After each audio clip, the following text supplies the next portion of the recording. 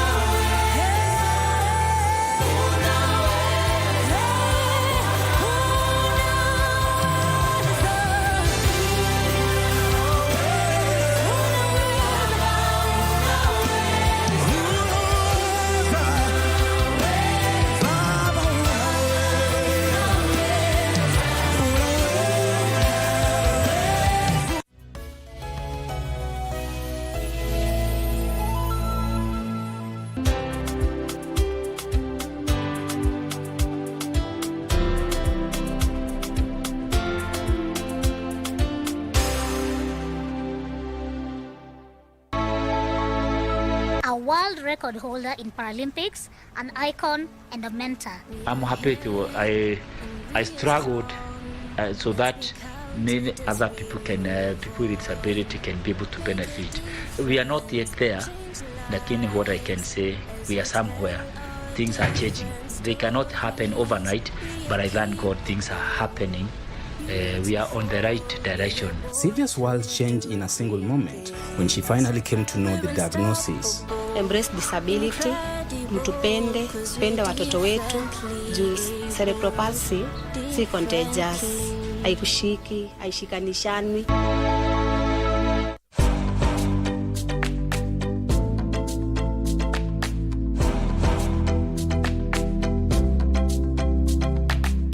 My name is Daniel Kipto Bargoria.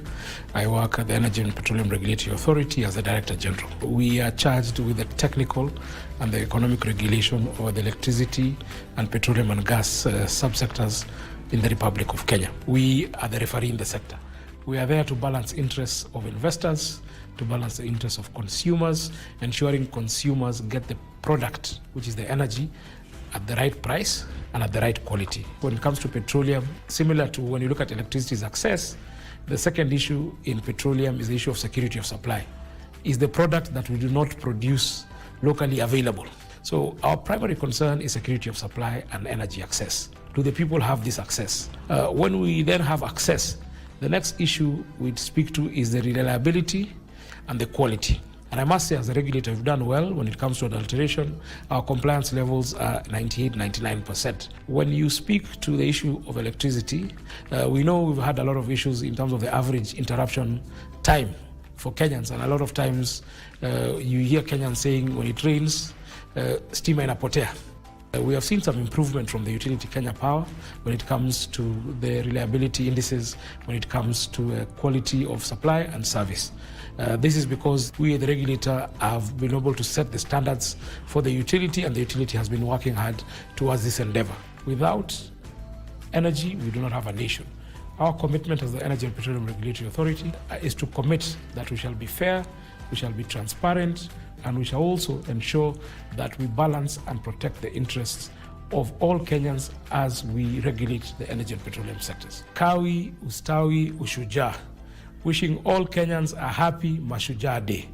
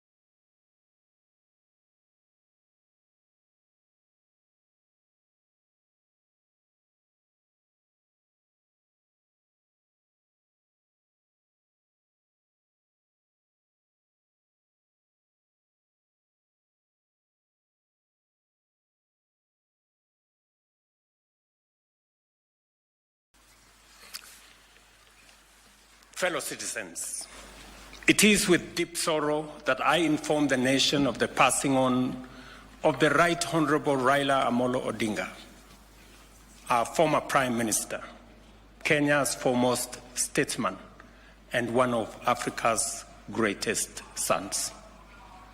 Kenya, Africa and the world mourn the passing on of a giant of democracy, a fearless freedom fighter, and a tireless warrior of good governance.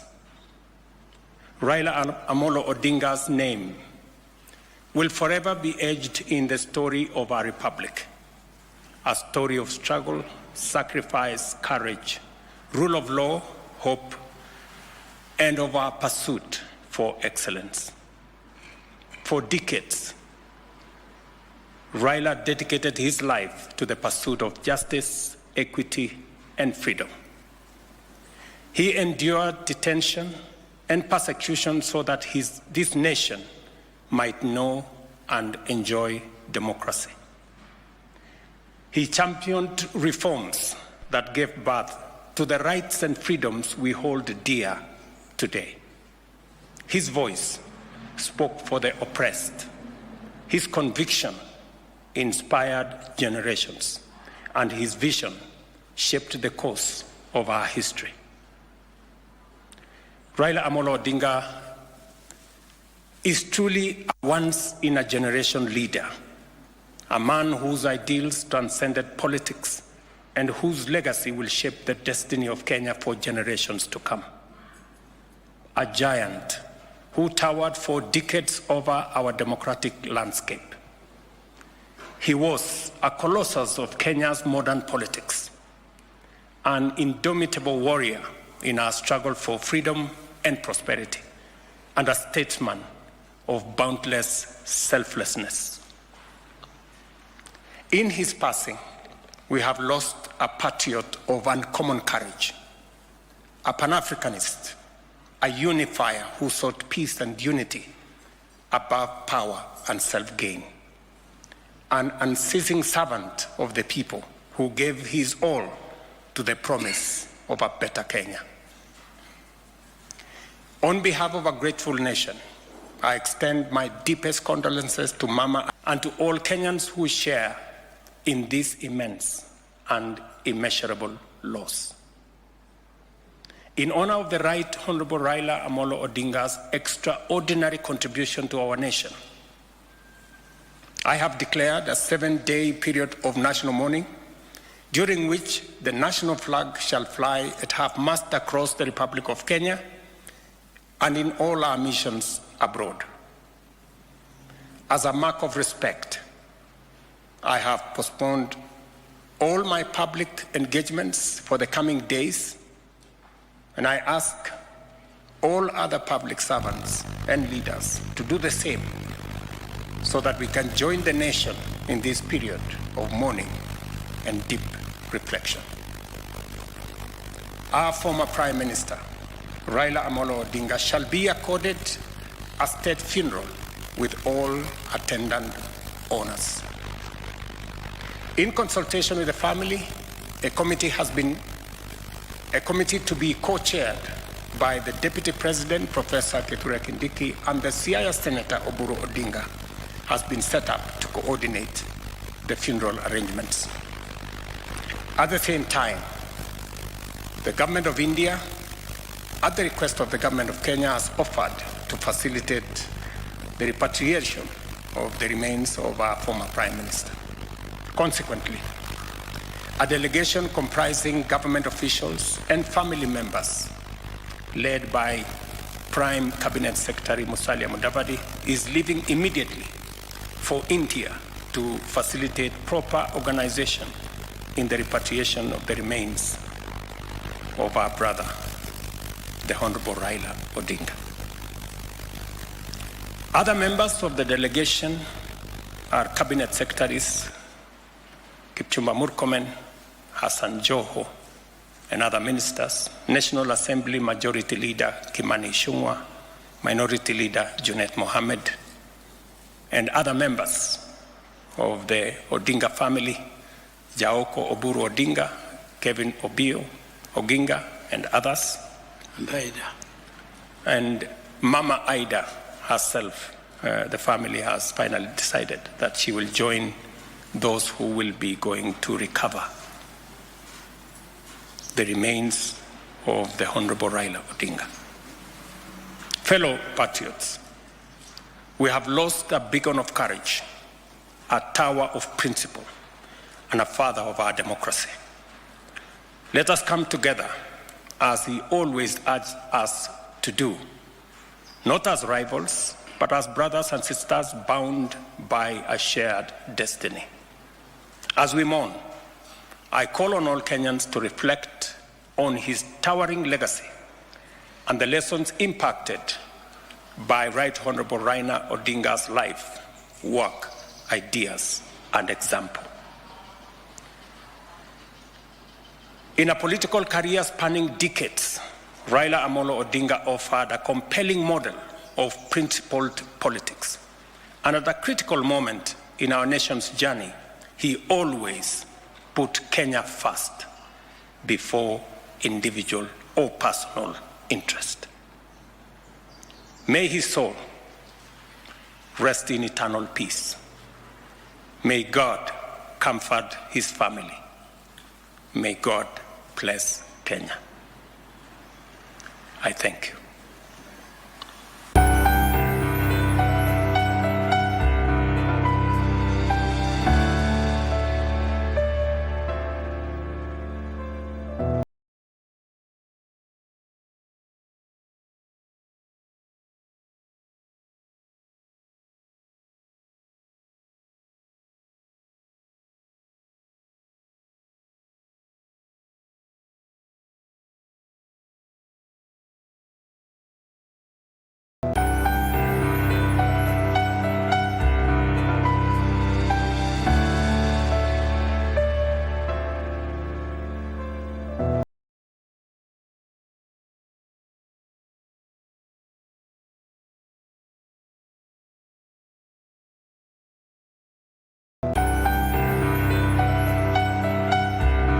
The late Raila Amolo Odinga was born on 7th January 1945 in Maseno, Kisumu County, to the late Jaramogi Oginga Odinga, Kenya's first vice president.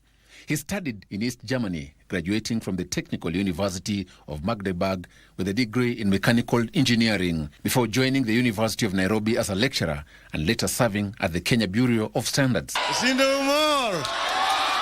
But it was in politics, not engineering, that Raila found his calling, and his political journey was born. His ride into politics was not always smooth sailing, as he often found himself at loggerheads with the government of the day. His push for multi-party was one of the main struggles he will be remembered for that saw him detained severally. His incarceration was not in vain, as his push for multi-party style would come to pass in 1992 when the single-party state was repealed, birthing several parties.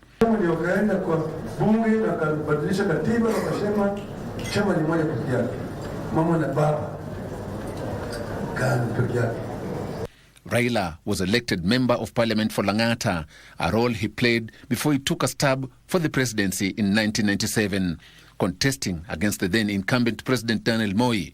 He emerged third after losing to Moi and Kenneth Matiba respectively. His political influence will grow over the next 5 years, and come 2002, he would once again go against the grain and ditch the ruling party KANU's preferred candidate Uhuru Kenyatta for presidency. He joined forces with the late President Mwai Kibaki and other opposition leaders to form the National Alliance for Rainbow Coalition and endorsed Mwai Kibaki to vie for presidency, a move that saw Kibaki clinch the presidential seat, ending the reign of KANU as the ruling party, which also marked the end of the 24-year rule of Daniel Moi, owing to the constitutional changes that put a two-term presidential limit.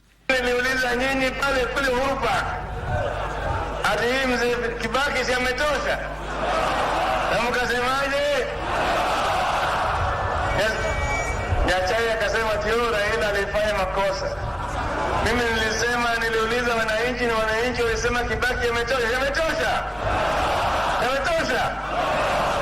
Odinga will then move to rebrand his political journey after the 2005 botched constitutional referendum, birthing the Orange Democratic Movement Party with a symbol of an orange. Tsunami ilikuja haikukuja. Iliwapeleka haikuwapeleka. Wale kama sisi ambayo tulibaki tulikaa ndani ya safina ya Nuhu ndio tulinusurika.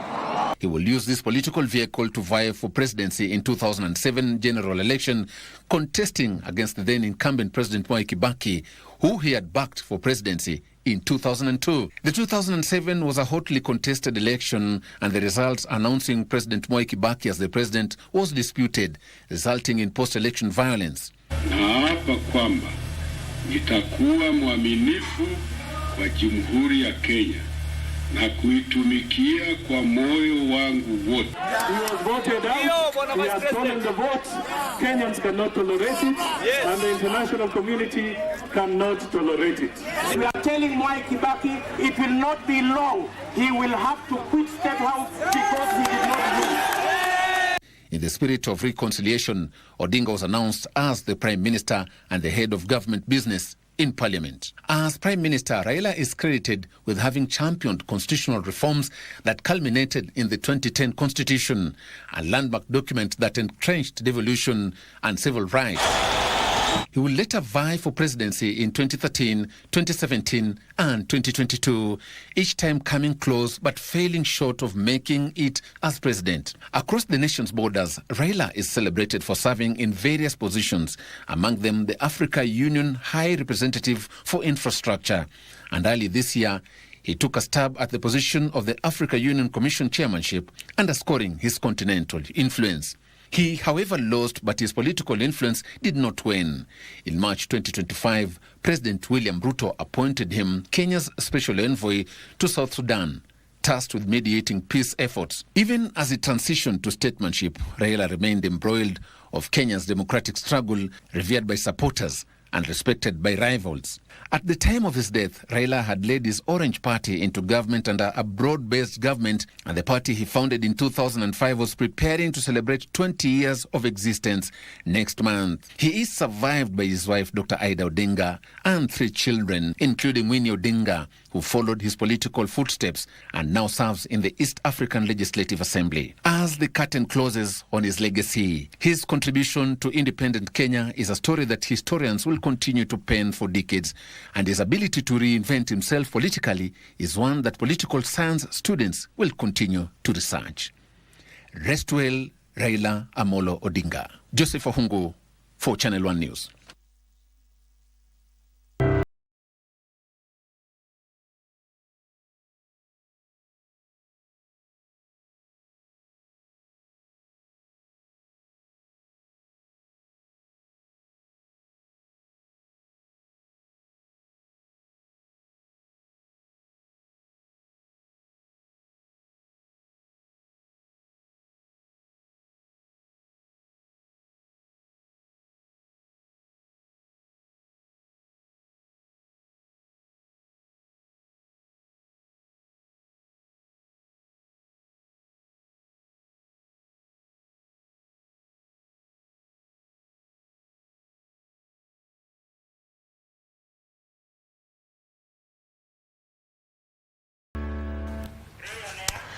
Good morning. This is Good Morning Kenya, and I'm Regina Manyara. As the country enters day 1 of the 7 days of mourning declared by President William Ruto following the death of former Prime Minister Raila Odinga.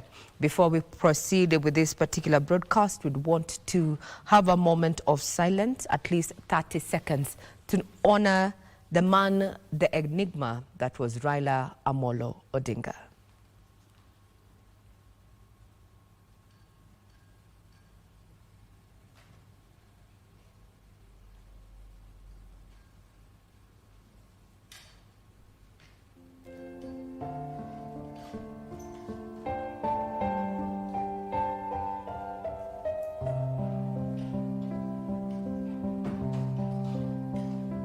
We categorically reject.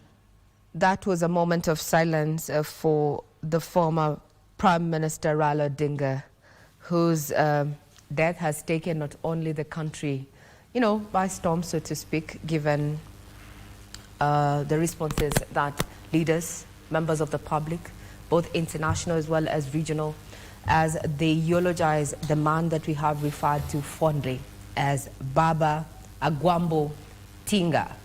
So many names to describe a man whose history mirrors Kenya's history when it comes to democracy.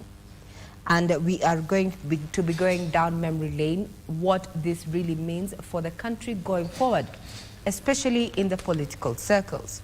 Good morning once again. This is Good Morning Kenya. Being a Thursday, would have otherwise had quite a light moment here in studio, but because of the given and prevailing circumstances there as Kenya enters day 1 of the 7 days of mourning following the death of former Premier Raila Odinga, it's a somber mood right here in the studio. I'm joined by my colleague who has quite the panel on the other side of the studio. That is Mike Megwe. Good morning. Good morning, Ray.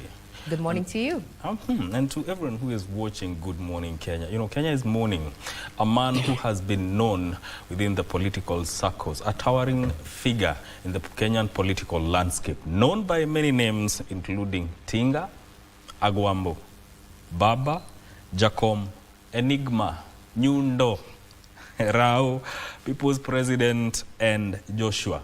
Those are just many names that Kenya used to identify with him because he has played a very big role within the democratic space within this country. And as Kenya mourns, Africa mourns, the world mourns. He has been eulogized by President William Ruto as a once-in-a-generation leader, a fearless reformer, and Kenya's foremost statesman. And that is how many people in this country know him. And he has mentored many within the political space. Many can attribute or can attest to the advice and direction that was provided to them in their nascent political careers to rise to the heights at which they are today. Thanks to Raila Odinga. Today, Good Morning Kenya takes a very special interest in covering and giving an analysis of this man that is Raila Odinga, the enigma that was. We are going to have quite a good discussion reflecting on his life as a statesman, a politician, a reformer, a Pan-Africanist, because that is what Raila Odinga was. Welcome to the program. And among the panelists that we'll be having in studio today, already I'm joined by Kevin Osido, who is the Executive Director, County Governance Watch, and David Alulu, who is a political analyst. We are also expecting to have Honorable Bernard Kitur, who is MP Nandi Hills, and also Oscar Omondi, who is a governance expert, and Dr. Mark Matunga, who is a senior political analyst. That is an analysis that will be coming to you as we go along with this program of today, right here on KBC Channel 1. Remember that you can also send in your messages of condolences through our social media platforms. We are at KBC Channel 1 on all our social media platforms, and we also have a WhatsApp number that is 0716 103301, 0716 103301. And just to get a feel of what our panelists thought of their thoughts about Raila Odinga, I want to start with you, Osido. How do you remember Raila Odinga? Joey!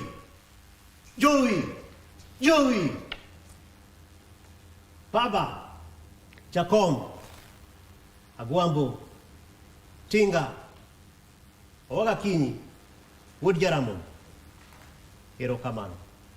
Thank you very much. Indeed. I remember Mheshimiwa Raila Odinga as a reformist, a man whose words meant more than what Kenya could hold. Yeah. I remember him as a relentless Democrat. Yes. I remember him as a man beyond the ballot, because 5 times you run for presidency, you don't make it, but the reforms that come with it are things that inform the legislative acts that we build for our elections. I remember him as the bridge builder. 5 times you lose the presidency, but you never lose being in government. Indeed. Even as we speak today, we are still talking about building bridges. We are talking about the broad-based government. And I remember him as the people's servant, a man who would call for holidays in this country, even if there were no official gazetted holidays. And last but not least, I remember him as the man, the myth, the legend, Agwambo himself. Indeed. Alulu. Yeah, good morning, and thank you for having me here. I think in the memories of all Kenyans, we would remember Baba as one man who really knew what he wanted. Like Osido says, you know, it is not easy to contest for presidency once, twice, thrice, up to 5 times, and you still do not give up. And every after election, Baba would find himself within the system, and he would push for what he wanted.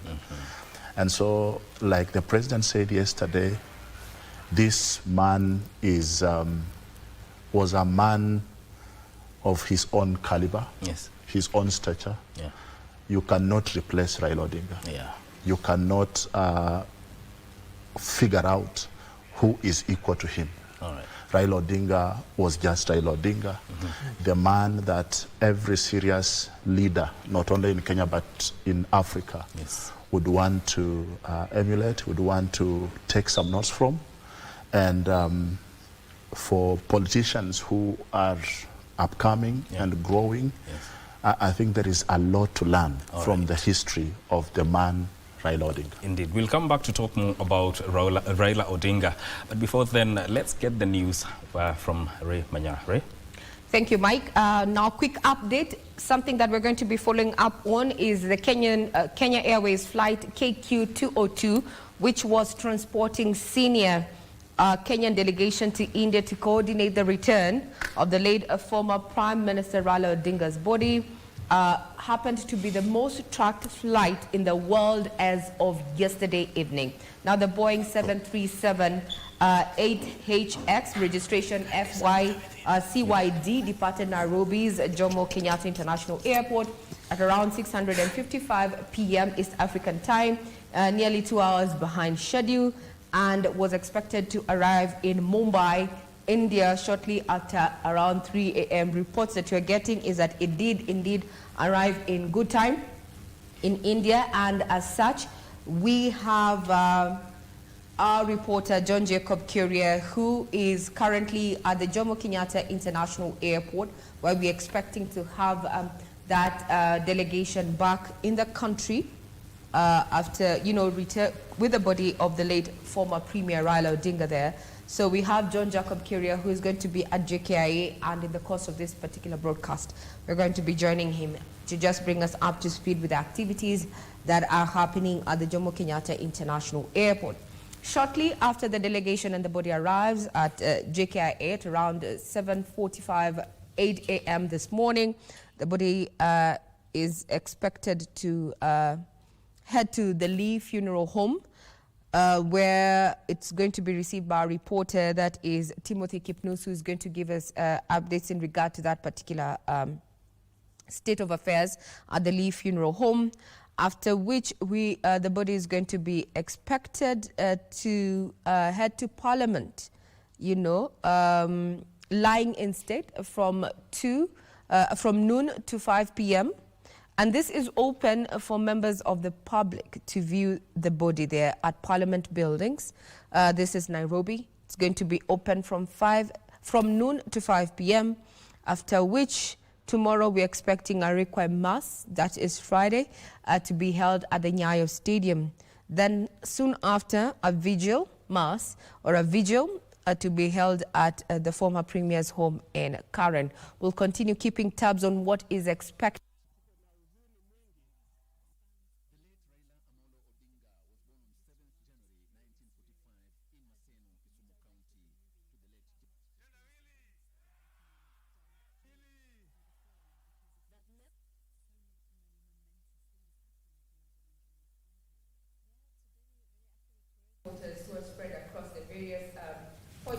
Indeed, Regina, I'm being told your mic has a little problem. And that we have every reporter covering every ground to keep you informed on the events that will be unfolding as the body of the former Premier, that is Right Honorable Raila Odinga, will be arriving in the country. Of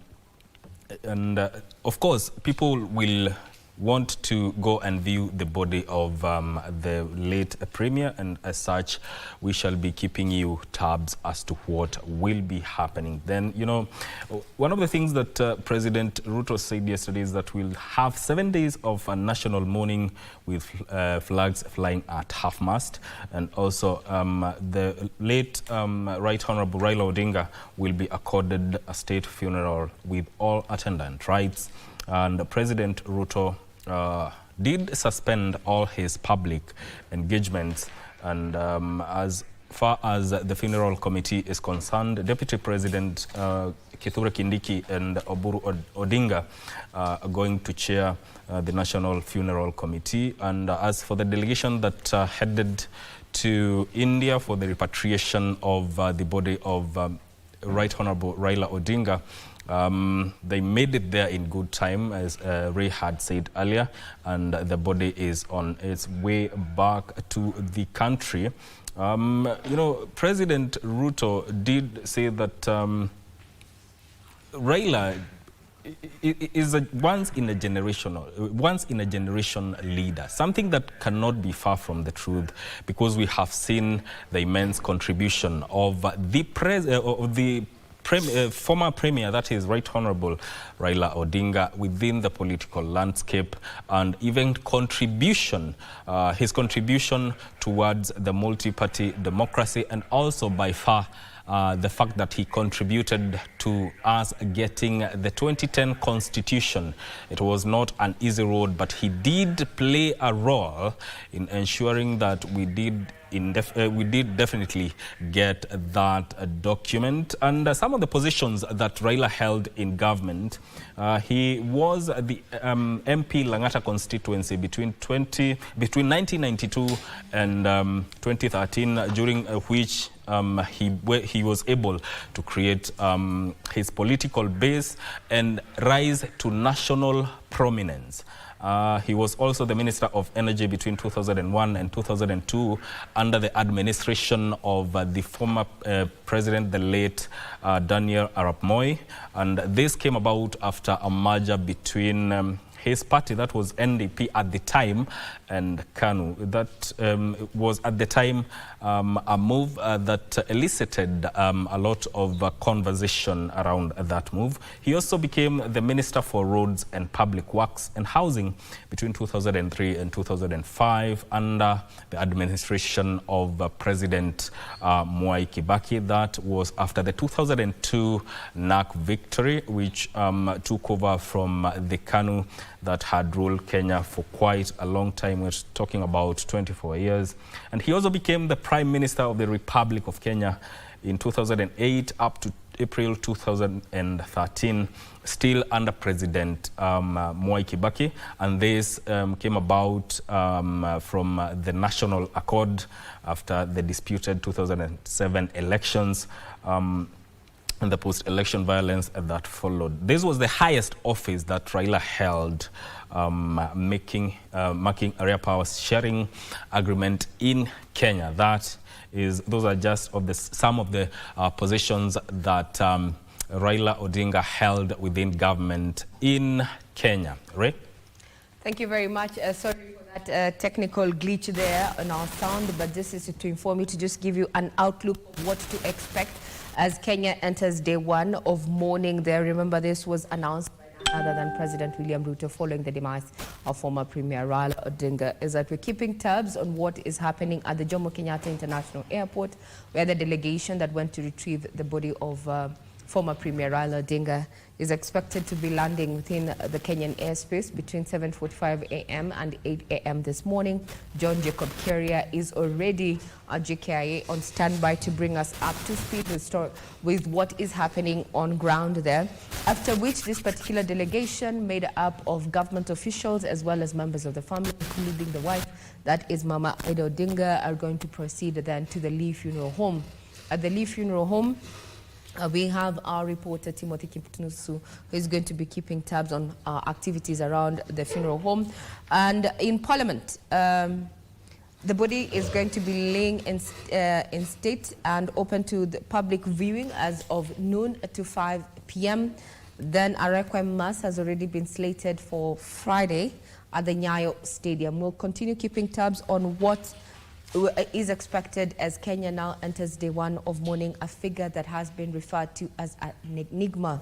They refer to him, the late Premier, in so many names, including Baba, Agwambo, Tinga. And we'll be keeping tabs on how his death is going to affect not only the political realms within the country, but also the socio-economic development of the country in itself. He has been at the forefront when Kenya was a single party. We went to multi-party democracy, and he's a figure whose story politically, Kenya's story cannot be told without telling the story of Raila Amolo Odinga. And that is what we purpose to do this morning. Remember, this is Good Morning Kenya, and you too can be part of this particular conversation. Get us on our various socials, including on X at KBC Channel 1.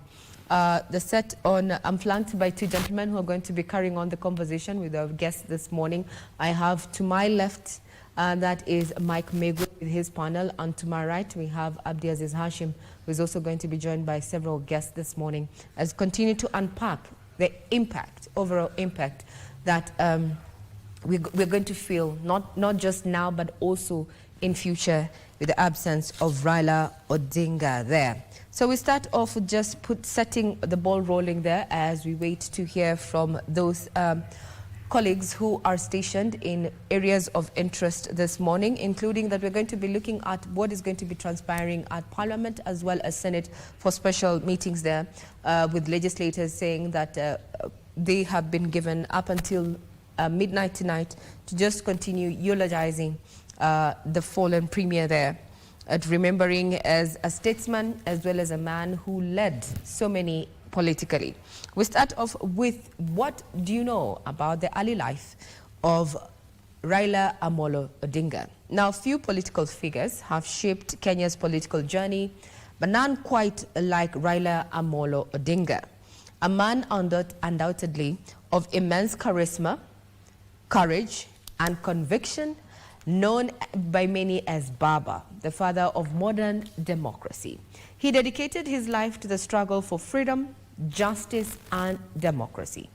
Here is now a look back at the extraordinary early life of the late Raila Odinga. Born on January 7, 1945 in Maseno, Kisumu district, to Mary Juma Odinga and Jaramogi Oginga Odinga. His father served as the first vice president of Kenya under President Jomo Kenyatta. He studied in East Germany, graduating from the Technical University of Marburg with a degree of mechanical engineering before joining the University of Nairobi as a lecturer and later serving at the Kenya Bureau of Standards. Odinga's route to the cabinet and beyond began when he joined elective politics following the reintroduction of multi-party democracy in 1992. He was a central figure in the clamor for the return of multi-party politics, dubbed Kenya's second liberation. Between 1982 and 1988, Raila Odinga was jailed for treason. He was again detained in July 1990 alongside Kenneth Matiba and Charles Rubier for calling for the return of multi-party politics. After his release in June 1991, fearing for his life, he fled to Norway. In February 1992, he returned home and joined the Forum for Restoration of Democracy, led by his father Jaramogi Oginga Odinga. When Ford later split into Ford Kenya under Jaramogi and Ford Asili under Matiba, Raila became Ford Kenya's Deputy Director of Elections. That same year, he was elected Member of Parliament for Lang'ata constituency in Nairobi, a seat he would retain in subsequent elections in 1997, 2002 and 2007. In his first presidential attempt in 1997, Raila Odinga finished third after President Daniel Moi and Democratic Party candidate Mwai Kibaki. In March 2002, his National Development Party merged with KANU to form the new KANU, a union sealed when Moi appointed Raila and other NDP leaders to cabinet posts. Odinga became Minister for Energy in June 2001. However, in October 2002, he resigned, taking with him his NDP brigade and several KANU stalwarts, including Kalonzo Musyoka, Joseph Kamotho, and Saitoti. The group formed the Rainbow Movement, which later merged with Mwai Kibaki's National Alliance Party of Kenya to form the National Rainbow Coalition, NAC. In a moment that would change Kenya's political destiny, Odinga stood before a charged crowd and declared Kibaki tosha, endorsing Mwai Kibaki as the opposition's presidential candidate. His rallying call united the opposition and ended the era of KANU dominance. Odinga campaigned tirelessly for Kibaki, especially after a car accident left the presidential hopeful hospitalized. His efforts helped deliver a resounding victory, with Kibaki winning 67% of the total vote. A pre-election memorandum of understanding between Kibaki's NAC and Odinga's Liberal Democratic Party was said to have promised Raila the post of Prime Minister and LDP half of the cabinet positions. However, that promise was never fulfilled. The perceived betrayal led to the tensions within government, culminating in an open rift between President Kibaki and Odinga. A key point of contention was the proposed new constitution, which Odinga opposed, arguing that it consolidated presidential powers. He led the no campaign against the draft constitution in the 2005 referendum, defeating the government side with 57% of the vote. President Kibaki resounded by dissolving the cabinet on November 23, 2005. When President Kibaki reconstituted his cabinet, Raila and his LDP allies were excluded. He responded by forming the Orange Democratic Movement, ODM, which became a formidable political force. Jackie Wambiru, Channel 1 News. We continue informing you about the demise of the late Raila Odinga, who was the country's prime minister, but also a political figure. You cannot talk about the Kenyan politics without mentioning Raila Odinga, because the two go hand in hand. He has shaped the political landscape of the country in an immense way, and many people have passed through his hands, and he has mentored many within this political space. Others look up to him, not only within the political space, but also Kenyans in general look up to him as a leader and always looked up to him for guidance. Ray? Yes, that was just an early account of what, the life of Raila Odinga was. And we just want to bring you up to speed with what Deputy President Professor Kithure Kindiki had to say yesterday. He's going to be in charge of the burial preparations, and he had quite to say. And we have just tried to skim through, but then let's hear what the Deputy President had to say in regard to that matter. Of the body in Parliament tomorrow, the body will return to Lee Funeral Home. On Friday, from 8 a.m., there will be a state funeral service of the late Honorable Raila Odinga at Nyayo Stadium. And this state funeral service is expected to be attended by dignitaries and VVIPs from outside Kenya. It is a state event, and it will be conducted in accordance with the protocols of state events to give respect to the stature of our foreign hero. That state funeral service, once concluded, will then lead to the body being moved to the current home of the Honorable Raila Odinga for overnight stay. On Saturday, the body will leave Nairobi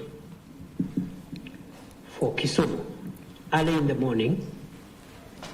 There shall be public viewing of the body of the late Prime Minister at Moi Stadium in Kisumu City.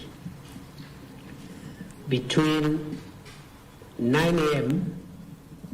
and 3 p.m. in the afternoon, after which the body will travel by road from Kisumu City to both Prime Minister Raila Odinga will take place on Sunday. Is not even far. I'm going to Parliament. And will be conducted according to the traditions of the Anglican Church, to which the Honorable Raila Odinga belonged. Deputy President Professor Kithure Kindiki there, he's going to be in charge of the burial preparations for the late Premier Raila Odinga. They're just an overview. Anytime from now, we are expecting that particular plane to land at JKIA, minutes between 7:45 East African time and 8 a.m. On board is including the government officials as well as members of the family, including the wife, that is Mama Ida Odinga there on board, including several cabinet secretaries, including Opio and I, as well as Kipchumba Murkomen, who already on board, or rather was seen boarding and confirmed to be part of the entourage that went to India. Arrival time, as I mentioned, some minutes before 8 a.m. or 8 a.m. John Jacob Kuria will be on standby to inform us once the plane lands at Jomo Kenyatta International Airport. Then the delegation, as well as the body of the late Raila, is going to be ferried by road to the Lee Funeral Home, where we have on standby Timothy Kipnusu, who is going to be keeping tabs on that. After that, we are expected that the body is going to be in Parliament, lying in state, and open to the members of public viewing, scheduled from noon to 5 p.m. While this is happening, Senate as well as the National Assembly are going to be holding special sittings there, where the main agenda is to actually eulogize Raila Amolo Odinga. A requiem mass has been set for Friday at the Nyayo Stadium, after which a vigil is going to be held at the late Premier's current home. And Saturday, the body will be leaving for Kisumu and will be open. There's going to be a public viewing of the body of Raila Amolo Odinga in Kisumu, scheduled or slated for 9 a.m. to 3 p.m., after which the body will travel by road to his home for burial on Sunday. That is going to be conducted according to the traditions and edicts of the Anglican Church. That's just but a quick summary of what is expected on day one as Kenya mourns the fallen Raila Amolo Odinga. Good morning, Abdiaziz Ashim.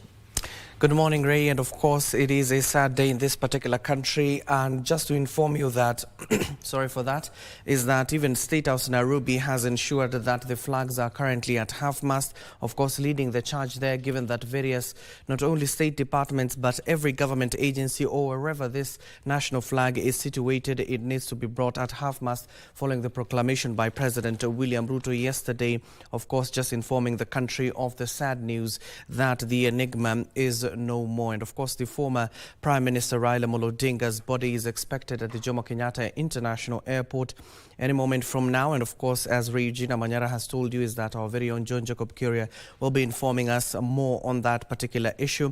But of course, on this particular side of this panel, we'll be discussing with members of Parliament, including Member of Parliament for Nandi Hills, Bernard Kitur, as well as Oscar Omondi, governance and political expert.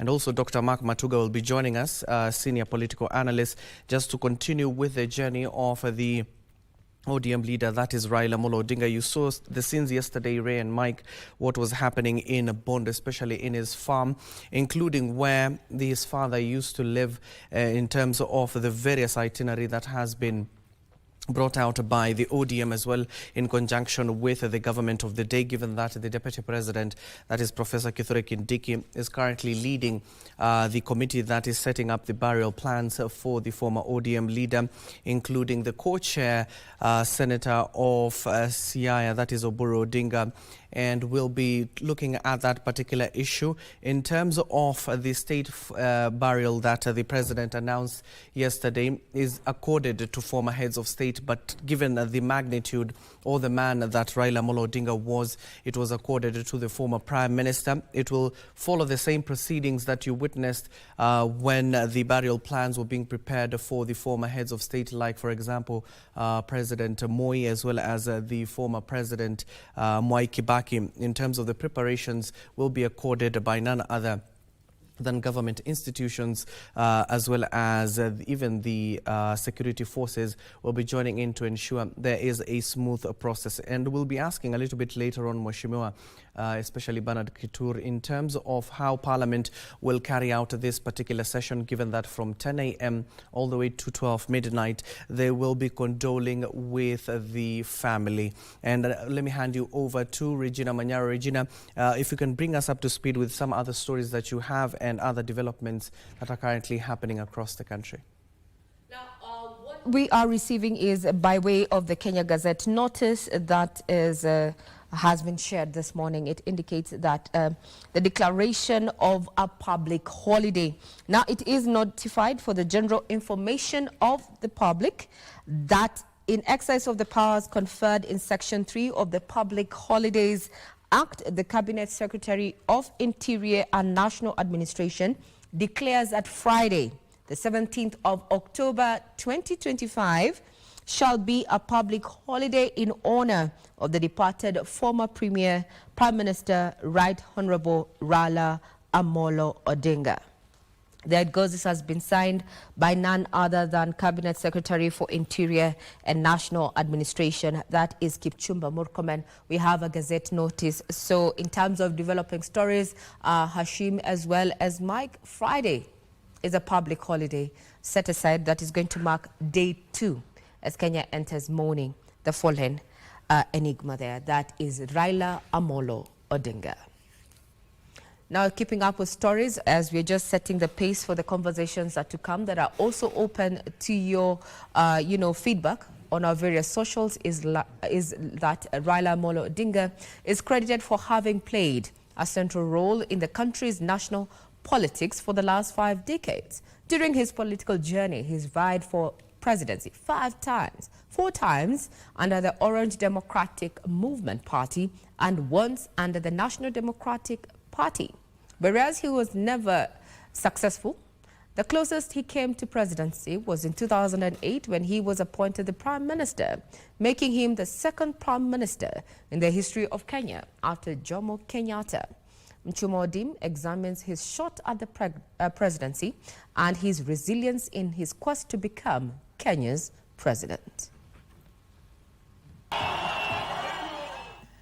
The late Raila Odinga first joined the race for presidency in 1997, 5 years after the establishment of multi-party democracy. He would vie for presidency under the National Development Party against the then incumbent President Daniel Moi. He came in 3rd during that race after Daniel Moi and Kenneth Matiba. The presidential elections be repeated within 21 days in order to give Kenyans a chance to elect a president of their choice. During the 2002 general election, Raila opted not to vie for presidency and supported Mwai Kibaki's bid. Kibaki would win the seat and become the country's 3rd president. Raila would be appointed a minister under Kibaki's government, but the duo would fall out 3 years later. During the 2005 constitutional referendum, when he opposed the proposed constitution despite being a sitting minister. Kibaki would then reconstitute his cabinet, axing him from government. After the fallout, Raila Odinga would cash in on the euphoria from the referendum and form the Orange Democratic Movement Party, whose symbol was the orange akin to the symbol used during the referendum as guided by the electoral body. And in 2007, under the Orange Democratic Movement Party, he would contest for president for the 2nd time in a high-octane political climate. The electoral body would announce he lost the poll and the then President Mwai Kibaki had won the poll, leading to widespread violence as he disputed the election outcome. This would end with a reconciliation deal and he was appointed Prime Minister in 2008. 2 years later, he would be in government when a new constitution was birthed in 2010. As the fanfare is being played. And with the new constitution in place, he vied for presidency for the third time in 2013 against Uhuru Kenyatta. Kenyatta would be declared president, deputized by William Ruto. He would then challenge the outcome in court but lose. However, Odinga was not done yet. Come the next poll in 2017, he would vie once again against Kenyatta and lose. He moved to court and the court ordered a repeat election. During the repeat poll, he once again lost the poll. 5 years later, in 2022, as Kenyatta was ending his 2 terms as president, he supported Odinga's bid for presidency against his then deputy, William Ruto. The independent electoral body would announce William Ruto as the winner of the poll, making him the 5th president of the Republic of Kenya. It would also mark the 5th time Odinga had made a stab at the presidency and lost. Unity, peace and liberty. He would later join hands with President William Ruto under the broad-based arrangement in 2024. Until his demise, he remained non-committal on whether or not he would pursue the presidency in 2027. Nchuma Odim, Prime Edition.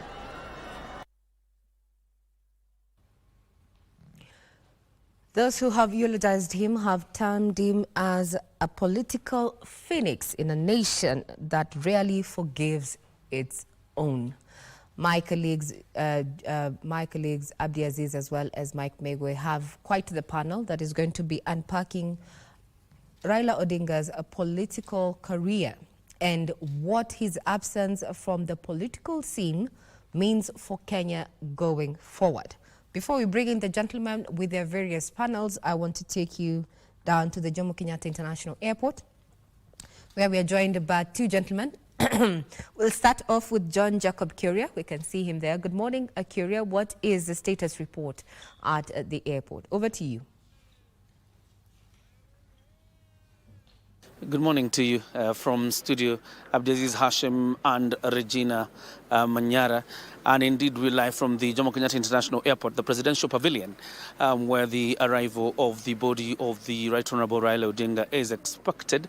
What you can just see behind me is the casket carrier by the Kenya Defence Forces getting prepared, because you remember yesterday President William Ruto announced, other than the 7 days of national mourning, there will be what you call the attendant rites of a state funeral that is going to be conducted. And therefore what you see there is the Kenya Defence Forces getting ready and preparing that casket carrier that will move from here all the way to the Lee Funeral Home, and later in the afternoon take the casket for public viewing, or take the body of the Right Honorable Raila Odinga for public viewing to Parliament buildings. The arrival of the supporters of Raila Odinga really started very early, but of course some of it has been inhibited by what you would call the rigors of accessing the airport. But you see already some of them started milling here so early in the morning. But again, a very decent crowd in terms of even how they're carrying themselves. You remember yesterday there was an appeal by the co-chair of the funeral committee, that is the Honorable Oburu Odinga, for people to allow for a dignified burial of the Right Honorable Raila Odinga. I'm sure from this other side, the camera would actually obviously struggle, but from where we're sitting, we're at a vantage position where we can see the preparations inside the presidential pavilion and the laying of a carpet, and of course the KDF band still belting tunes right inside the airport, and the preparation there. The casket has already made its way inside. I mean, the hearse has already made its way inside the airport, and that means it is the hearse that will actually move the body from the point where the plane will land, and then that will also, from that point, then the KDF casket carrier will also be able to take up the job from there. Indeed, the nation is united in a very solemn ceremony of bidding goodbye to the former Prime Minister of the Republic of Kenya, who served in the government from 2008 to around 2013 as the Prime Minister of the Republic, and then under the reign of President Mwai Kibaki. Over time, time has proven or has bailed him out as one of the most consequential politicians of our time, one of the most consequential figures in Africa, as well as inside the boundaries of the Republic of Kenya.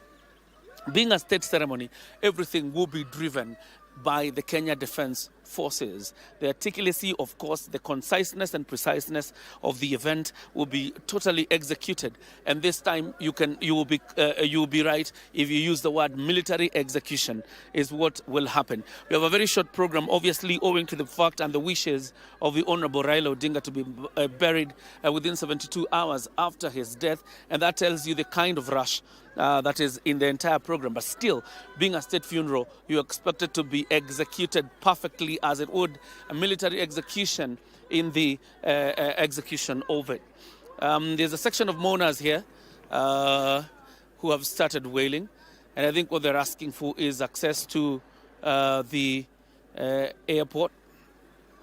But then we will see by then if that will be possible. And so the casket carrier, the KDF casket carrier, makes its way to the pavilion. It is accessing the pavilion. We're really hoping that we'll also get some access to the pavilion, but this is it, even as his supporters continue to mill around the main gate of the presidential pavilion. We are expecting President William Ruto, who will be making his way here shortly, and of course other leaders. At about now, we are also expecting a presser by the Orange Democratic Movement Party. They have said they have a major announcement to make before they join President William Ruto in receiving the remains of their beloved, that is Raila Odinga, the party leader of ODM, the former Prime Minister of the Republic of Kenya, a towering figure of Kenya's politics, and indeed a pioneer of Kenya's democratic space. These are his supporters milling around the pavilion, seeking access to the pavilion. Will that be granted? Obviously, this is a military facility. This is a military facility, obviously. We will see whether they will be allowed access inside the pavilion.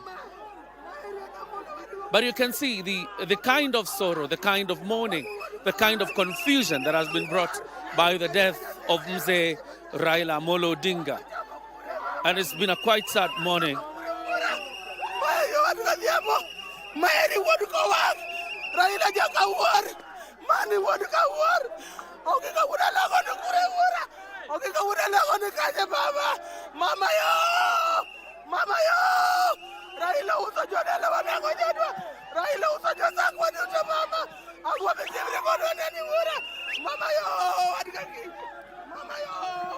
That's just some of the scenes you're seeing here.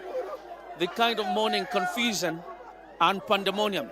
And the story of their links to the Honorable Raila Odinga, just told by the kind of mourning, the kind of pandemonium you're seeing right here. This is the story of the Raila Odinga they knew. This is the kind of mourning that you mourn when you're mourning a hero, a man you knew for so long, and a man they supported for so long.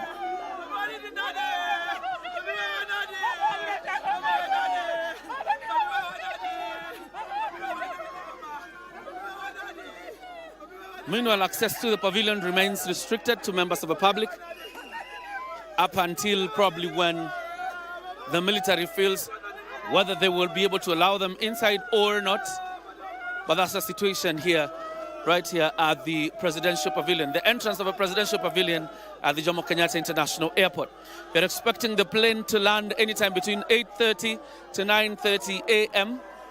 this morning, after which the body will be taken to the Lee Funeral Home, And after that, from 12 p.m., the rites of moving the body from the Lee Funeral Home to Parliament buildings for public viewing.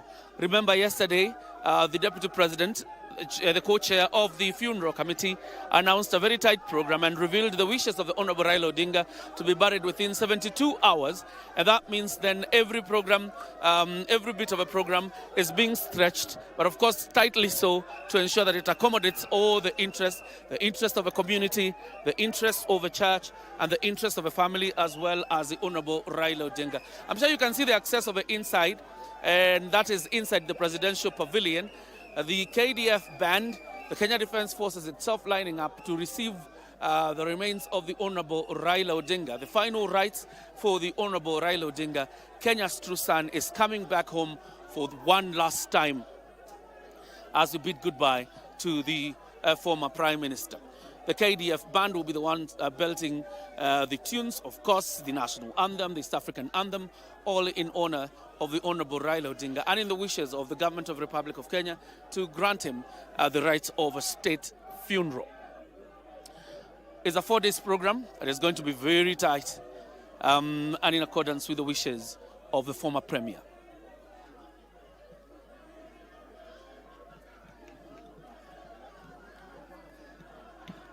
So what you continue to see are pictures of the supporters and mourners of the former Premier coming, or rather making their way to the Jomo Kenyatta International Airport, the presidential pavilion here at the JKIA.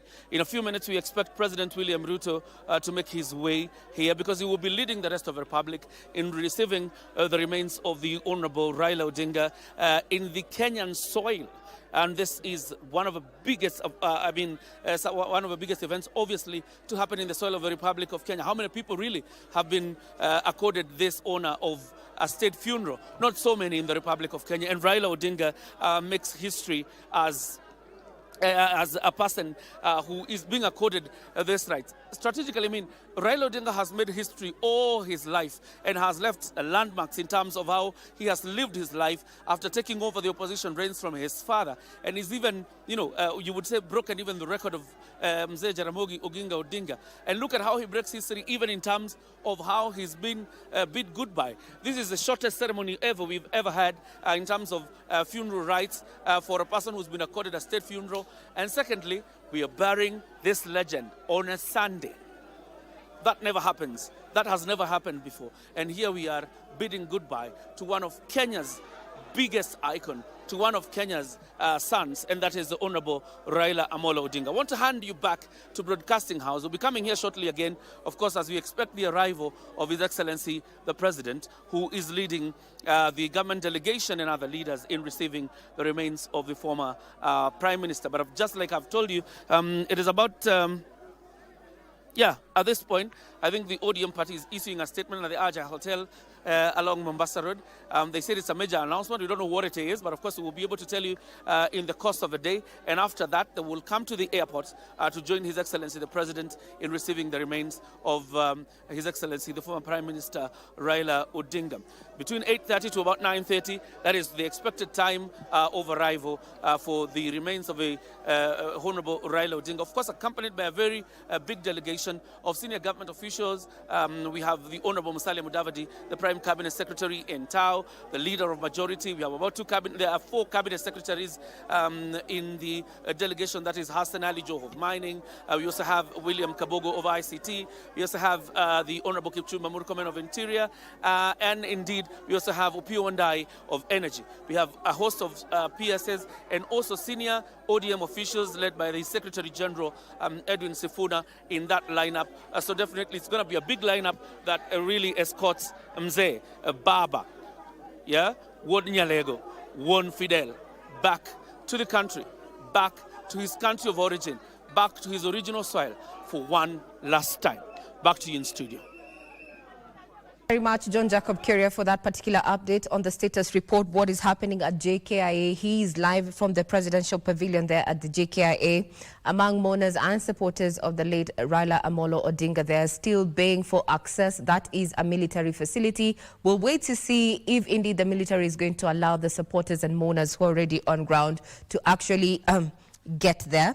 And also, John Jacob Kuria is not alone at that particular location. He's also assisted by John Kahiro. Let's now hear the status report from John Kahiro before we get back to studio. Good morning, Kahiro. How are you, and what is the status report on your end?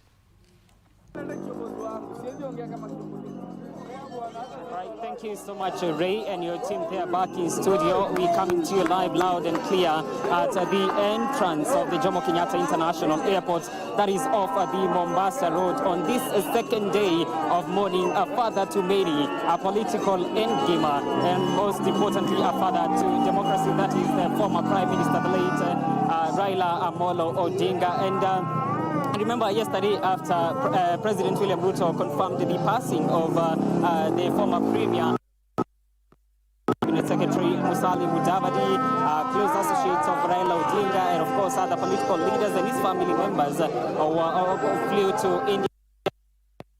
Seamless repatriation of the remains of former Prime Minister Raila Odinga back at home. Well, and immediately after later on, that delegation flanking the remains of former Prime Minister will be in a position to land here at the Jomo Kenyatta International Airport en route to the Lee Funeral Home up to around midday, when that particular body will be transferred to the Parliament buildings to give Kenyans a chance to give Baba Raila Odinga the final salute.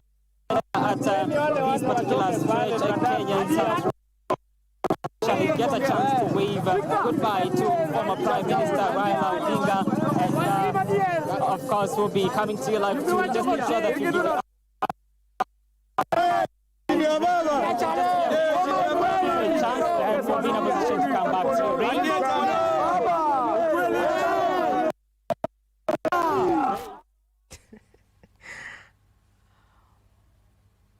Well, that is John Kahiro there having quite a hard time, you know, just maneuvering by giving us a status report on what is happening at the entrance of the JKI there, as Raila's supporters and those who are mourning him actually make their way to the airport. And also from John Jacob Kuria earlier, he confirmed that what we had, the reports that we had earlier, that the flight was expected at around 8. Well, now the time is between 8:30 and 9:30 a.m.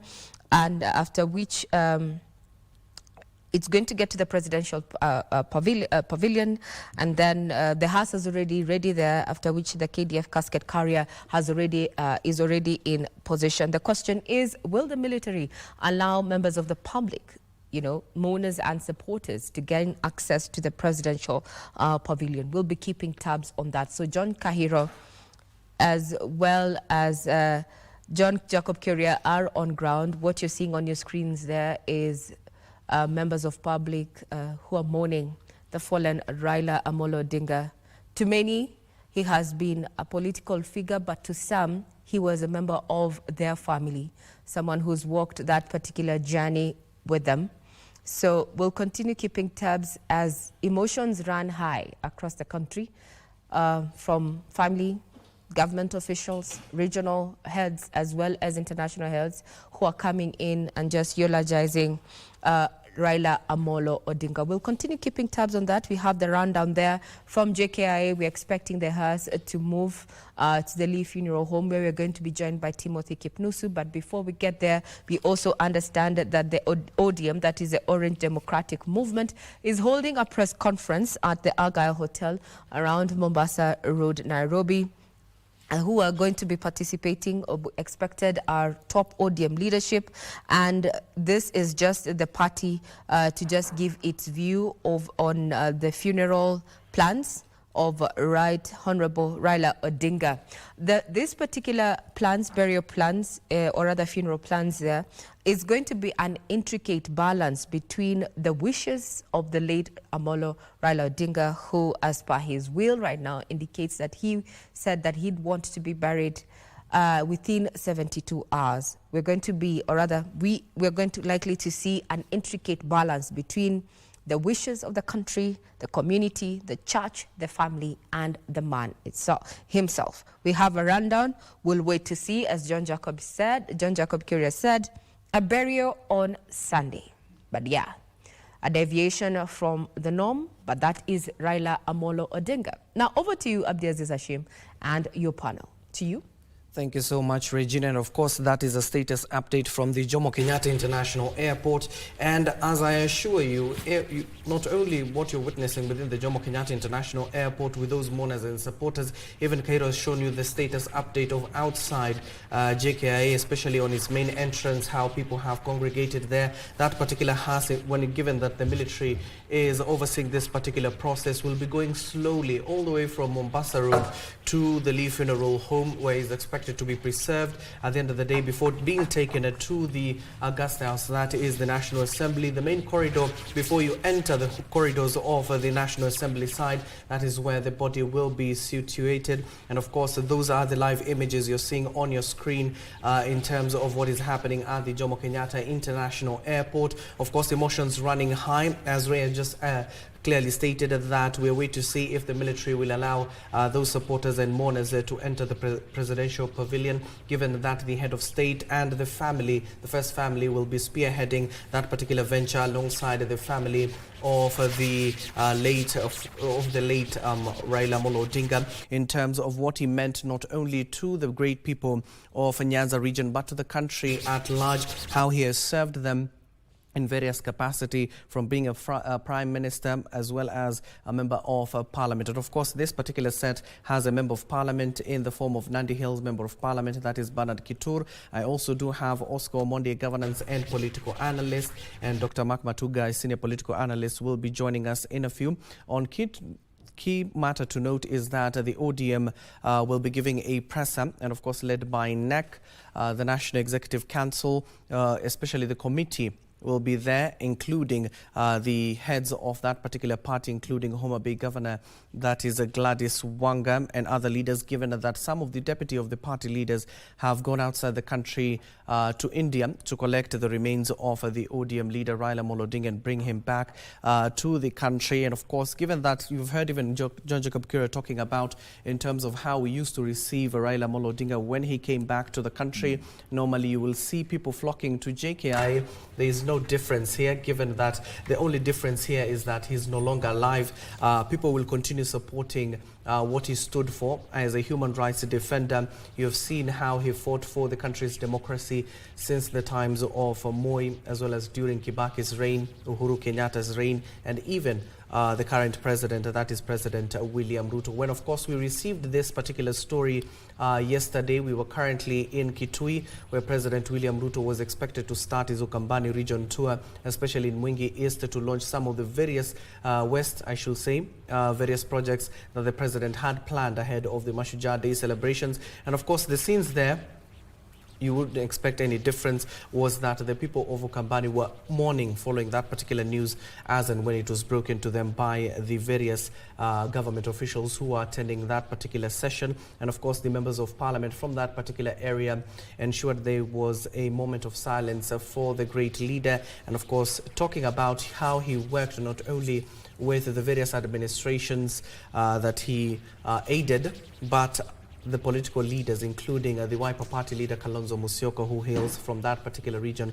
who has supported the ODM leader 3 times in his presidential ambitions. And of course, you do know he attempted 5 times. And people are talking about his resilience in terms of not giving up that particular venture, even if he lost in those particular ventures. And you do remember what he did in 2017 after he brought a petition before the Supreme Court of judges, of course, spearheaded back then by David Maraga. What you're seeing on the screen are those live images of Jomo Kenyatta International Airport. As I told you, when you're accorded a state funeral, it is normally accorded to former heads of state, but given the man and what this particular person did for our country, he has been accorded a state funeral. And of course, given that Regina told you a little bit earlier on, they are keeping a balance between the wishes of the ODM leader Raila Odinga, the family, and what the state honors required in terms of a state burial.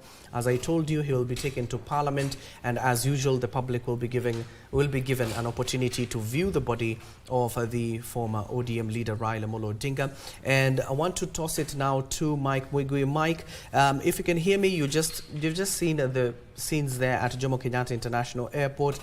And also, okay, I'll get to Mike, but let me get the views of members of Parliament here as well as governance experts. Mheshimiwa, let me start with you by telling us, given that you received this particular news that the House yesterday was about to start its session. Normally, you will see Parliament talking about the bills as well as motions and even speeches being made before the House. But in terms of how Parliament received this news, how did you go about it? Thank you very much. A very sad morning to the whole nation, the whole world, as you might have seen. I want to maybe just before I make that comment to congratulate first of all KBC for well work done in covering and bringing in the motions and accommodating all Kenyans during this very sad time. You've done extremely very well. I've taken a lot of time to watch all the other media stations, but you've done very well. Thirdly is that this is news that I've seen in the newspapers across East Africa, literally the whole of Africa. It just this has really brought hearts of many down, and we really mourn Baba deeply. Yesterday, early morning, I remember when I woke up, and for the first time my son told me, "Dad, how come outside there is a lot of mist?" You know, it was something that had not happened before, and I usually go for some 10-kilometer run, and I told him today I don't think I will be able to do that. And then we attended some session in Parliament quite early in the morning. We were with Osoro, and we had a meeting around 7 o'clock, and just immediately when what happened in India happened, it so happens that the leadership of the senior leaders of Parliament sometimes have that privilege of getting that information. So I so happened to have gotten that information just as soon as that happened. So when we went to the House, that is around 9:30, we noted that, of course, news was beginning to trickle to most of members of Parliament. And there was, of course, definitely, this was a father of politics, a father of democracy, a father who has mentored many of the members of Parliament you see in Parliament right now have been mentored by Raila Odinga, including ourselves. All of us, we are enjoying the fruits of what Baba did, you know, tilling for all those many years. And so that really engulfed us. And by and large, many were not even able to make their way to Parliament. Those who got the news were inside Bunge because they would notice everybody's quiet. You know, they were not able to control their emotions.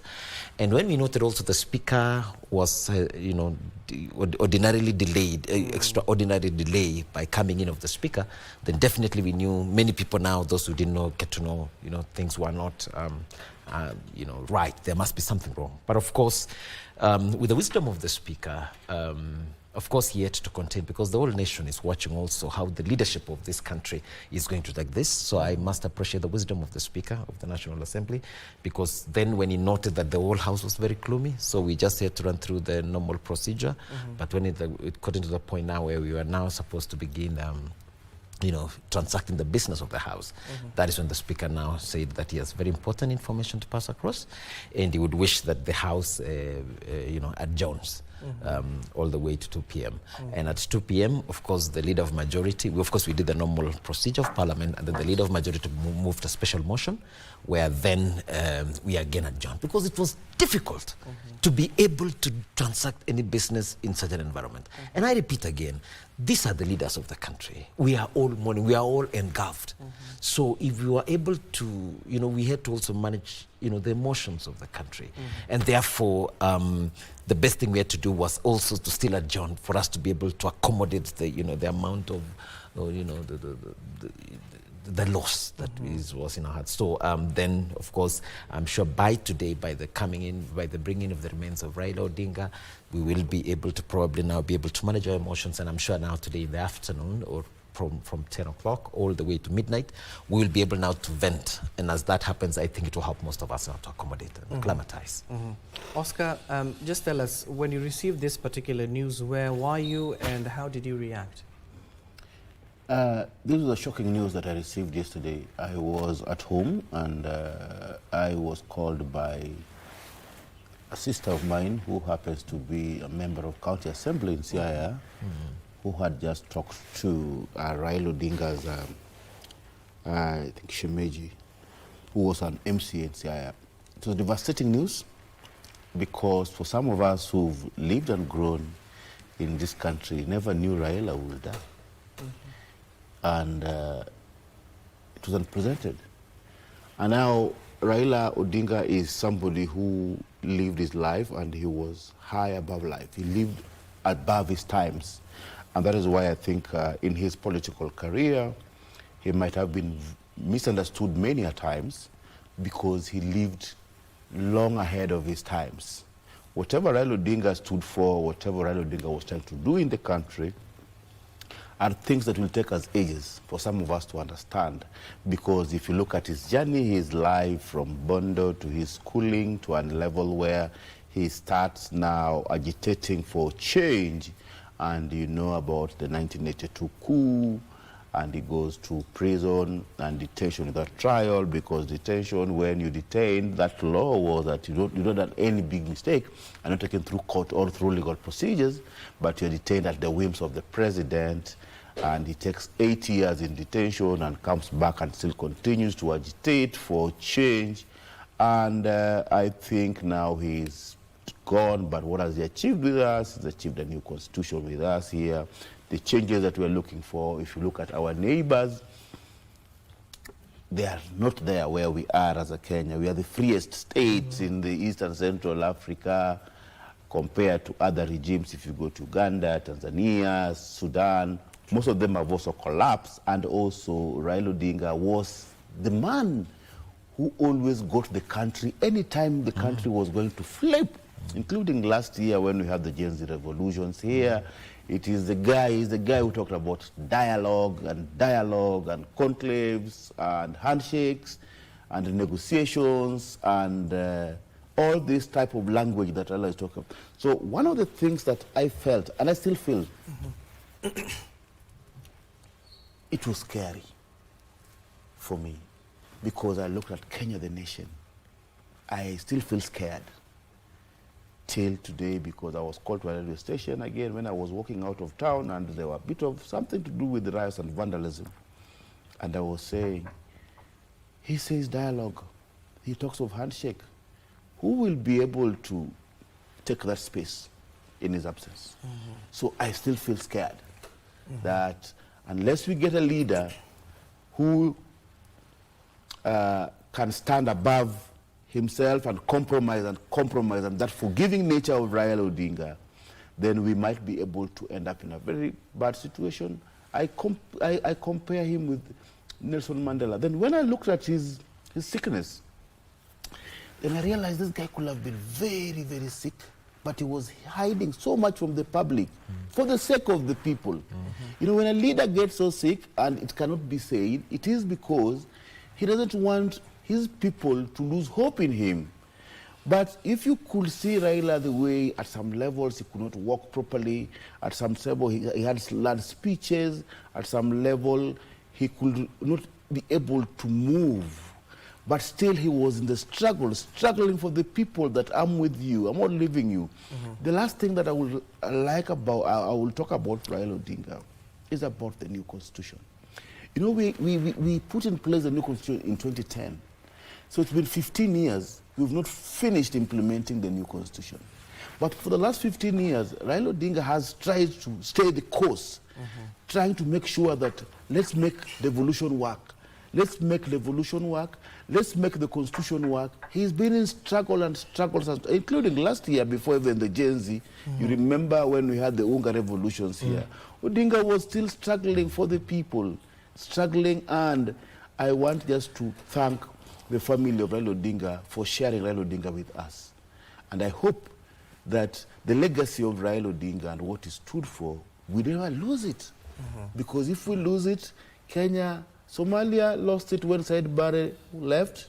You know what happened in the Upper Sudan, it's all chaos. You know what happens in Southern Sudan, it's chaos. You can talk about Congo, it's all chaos. And here, Odinga tried to keep us afloat. And it's been good, it is well. But Mheshimiwa, as you also chime into the conversation yes. on what Oscar has clearly stated, but yes. in terms of a political hole that Raila has left in this country, correct. The main question is who will fill that shoe?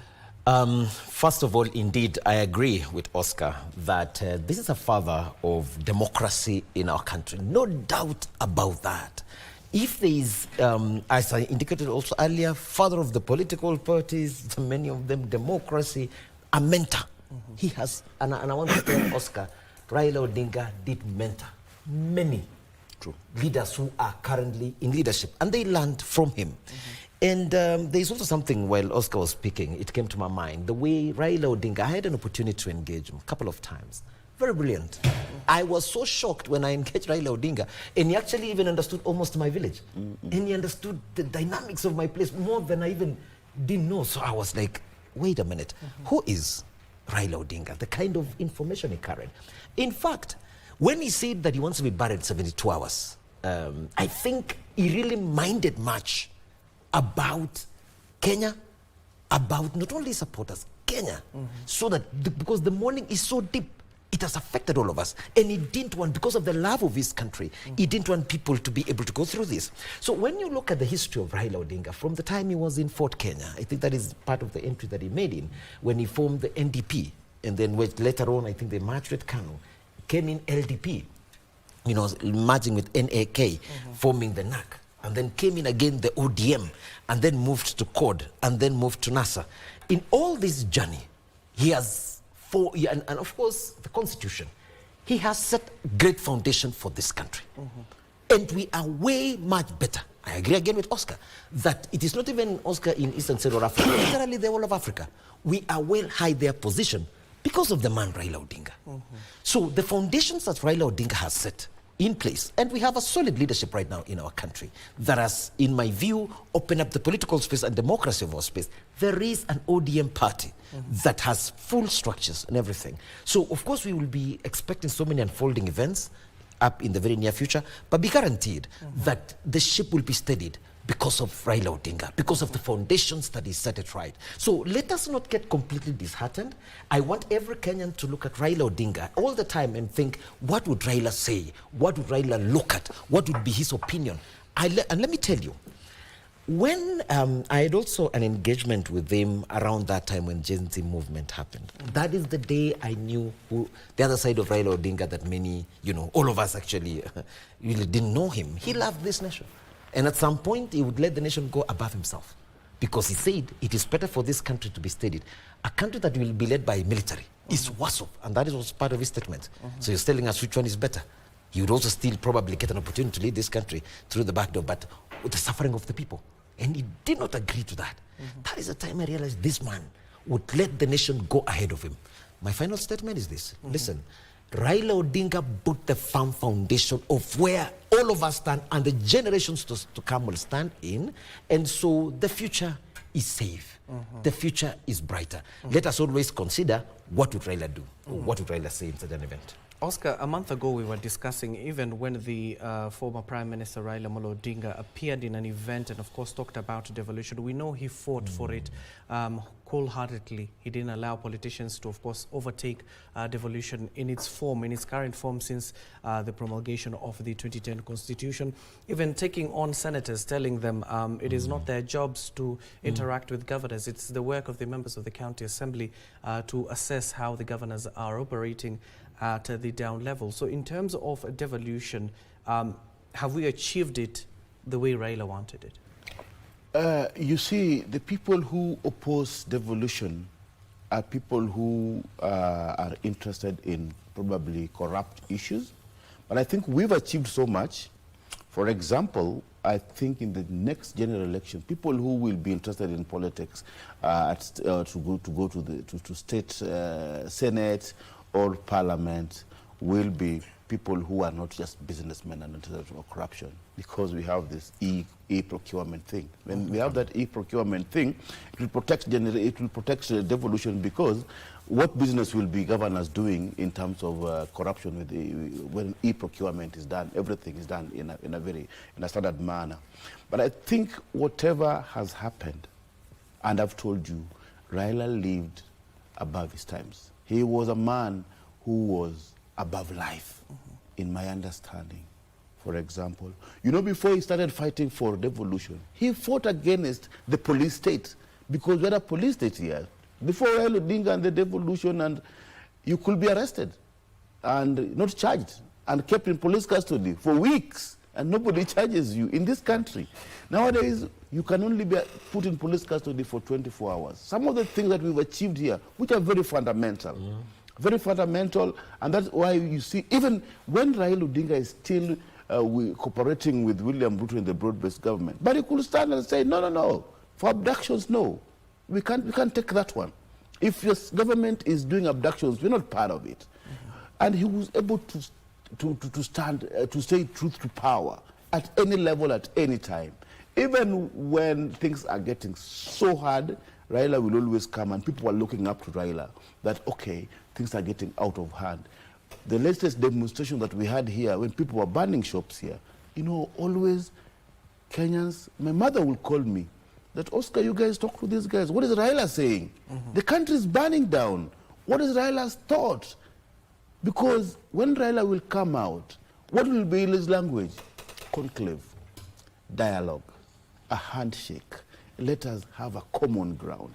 And any leader who is in search of a common ground is in search for a common good. That is, if we don't get people who will step into that position of Raila Odinga as the father of democracy, who gets misunderstood most of the time, because like whatever Moshimi was talking about here, that Raila Odinga didn't want a military state. Yeah, many people didn't understand that was the problem. There. Yes, he was accused of betrayal, but he was saying, no, you guys are young. If we allow our military to the streets, getting them back to the barracks will be so difficult. So let us save the day today. We can't lose Kenya because somebody's angry. You can be angry, but what do you do with your anger? Do we lose the whole republic? Do we lose the heart of our people? Do we lose the heart of everything? And he stood tall when other leaders stood by the side. And I think Raila did so much for us. The devolution must be protected. We must take over. I hope the young generation gets a leaf of Raila Odinga. He inspired generations. And those generations that inspired will now come out, and you'll start seeing them struggling for that space. You know, the only problem that he would come and tone people down, that, you know, Rome was not built in a day. We must go step and we must go gradual. And sometimes other people who had pressure, most of the young people, would not agree with him, because he was saying, we can't push it so hard. Even the center that is working and the authorities that are there, yes, they might be doing some mistakes, but we can't be so hard on them. And that one probably made him not get understood, and made some people feel he's a betrayer. But that was Raila Odinga. I think if you look at everything, why I like Raila Odinga, one thing, the biggest thing Raila Odinga taught us, that elections must be sorted in the courts. Yes, if there's an election dispute, we must go to the courts. He believed in the Constitution. Other countries that go to war are where leaders believe that the courts cannot solve election disputes. That is why you see after an election in Africa, people go to war. But here, Raila made sure any time, even the 5 times he contested, any time he said, I lost unfairly, he said, we will go to court. And that is the best thing that he has taught us. We shall just know that our courts can always solve our problems. Okay, just in 10 seconds, Mushimo, I need to hand it over to Mike Mwigwi. In 10 seconds, just respond. Well, I just wanted to probably also agree, just in a view, probably I'll still get time to explain this on the aspect of devolution. And the day Raila Odinga faced us, the members of parliament, to our face, and spoke to us about the aspect of CDF and vis-a-vis the county government. So probably when we come back, I would like to elaborate that a bit more, we'll get to because that was too bold. Yes, we'll get to that. And of course, I want to hand you over to Regina Manyara, given that she is keeping tabs on some of the stories that are currently making headlines. Regina, what is the latest update from your end? Let's have a look at what is happening at the Jomo Kenyatta International Airport. It is exactly 8:02, expecting that the body is going to be landing between 8:30 and 9:30 a.m. as per the last status report from our 2 gentlemen who are keeping tabs on what is happening at JKI. That is John Jacob Kuria as well as John Kahiro there. After which the body, or rather the hearse, is going to move the body and hand it over to the KDF drone casket carrier, and we expect that this is going to be making its way to the Lee Funeral Home. This particular movement, you're likely to see it's go through Mombasa Road, head to use Langati Road, then take a turn at the roundabout and head into the Raila Odinga Highway. Let's have a look at what is happening at JKIA before I just give you the tentative, route that this particular KDF casket carrier is going to be taking.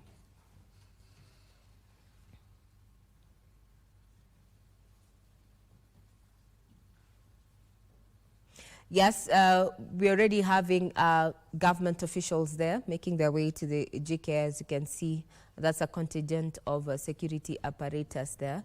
This is going to be handled by the military.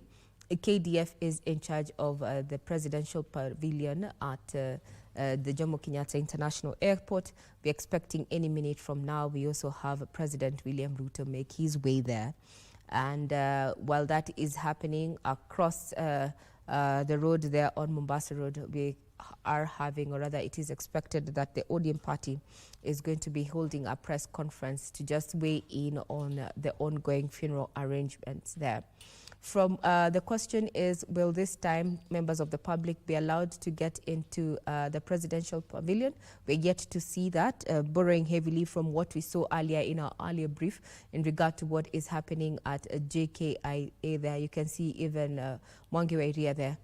We're also having government representatives there and various leaders there. We're saying Aladwa, flanked by other leaders. These are representatives from the Muslim faith there who have made their way to the Jomo Kenyatta International Airport.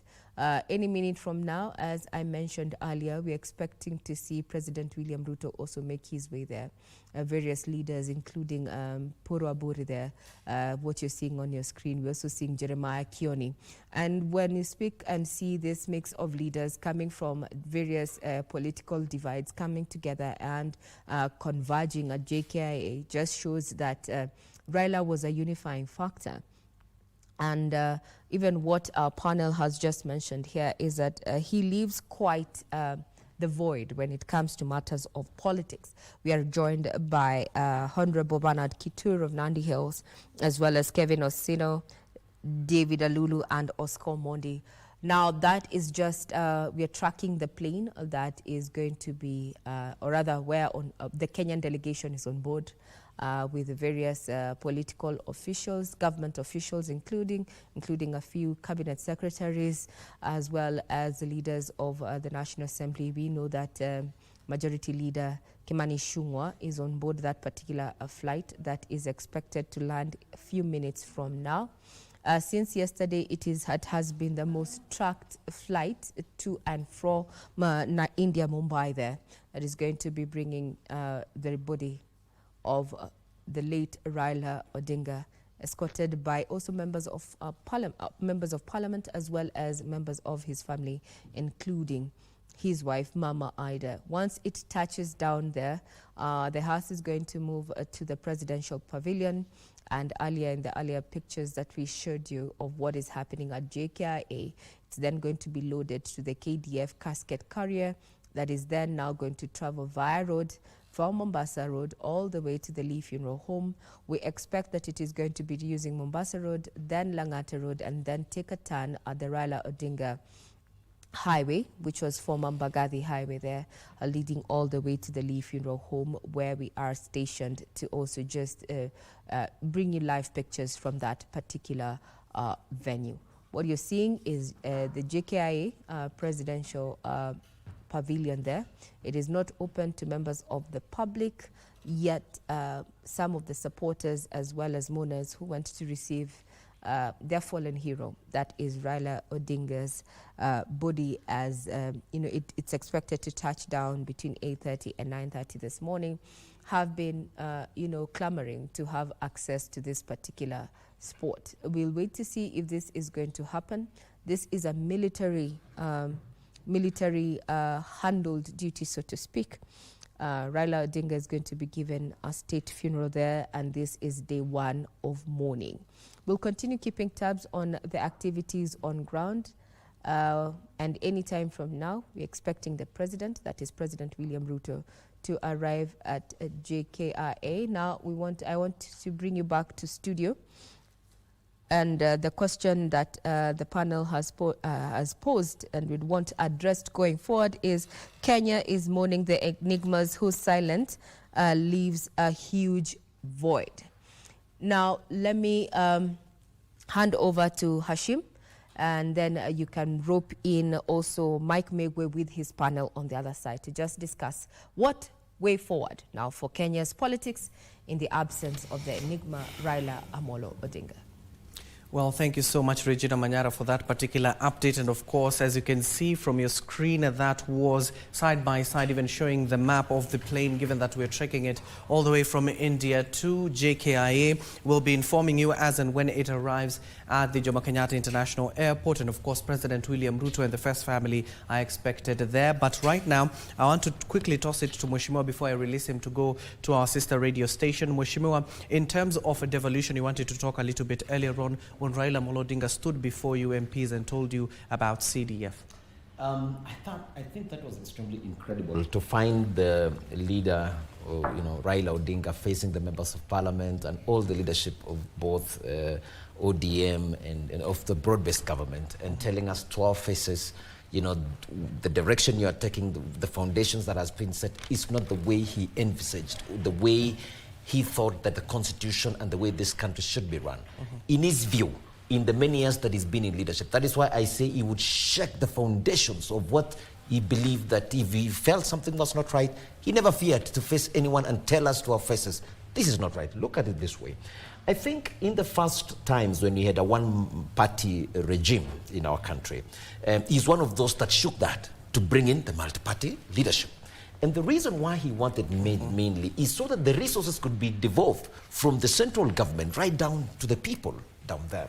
And many times you would find Raila Odinga, even if when he loses an election, he would always try to find a way of bringing back his supporters and the communities therein to come back to government to benefit in closeness, proximity to the distribution of the resources. Now, when it came to this aspect of the CDF and the counter governments, he told us to our faces. He said that the CDF should be run. Actually, we need to devolve this to the county governments. All these are functions like the roads and everything must be done by the county government. But then the members of parliament should focus in legislation. Who can dare say something like that to our faces? And the president also, William Ruto, looked at it and he made a comment that probably we were also a bit discontented, because it made sense when Raila Odinga said that, and he said Raila Odinga has just said it, and he's just said it. And of course, this tells you, if you go back to some regions, like for instance, Nyanza region, for instance, some time back you would find there was disparity in terms of development. But Raila Odinga would always bring in, the community there into government of the day. But the only way to be able to create that, to bridge that gap, is to have the money devolved through the county government. And therefore, there would be equitable development across the country. That is what Raila Odinga stood for. Every Kenyan and every leader that will come in the future must always, as I said, must always look at the spirit of Raila Odinga. What did he really want for our country? The development to be across the nation. And therefore, and mainly the distribution of resources right down. Even when he even mentioned, he rattled Senate. And he told Senate, some of the things you're not doing, you ought not to be doing. They need to be done by the county assemblies. I think that was very bold. And I think those are the things that we need to go back and say, wait a minute, because this Raila Odinga was a father of a person who wanted all resources, when they are being collected at the central government, let it go back right down to the people right in the villages, let them benefit. He was a selfless man. I will celebrate him, and probably as I'll be stepping out, I want to thank the President of the Republic of Kenya, because William Ruto, for the great support. And I know he's lost a friend. He was, by the way, President William Ruto and Raila Odinga were very close.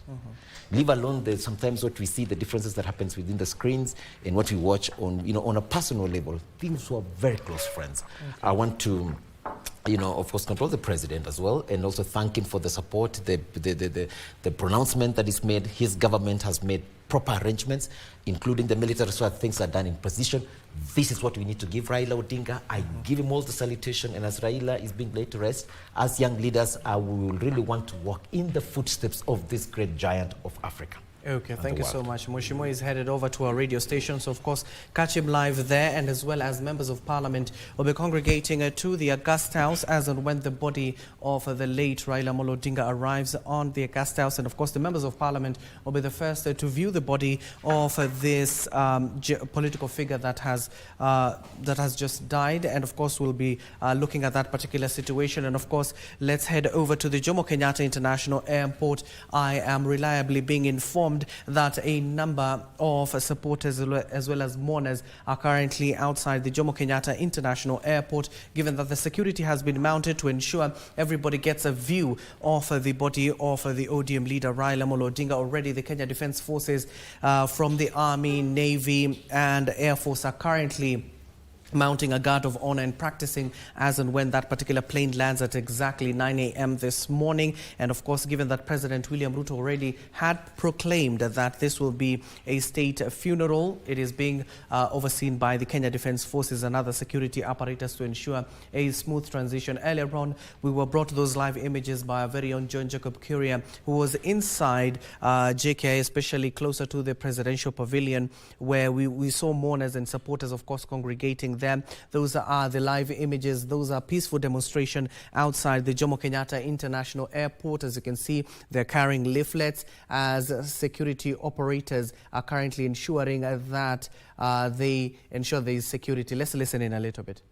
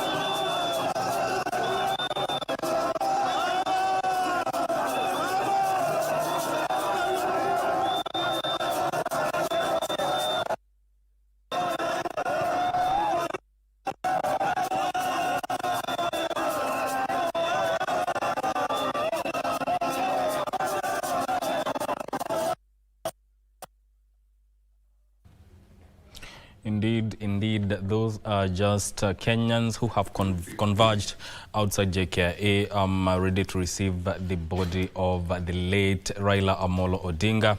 And it shows quite the immense love that Kenyans have for Raila Amolo Odinga.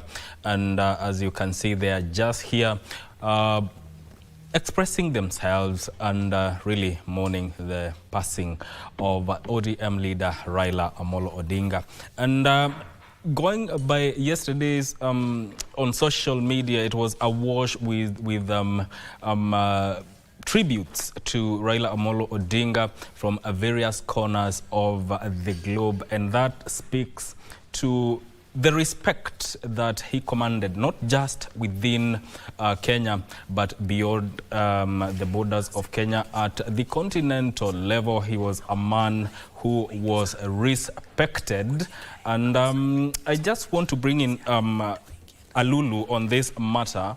When you look at the kind of love that has been shown to Raila Amolo Odinga, both in Kenya and outside Kenya, what does that, what makes him stand out in terms of his style of politics?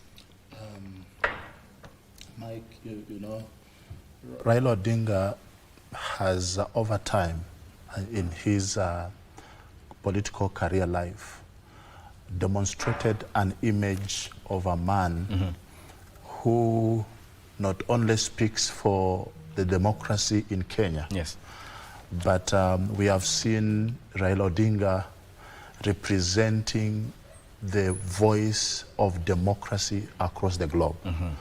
When atrocities were done against Kizza Besigye of Uganda, Raila Odinga spoke about it. When Cote d'Ivoire was in issues, Raila Odinga was there.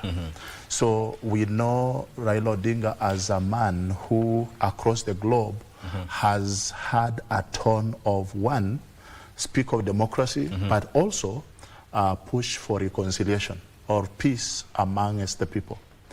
And so, you know, in times like this and seasons like this, it is very easy for everybody to say or imagine whatever they would want to.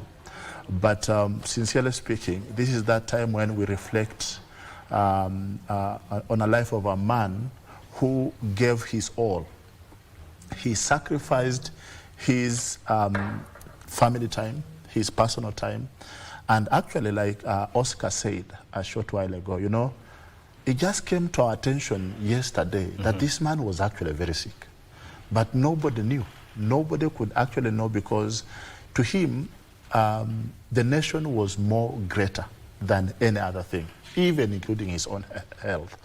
And so when we see the love that is being demonstrated across the globe, because this has affected many people, and many countries are feeling the loss. Of course, we know at any given time, there comes a time when a man must exit the stage.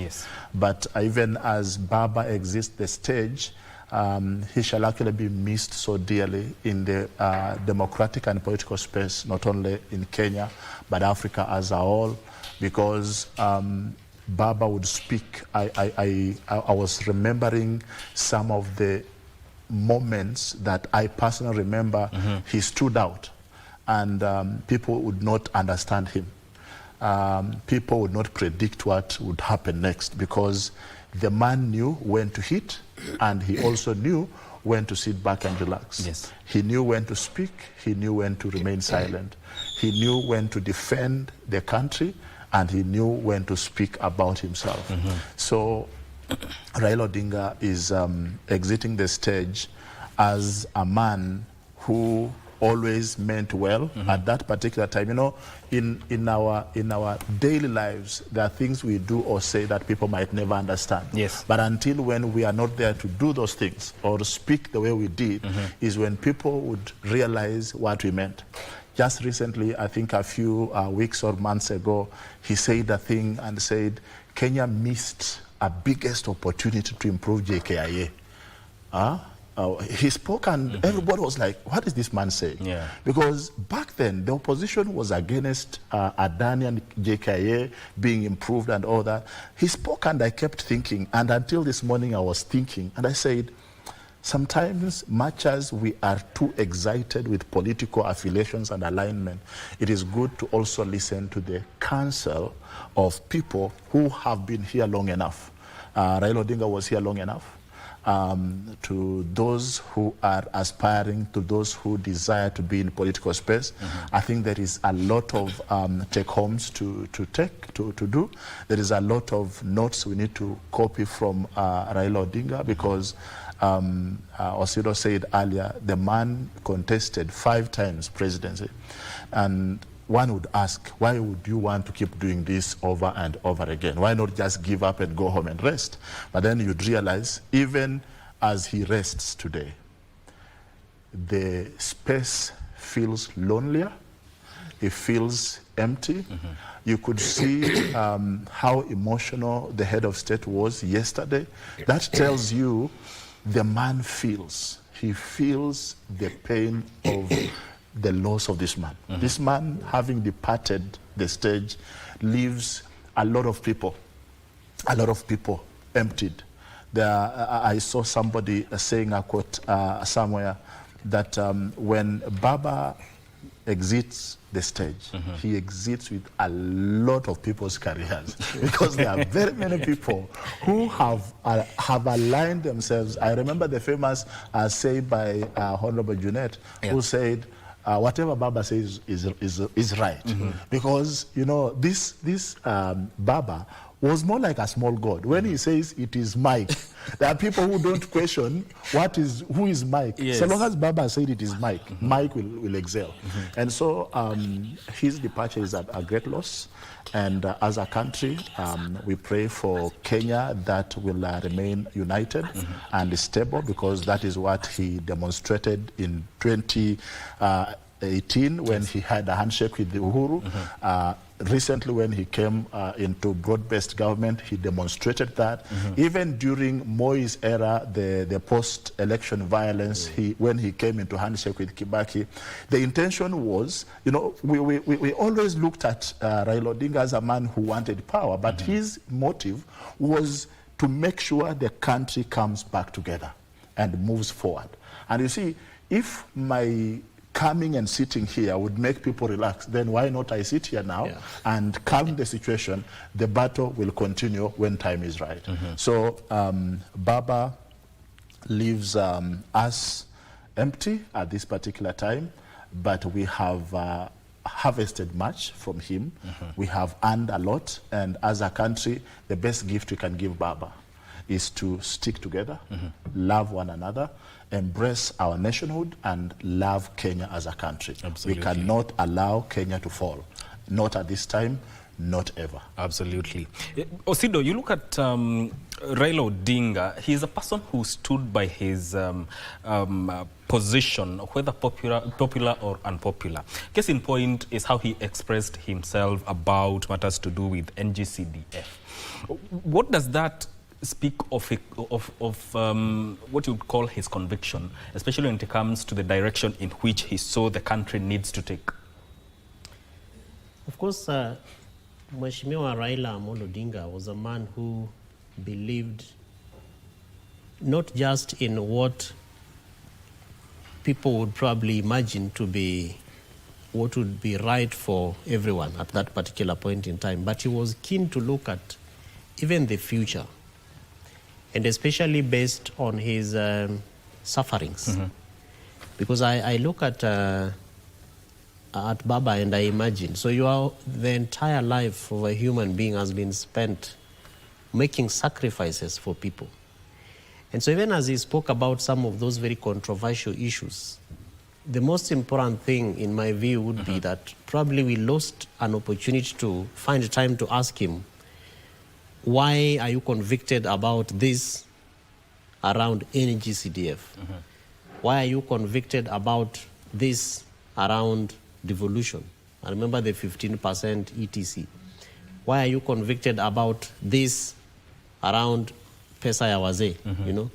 So Mheshimiwa Raila Odinga's convictions, sometimes I imagine that we probably missed an opportunity, not just in making him the president that never was, but really in underscoring what those convictions would mean for a better Kenya today and also tomorrow. And I think that as part of the lessons that we can be able to learn from Mheshimiwa Raila Odinga's life is to now begin to imagine the kind of Kenya that Raila would have wanted. The kind of Kenya where, as you speak about NGCDF, the leadership is keen about everyone implementing the constitution by executing their mandates. Because I was there at the devolution conference, and when he spoke about NGCDF to the members of parliament, people were like, what is this gentleman saying? But he was very keen that functions that are supposed to be done by national government are left for national government, and functions that are supposed to be done by the county governments as per Schedule 4 of our constitution are left to county governments. And so his biggest concern, therefore, would be why would members of Parliament, National Assembly be, hesitant to let go of NGCDF? What is it that they are gaining? And I remember him even making a joke, and people were laughing when he said, I know some of you here are the contractors who are making those roads, and yet your functions are supposed to be to legislate, to make those rules. So it therefore brings us to the realization, really, that we must begin to think through, once we lay down Mheshimiwa Raila Odinga on Sunday, what kind of Kenya would we be looking forward to?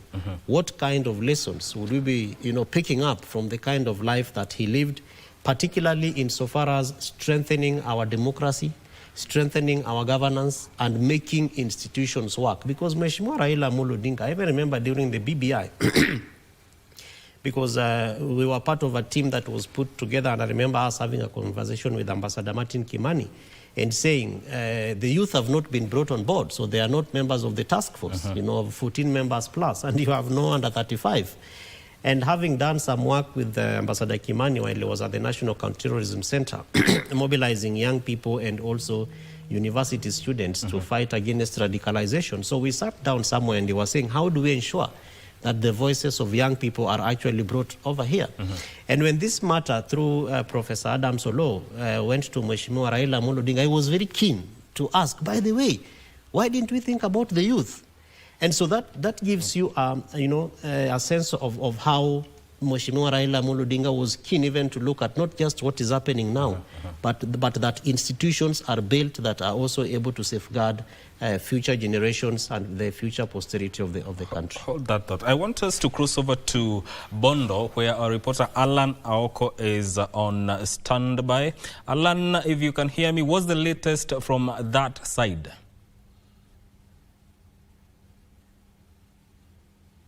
Thank you very much, Mike. I can hear you loud and clear, bright and this morning here in Bondo town.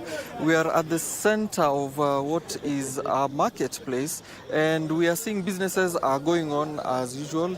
We have citizens coming up to open their shops, and in fact, if you can see clearly, I'm thronged by a number of citizens just coming to, give their opinion on what has happened.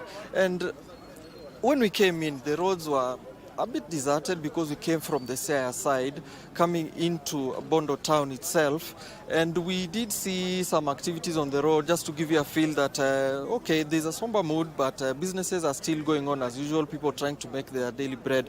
But I want to bring in a few people just to give us a feel of what the area is, and so that they can tell us their opinions on what has happened. Karibu sana, hii ni KBC Channel 1, labda tuambie jina yako na maoni yako ya leo. Kwa majina langu naitwa Johannes Onyango Chola, natoka eneo la Bondo hapa. Tunahuzunika sana kulingana na kifo cha baba Raila Odinga. Tunapiga pole mama Raila Odinga penye huko, tuko na wewe pamoja katika hii huzuni.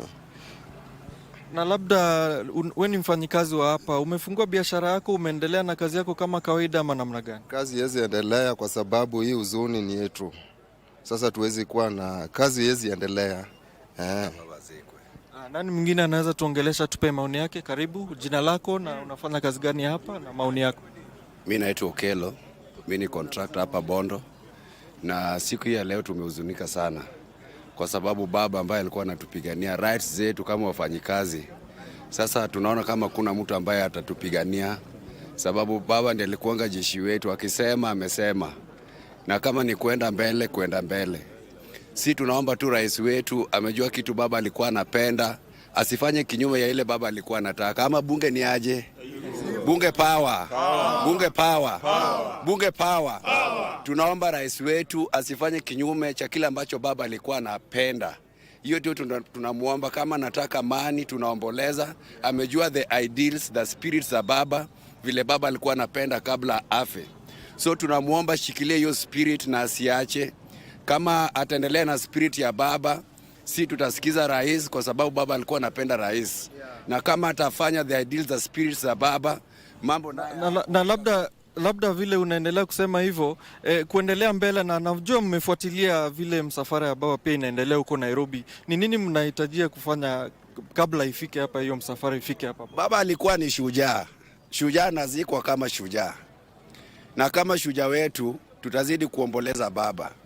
Hatukuwa nafasi ya kuomboleza Tomboya ambaye alikuwa pia ni kiongozi wetu shujaa. Sasa baba amekufa wakati wetu. This is our generation kumon baba in a very strong way, ambaye generation inakuja after sisi itakumbuka baba.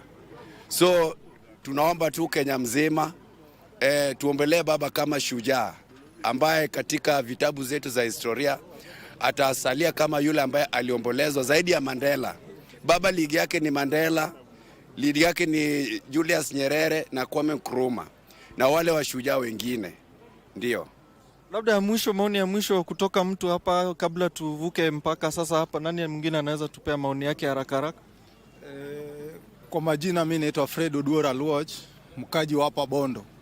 Mimi kwa huzuni, niko na huzuni tu sana, hata sijui sasa nitasema nini. Vile jana nisikia mzee alikufa, hata mimi nilishiwa na nguvu. Mahali penye nilikuwa hata nilishindwa kuongea. Kazi nilikuwa nafanya niliacha. Sababu baba kifa, sasa tujui maelekeo yetu ni wapi. Sisi venye tuko hapa tulikuwa tumetegemea baba. Hata saa hizi tangu jana venye niko, nilishindwa nitaongea nini, sababu yeye mwenyewe alituweka kwa serikali.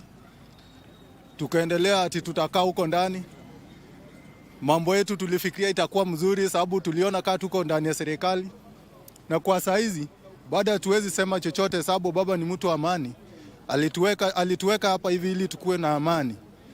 Na tutazidi kuwa hapo ndani vile alituacha. Mpaka ile sasa ile watu watajitokeza, wazee waseme sasa tutoke hapo hivyo. Na hatuwezi toka kama bado Oburu Odinga hajaongea. Sababu huyo ndio mwenye bado tumebaki naye sasa. Huyo tunaomba tu Mwenyezi Mungu amani ndio ikue mpaka tupeleke mzee polepole kwa amani. Ni hayo tu. Asante sana, pole kwa msiba. Labda nani mwingine pia anaweza tuongelesha kuhusu biashara ya hapa Bondo Town? Tusikie labda vile nani hapa pande hii? Wapi? Mnanizo jina yako, biashara yako hapa na vile tunaomboleza baba leo. Labda ugeuke hivi wananchi wa kuangalie. Kwa majina naitwa Johannes Owirochieng. Nafanya kazi ya kujenga. Nimehuzunika sana kupoteza baba. Na ninasema pole kwa familia na pole kwa Wakenya wote kwa sababu ya ile kitendo imetokea. Baba ametuacha ndani ya serikali. Ninaomba viongozi wetu tusitoke. Tukae tumule ndani. Kwa sababu Mungu alijua hiyo itakuwa namna hiyo. Sasa hiyo ndio maneno tunasema. Sahi hatuwezi enda kasi yoyote, tunaomboleza. Asante sana na poleni sana. Sasa yes, Mike, those are some of the sentiments of the people here around in Bondo Town. Yes, they are still feeling the heat of the news yesterday. To gather themselves, they are waiting for the late to the feel of the area as we move around, just to get how the mood is and feed you every bit, just how you know we do it here at KBC Channel 1. Back to you. Thank you very much, Oko, for that particular update from Bondo. Thank you very much for that. We'll continue keeping tabs on what is happening in Bondo. Remember, this is the home of the late Premier Raila Odinga. There now information getting to us is that according to the national carrier, that is Kenya Airways, from their socials, they have said that in honor to honor the late Raila Odinga, flight KQ203 will change to RAW 001 as soon as that particular flight that we have been tracking gets to the Kenyan airspace. That is around 8:50. We are looking at around 14 minutes, 14 minutes thereabout, 24 minutes thereabout, to honor and respect the departed leader. This is according to their socials there, as the world joins, Kenyans in mourning a man who's left a mark not only in his family's life, but also in the country's political history. A man who's been termed as an engineer. Also talking about those who are eulogizing the late former premier is the Engineers Board of Kenya, who also in their socials have termed that they indeed mourn one of their own, as he was registered as a PE, a professional engineer, and that he will be remembered for the inroads that he made in as far as the field is concerned. In his career, so to speak, the former Prime Minister Raila Odinga also held various capacities within government, one of them being in charge of roads there.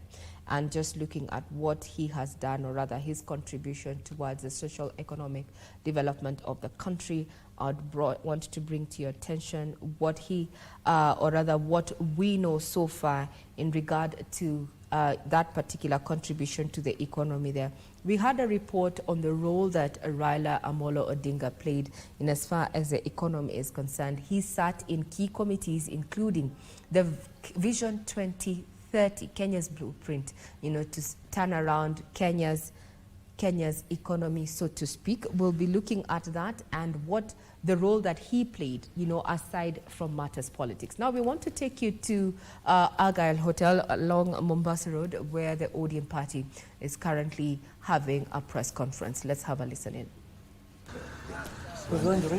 Simba. Okay.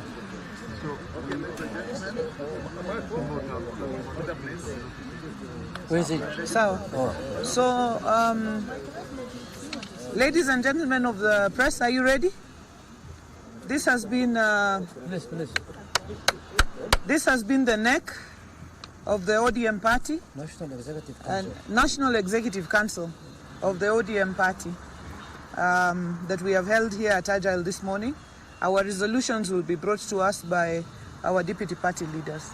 So I will ask Governor Simba Arati, our deputy party leader, Governor Abdul Samad, and Senator Osot. Simba. If you could step aside, kidogo tu. Abdul Samad also needs to be here.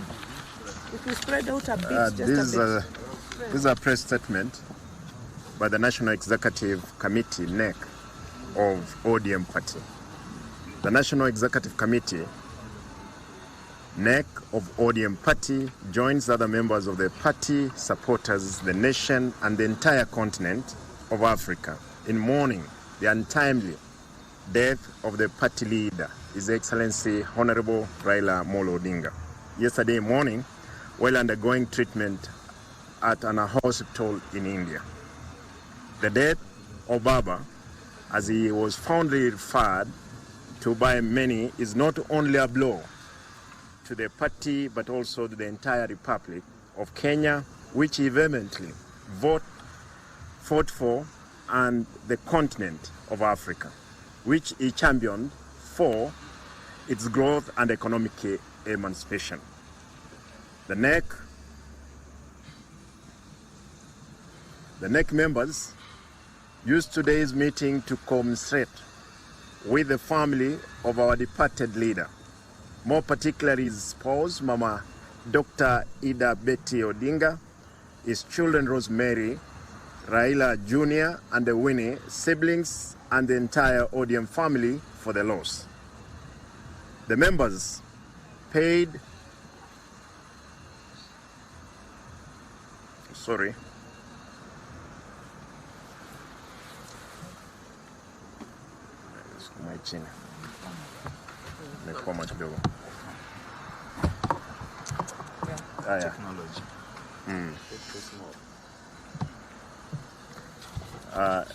these writings are small, therefore.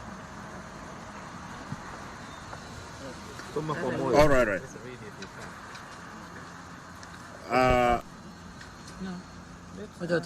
Wacha atengeneze. Hii vitu.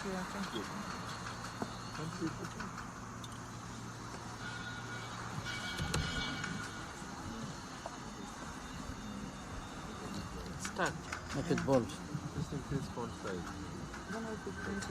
Live from Argyle Hotel there, where the ODM party is currently holding a press conference as they try to get themselves together. Remember, this is a live feed courtesy of Azimio TV.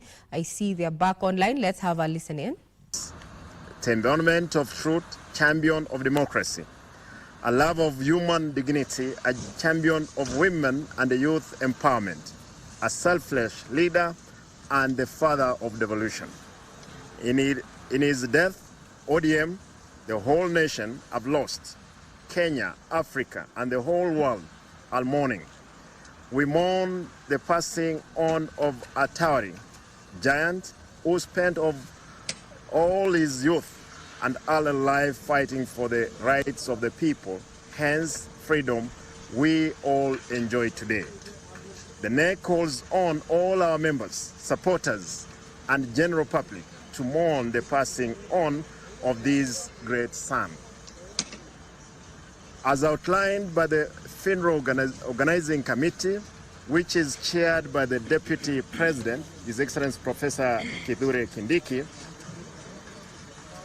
and co-chaired by Dr. Oburu Odinga, the party is aligned with arrangements which are in accordance with the party leader's wish that when he dies, he should be laid to rest within 72 hours of his death.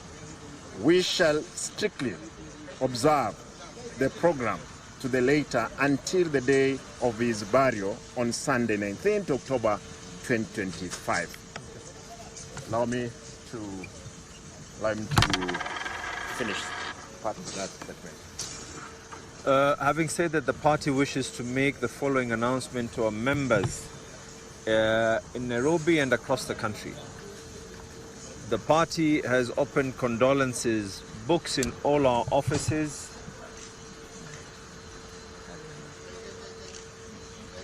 Okay. Why don't you just help us, technology? 1 second.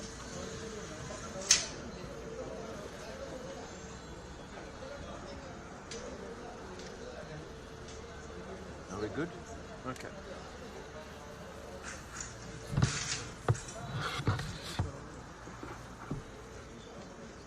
The party has opened condolence books in all our offices across the country. Members, supporters, and the general public are free to visit any of the party offices at the county level to sign the condolence book, and in some instances, the governor's offices. The body of our hero will lie in stated Parliament buildings today for public viewing from 12 to 5 o'clock. We encourage our members and supporters to head straight to Parliament for this event and to avoid Lee Funeral Parlour, which will have very minimal activity. Our respective parliamentary leaders in the National Assembly and the Senate will coordinate members of the parliamentary group and guide them accordingly on the program of events leading to the final day on Sunday, 19th October 2025. Likewise, majority and minority leaders in the county assemblies will do so at their levels. That the ODM remains united, just like it was during the Right Honourable Raila Odinga's time. We believe in unity of purpose, a stronger democratic party, and a party that must live on for many years to come. With this regard, the NEC has designated the Senator of Siaya County, Honourable Dr. Oburu Odinga, to be the acting party leader until the time that the top party organs will meet and elect a substantive party leader to fit in the big shoes that have been left by our leader. Thank you, and may the soul of our party leader rest in eternal peace. Thank you very much. Thank you. That is what was happening at the Argyle Hotel as the ODM party held a press conference there. One take home that is going to continue shaping the political discourse is that from that particular press conference, it is now evident that the late Premier's brother, none other than Oburu Odinga, has just been named as the substantive party leader of ODM. What say you, Abdiaziz Hashim? Over to you and your panel as you discuss, how things are going in as far as matters of politics.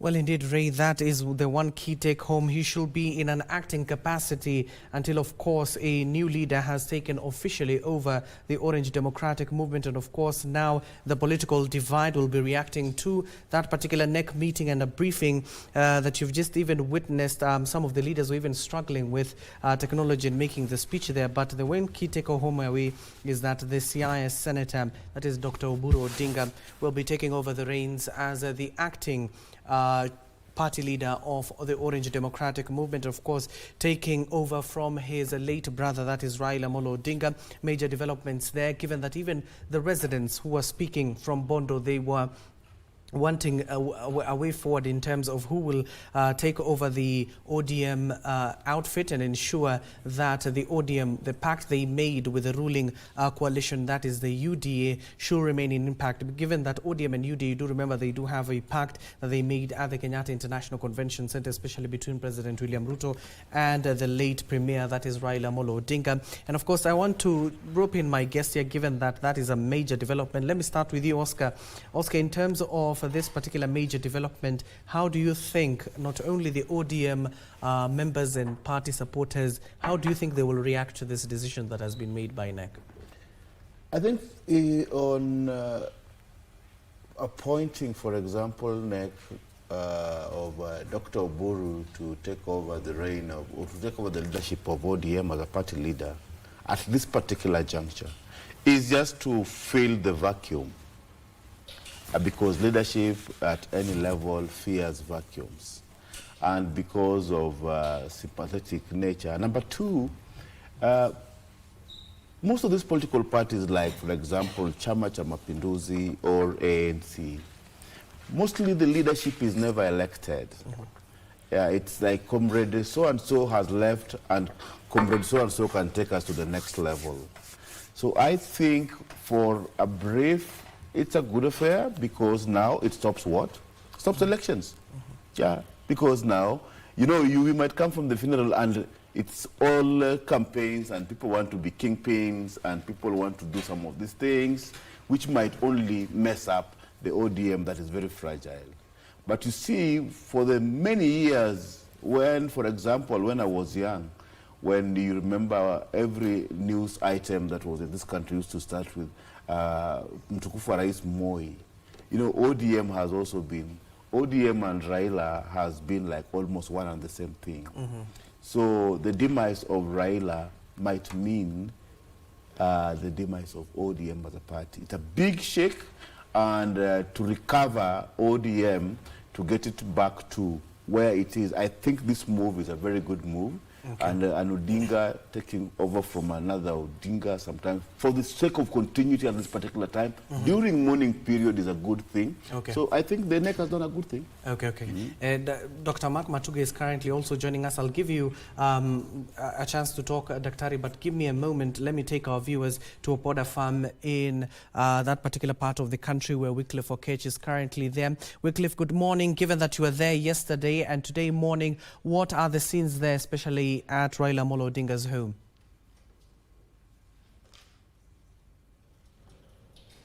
Oh, thank you so much, Hashim, and a very good morning to you back in Nairobi, right there with Regina Manyara and Mike Mwigwi. We are by the entrance. This is the gate that is leading to the home of Raila Odinga. It is commonly known as Opoda Farm, and it's a complete contrast of what we are seeing here today as compared to yesterday. This is the entrance, and I believe you can see behind me, this is the long stretch leading all the way from the main road. It is about a kilometer from the main road all the way to the gate leading into the home of Raila Odinga. This place yesterday, you couldn't even find a way to step on as you came here, as we came here. I mean, it was quite chaotic. It was full of people. The locals who jammed this home to pay their tribute and mourn Raila Odinga. Remember that news broke to the locals here about 9 a.m. or a few minutes past 9 a.m. And immediately that news broke, all of them, actually a good number, ran straight to the home of Raila Odinga. This is the Opoda Farm. But remember, there's also the father's home, that is Kango Kajaramogi. That's also on the other side, about maybe 3 kilometers from where we are now. And there is also the Bondo town in between, in the middle. And my colleague Alan Naoko brought you the scenes in town today. What we can say today, it is a complete contrast of what we saw yesterday. Yesterday it was full of people, the locals jammed here. But you can see now it is very open. Actually, today is a very controlled, it's calm, it's a controlled environment. Yesterday it was a little bit chaotic. You remember, you understand the emotions that ran high yesterday, but right now we can see it's very controlled. Actually, even our vehicle, the KBC vehicle was not allowed to pass through this gate into the home. There is a reserved parking lot for all the vehicles. There's no single vehicle that is allowed in here. It's the police officers, security officers manning this particular gate, and entrance is controlled. Let me just walk straight into the home. After I believe Hashim, you can see these are complete. The walkway is clear. It's clean. It's not jammed as it was yesterday. Let me just walk through into the home and see what's happening in there. Martin, my colleague behind the lens, can basically the picture you're seeing. Those are pictures of the entrance to the home of Raila Odinga, and right now we are walking straight into the home, the real home where Raila. This is the rural home of Raila Odinga. You know, right now the family is still in Nairobi in his current home, and that's the immediate family. That's the inner family, but also the extended family here in Bondo. This is the home that they are coming to.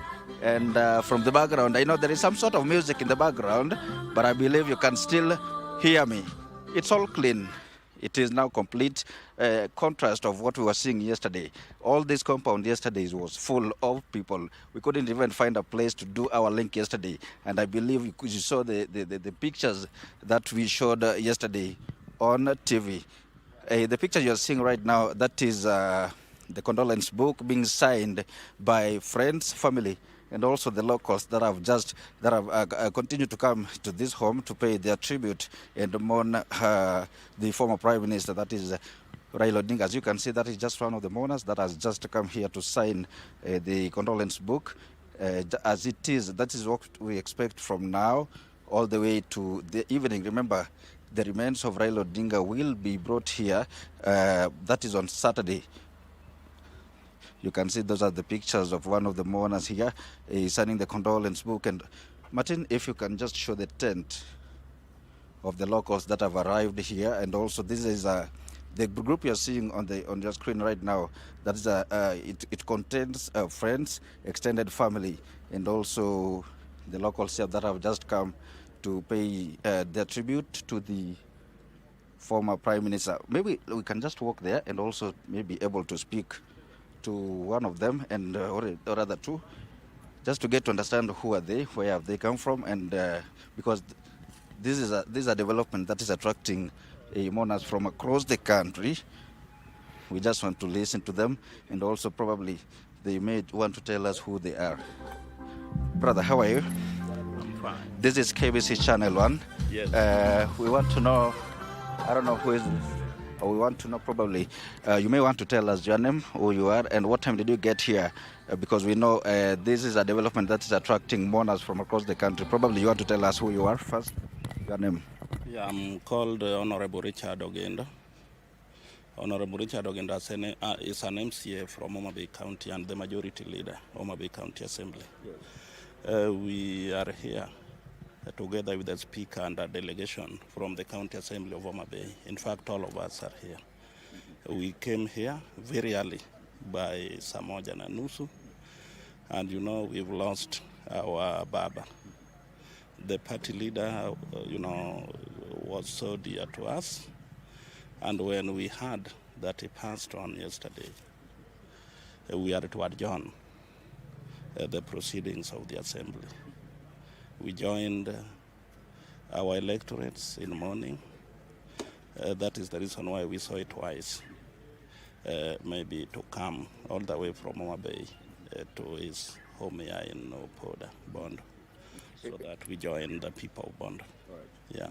being the majority leader in the County Assembly of Homa Bay, actually later today in the evening, not in the evening, but in the afternoon, that's around 2:30, there is a special sitting by the Senate that special sitting specifically will provide a chance to the senators to pay their tribute and mourn His Excellency, the former Prime Minister Raila Odinga. Probably, have you had probably a special sitting? Have you done the same back in Homa Bay just to provide that platform for the MCAs in Homa Bay to also mourn Raila? Yeah, we did that yesterday before we joined. We adjourned the assembly. Have you had probably a session within the county assembly to mourn Raila as the members of the county assembly? Yeah, as an assembly. Yesterday when we went in, you remember we started by Satatu na Nusu. That found when we had already heard of the death of our party leader. So what we did, we changed the order paper. Then we mourned. The House Business Committee met. We fixed that in the order paper. We mourned our party leader. Then after maybe all the members had talked, then we adjourned the assembly up to next week after the burial. Yeah. Indeed, this is a great loss. You've mentioned there is also the speaker here. Probably I may want to speak with you just a bit. Tell us your name and the locals that I've been able to speak to, not just today, all the way from yesterday. They are painting a picture of a great loss for their political father, so to speak. Remember, this is a man that was commonly or widely referred to as Baba. I'm yet to understand where that title came from. Probably you do want also to tell us according to your understanding. But speaking politically, what void or what gap do you think Raila is leaving behind? Thank you. My name is Polycarp Kombo. I'm the Right Honorable Speaker for the County Assembly of Homa Bay. The Gababa had a very big shoe, and he has left a lot of gap, both politically and even in terms of socially within the Luo community. Politically, we have been united around Baba politics, and is the one that has been giving us political direction when it comes to both local and national politics. His loss is a very big loss to our community. But we are also appreciating the work that he has done since we started even advocating for democracy in the entire nation. That is why he's called Baba, because he's the father of democracy, he's the father of devolution, he's the father of everything that pertains to the social and economic and political prosperity of our nation. He is an epitome of peace. That is called the father of peace. That is where the name originated from. But we are also lucky because he created structures in our party, ODM, and the structures are very vibrant. And even you saw today in the press conference where the ODM NEC met, they have already appointed Honorable Senator for Siaya, Oburu Odinga, as the acting party leader. So it tells you that we have a very strong structure in ODM.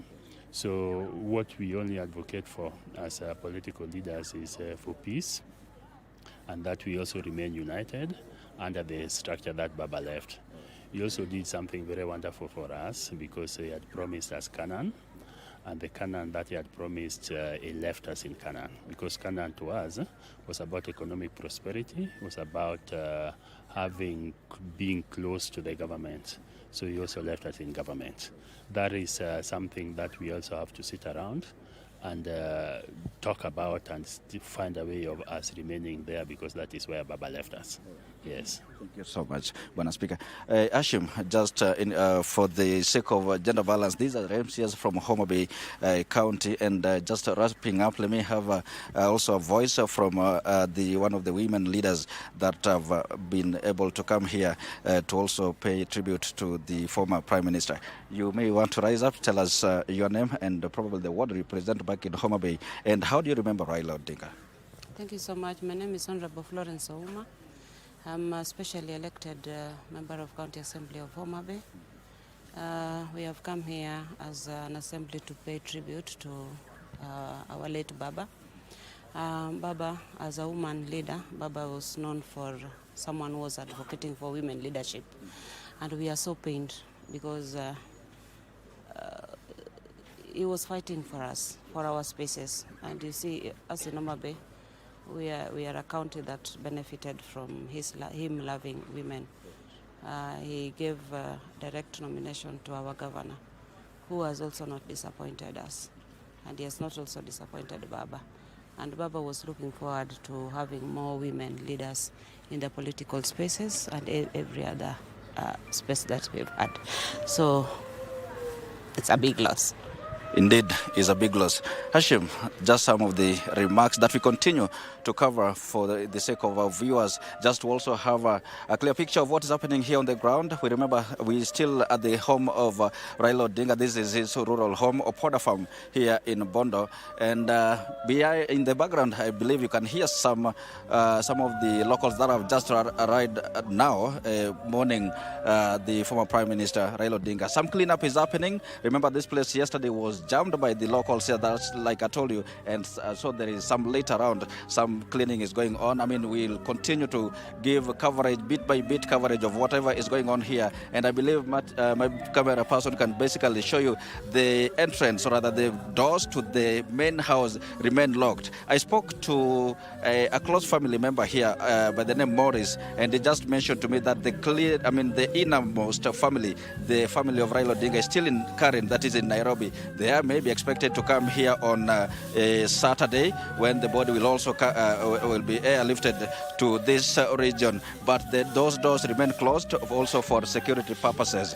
Like I've said, locals continue to throng here for the sake of paying their last respect and tribute to Raila Odinga. And like I mentioned, we'll continue to give bit by bit coverage of whatever is going on here. But for now, let me just hand it back to you in studio. Hashim, Reggie, and Mike Mwigwe. Back to you.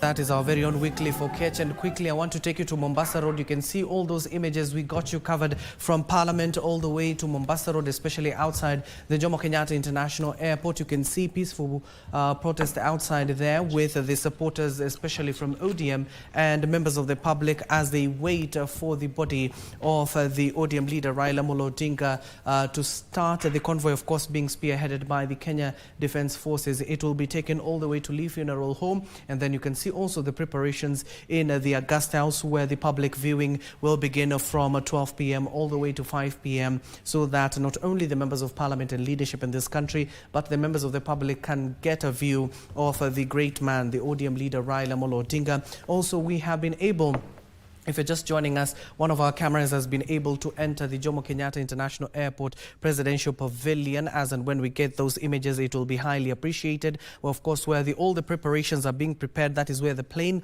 will, of course, land, and the body will be picked up from there. A guard of honor will be mounted by KDF. Already leaders have started trickling in, especially following that NEC meeting that happened at one of the hotels there in Mombasa Road. We have seen even the KANU chairman, that is Gideon Moi, has already arrived at the Presidential Pavilion, where President William Ruto and the First Family will be, of course, receiving and leading the nation, receiving the body of the late Prime Minister, that is Raila Odinga. Following that particular NEC meeting, if you're just joining us, major news has come out from that particular session, where the Senator of Siaya, Dr. Oburu Odinga, who is the brother to the late Raila Odinga, will now take over the reins of the ODM party in an acting capacity. That has been the decision of the NEC meeting that was spearheaded by Gladys Wanga, Simba Arati, as well as Abdul Samad Sharif Nasir, including the minority leader in the National Assembly, that is Junet Mohammed. And of course, Parliament will be resuming at exactly 10 a.m. all the way to midnight, mourning the great man Raila Odinga. But right now, I want to talk to Daktari Kidogo as we play those live images. Daktari, thank you for making time for us this morning. Tell us, when you received this news, where were you and how did you react? Thank you. I don't know whether I should fully disclose where I was, but I got the information from a government officer, because at the time I was at Rambe House attending a meeting of industry practitioners in the IT sector, together with the PS for Interior. And then we're looking at a number of issues that the country is dealing with, and that's when I got the news. I've been privileged to know Raila Odinga at a personal level, at a family level. I consider him a friend, a fairly good friend at that, at family level.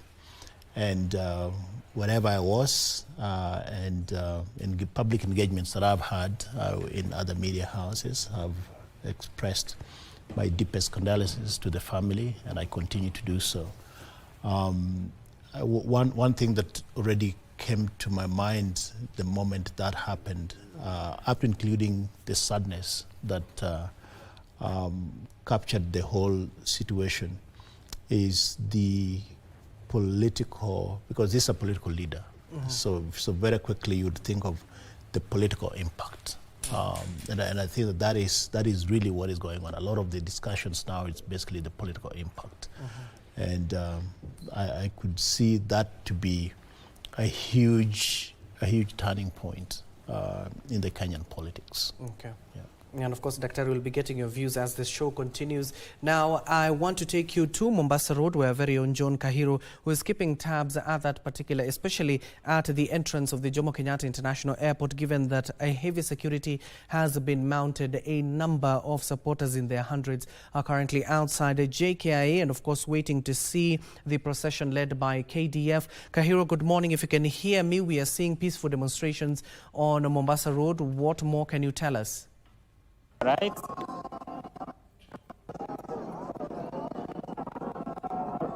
All right. Okay, thank you so much, Abdi Aziz Hashim. We're coming to you live once again from the Jomo Kenyatta International Airport entrance here. And of course, earlier as we were on live, actually, we experienced a bit of commotion between the and the police officers here at the Jomo Kenyatta International Airport entrance by the members of the public who are trying to force their way into the airport, but that particular situation was contained by the police service. And of course, that later followed the dispatchment of more police. My camera person can just show you these are just in their numbers to try and contain the crowd here that really in the morning tried to access the Jomo Kenyatta International Airport. They're trying to use the best means and the most peaceful ways of containing this public to just ensure that only the authorized people get access to the Jomo Kenyatta International. Must experience the entry of President William Ruto here at the Jomo International. That, of course, is signaling that the body of down any moment from now, and that will be a procession from the Kenyatta International Airport all the way to the Lifuneral, of course, where it will be precise. Parliament buildings at around 12. A chance that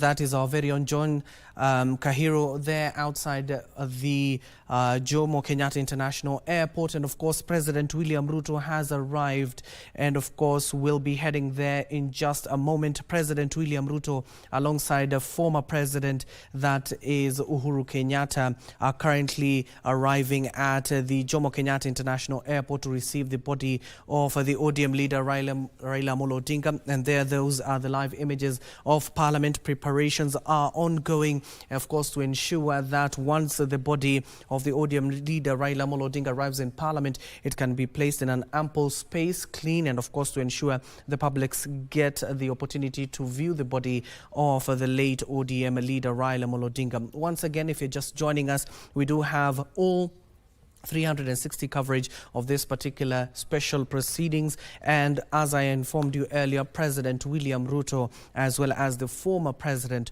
Uhuru Kenyatta have arrived at JKIA, and of course they have been placed in the government VIP section. As and when we get those images, we'll be showing them to you. They have arrived at JKIA, awaiting for the body of the ODM leader Raila Odinga to arrive in the country in the next few minutes or so. There you have it. It seems we have gotten a hold of our reporter. We'll be getting back to him. But those live images from Parliament buildings is where the body of the ODM leader Raila Odinga will be placed so that the public can get a view of the body. Earlier on, we also saw images of a JKI, especially through the presidential pavilion, where the plane, of course, will be taken so that the body can be put on a hearse where has been prepared by the Kenya Defence Forces. It will be taken there as well. We can report the Senator of Siaya, who has currently been named as the acting party chairman, that is Oburu Odinga, is with President William Ruto and former President Uhuru Kenyatta. And those are the live images inside the presidential pavilion where the body of ODM leader Raila Odinga will be brought. And you can see the Kenya Defence Forces, especially Kenya Army, have mounted a guard of honor. That is where the body will be passing through. Also, the Navy is present and the Air Force. Given that this is a state funeral, all the actors in the military brigade are playing their part. The hearse will be carried, of course, through the Mombasa Road all the way to Lee Funeral Home. And you've seen a number of supporters outside JKI, also as well inside. There are a number of supporters there. You will see those processions. And given that this is a state funeral, the KDF will accord the members of the public, not only who have gathered outside and inside JKI, along the road of Mombasa Road, they will be going slowly to ensure the people, the great people of Kenya, can view the body of the ODM leader Raila Odinga before it is taken to Lee Funeral Home and then after being taken to Parliament buildings for viewing. That is where the procession will start. As I've informed you, President William Ruto has already arrived. The former President Uhuru Kenyatta, Oburu Odinga, a host of legislators and government officials, as well as family members and ODM supporters, as well as officials, have arrived at JKIA awaiting that particular plane to land to ensure that the body of the ODM leader Raila Odinga is back to where it belongs, to Kenyan soil, before taken all the way to Lee Funeral Home and Parliament buildings. And maybe let me rope in Oscar at this point before we get those images of other proceedings. That is JKI that you're currently seeing. Oscar, in terms of the magnitude of what we're witnessing in our country right now, this historical moment, as I told you earlier on, it is not everybody who receives a state funeral, but Raila Odinga has been accorded this because of his stature. I want to also show you those images of a JKIA where, of course, cars are coming in, and of course that will be belonging to the officials, high-ranking officials, including the president and the deputy who are currently there. Deputy President Professor Kithure Kindiki, who has been named as the co-chair of the funeral committee, alongside the Senator of Siaya, Dr. Oburu Odinga, which announced yesterday a number of not only the itinerary ahead of Sunday's burial, but what will be happening. To avoid this, NEC, as well as the Deputy President, also called upon members of the public to visit their offices, especially ODM offices, to write on the condolence book so as to ensure they do not clump in one area to cause a nightmare for security apparatus who are trying to ensure that these proceedings are going on smoothly. Maybe, Oscar, I want to talk to you about that particular issue in terms of Raila being accorded a state funeral, and what is the magnitude of that, not only to the great people of Nyanza, but as a country as a whole, given that this was a towering figure in East Africa and African continent. I mean, you know, there are times that there have been issues that sometimes there's an issue between Raila because he's been agitating for democracy, agitating against police state, agitating against oppressive regime and overbearing regime that has been there for all his life. And at times the state becomes too much on him. And you know, remember, he was detained for 8 years.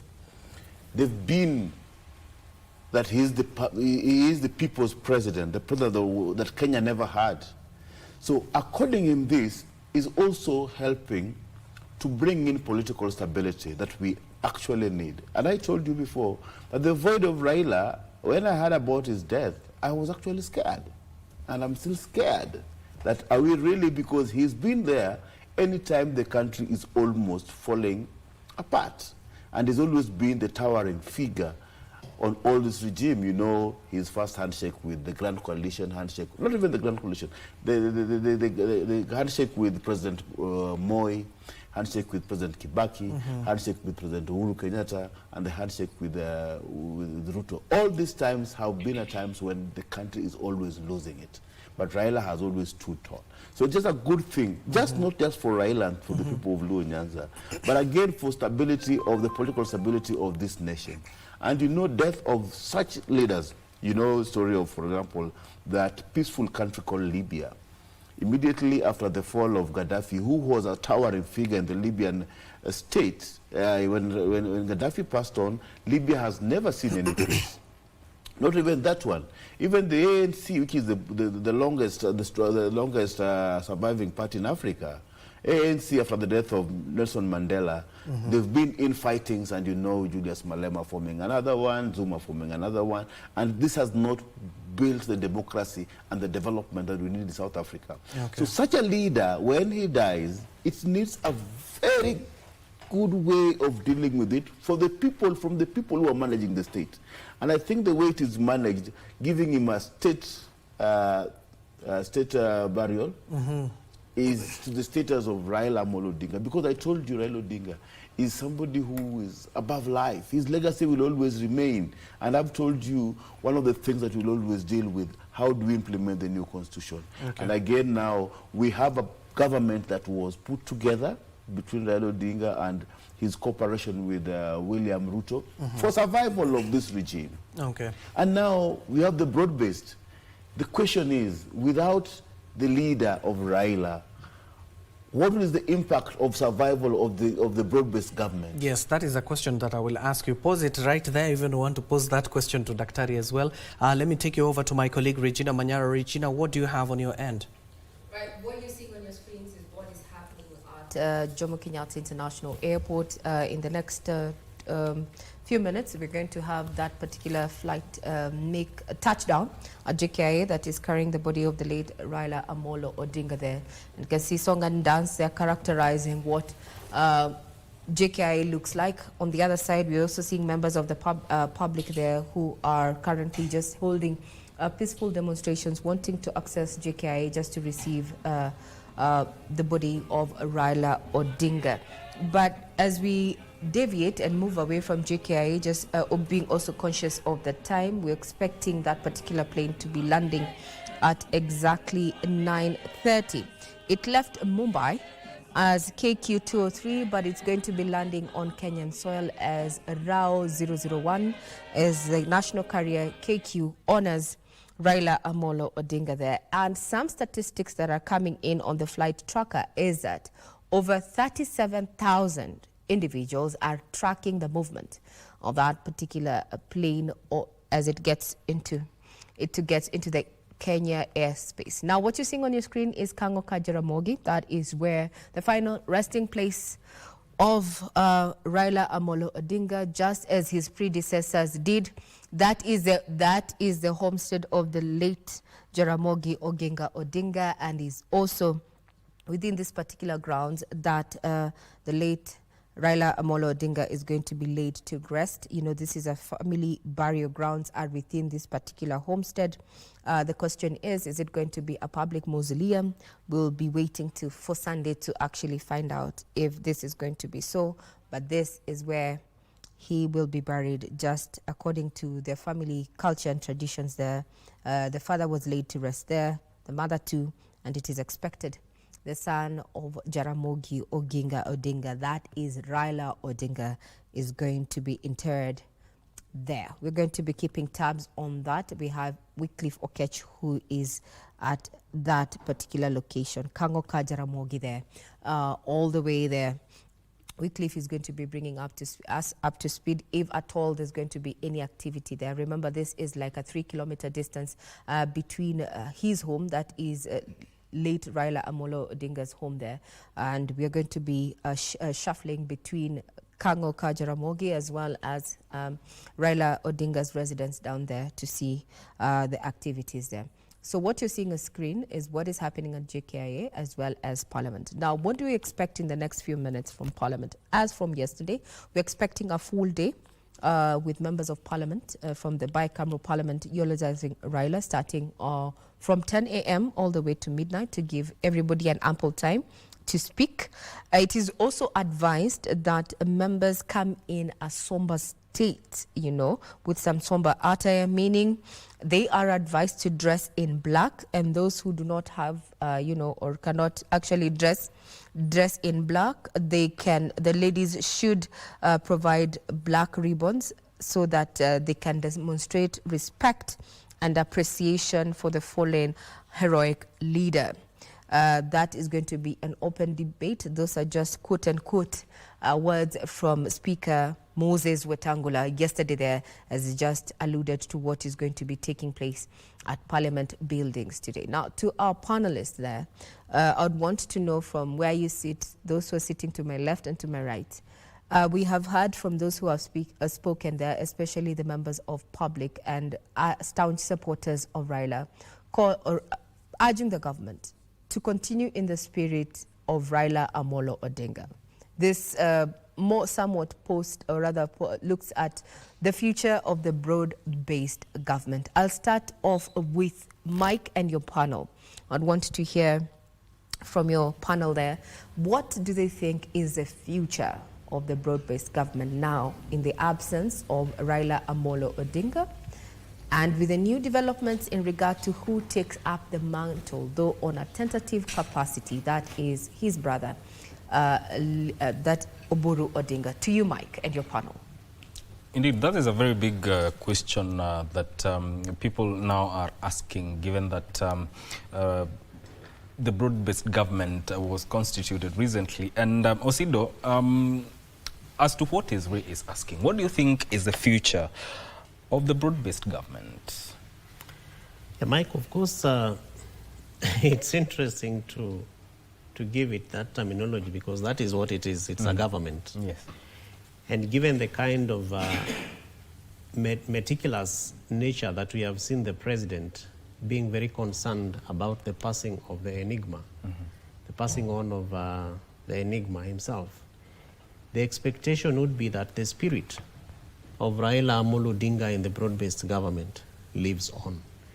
Taking note of the kind of narratives that we have also seen from some of the leaders of the political party of the former Prime Minister Raila Amolo Odinga, particularly on their support or no support to the broad-based government.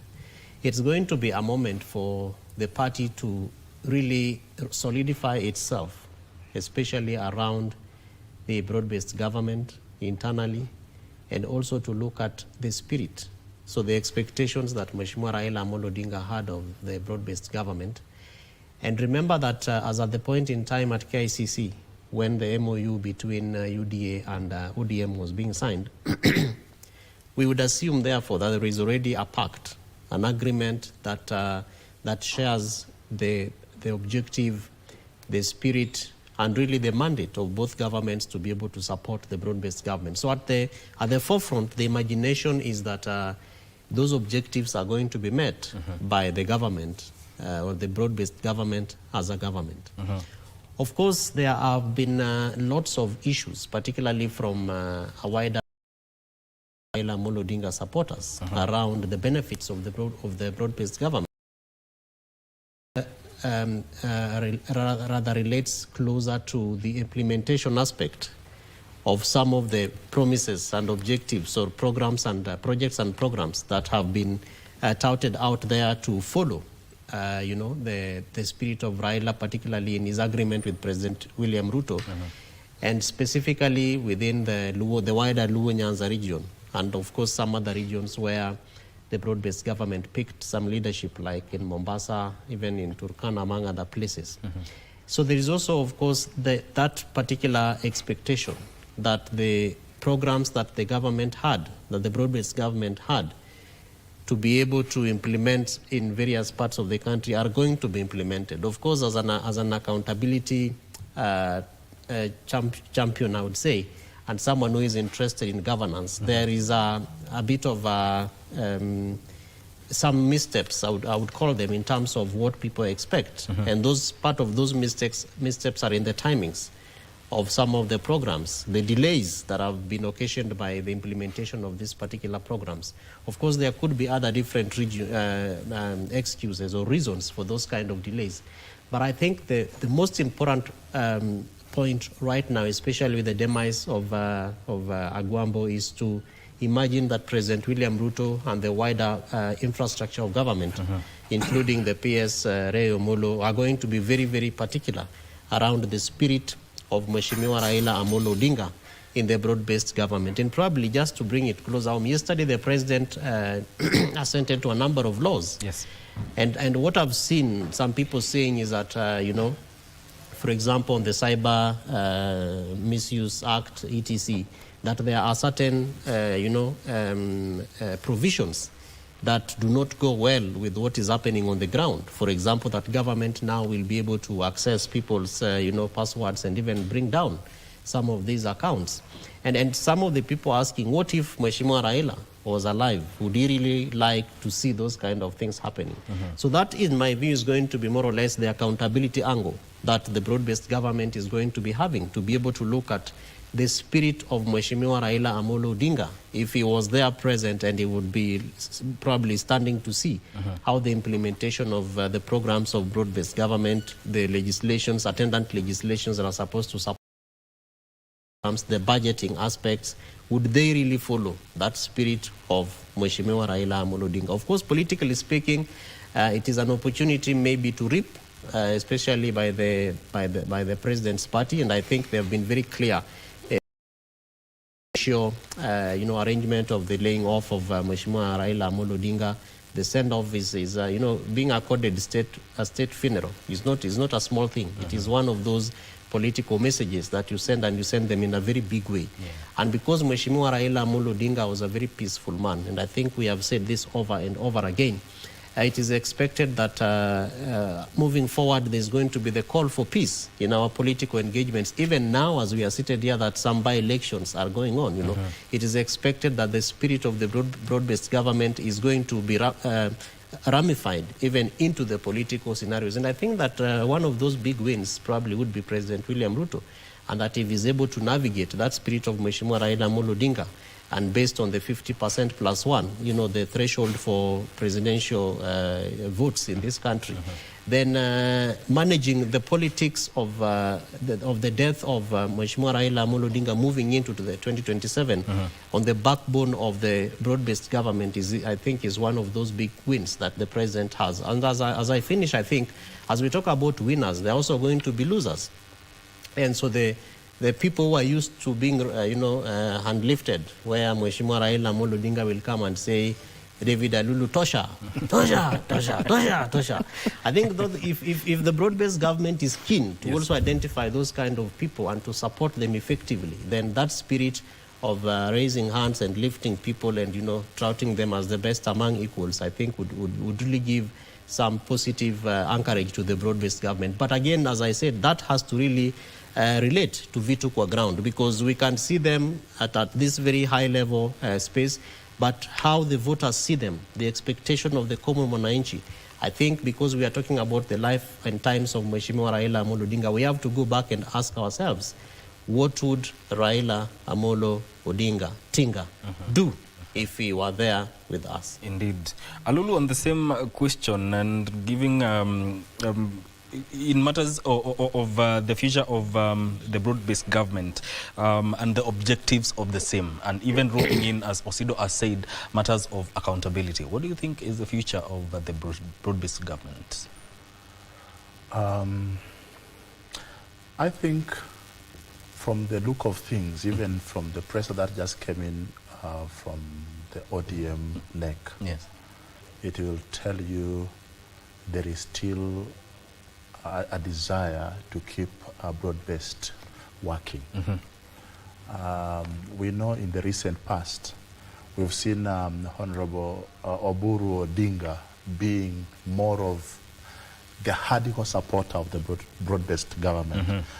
During some times back when some quarters in ODM were very noisy and upbeat against the handshake, he came up and actually was speaking in the loudest voice in support of broad-based. You remember there is an incident that happened sometimes back, I think in Nyanza, I don't know if it was Siaya or Homa Bay, when Senator Orengo seemed like not very supportive of broad-based. Yes, yeah. And Oburu Odinga came out guns blazing and say, you know, you have to support broad-based government. This is where we are. This is where Baba has directed us. And so having Oburu Odinga come in to sit in for Raila, that tells you there is still that desire to execute, the agenda and the plan, because eventually we must have something happening to keep the broad-based government going. That is one. Number two, from the government side, like Osido says, even for the government to give all the honors that have been given to Honorable Raila Odinga, it means from the government side there is still the desire to keep the broad-based going. And knowing how smart President Ruto is, I am sure he's going to do everything humanly possible to ensure that broad-based government continues. Okay, there is a likelihood, there might be some shake-up in government after this funeral. You might see some new figures coming in just to make sure that he holds the grip onto the ODM fraternity so that they don't feel left out because of the departure of Raila Odinga. And so I don't feel like broad-based is threatened. If anything, from what is going on right now, there is a serious possibility that it is going to now make sure that the team works more together. Of course, there are going to be some voices of dissent. We've seen that even while Baba was around. We've seen the SG for ODM shouting the loudest against this.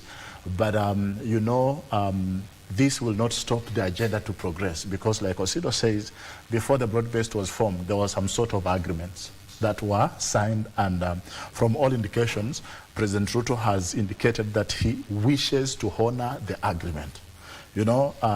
Everything he has done, even the level of support he has been giving, it shows you that he has a desire to keep the broad-based government and the team from the other side within the government.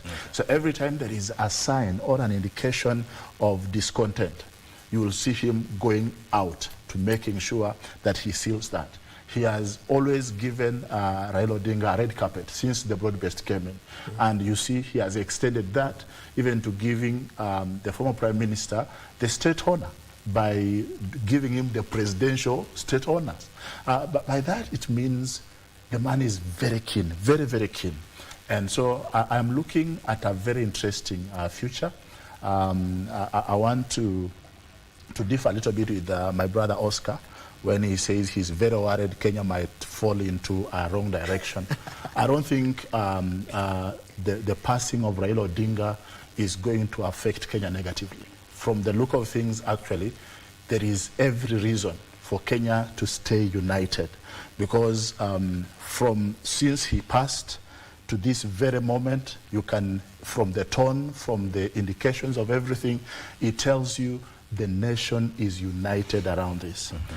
There might be a few concerns of a few things here and there, but I think from everybody else, including myself, me, I've never supported Honorable Raila Odinga.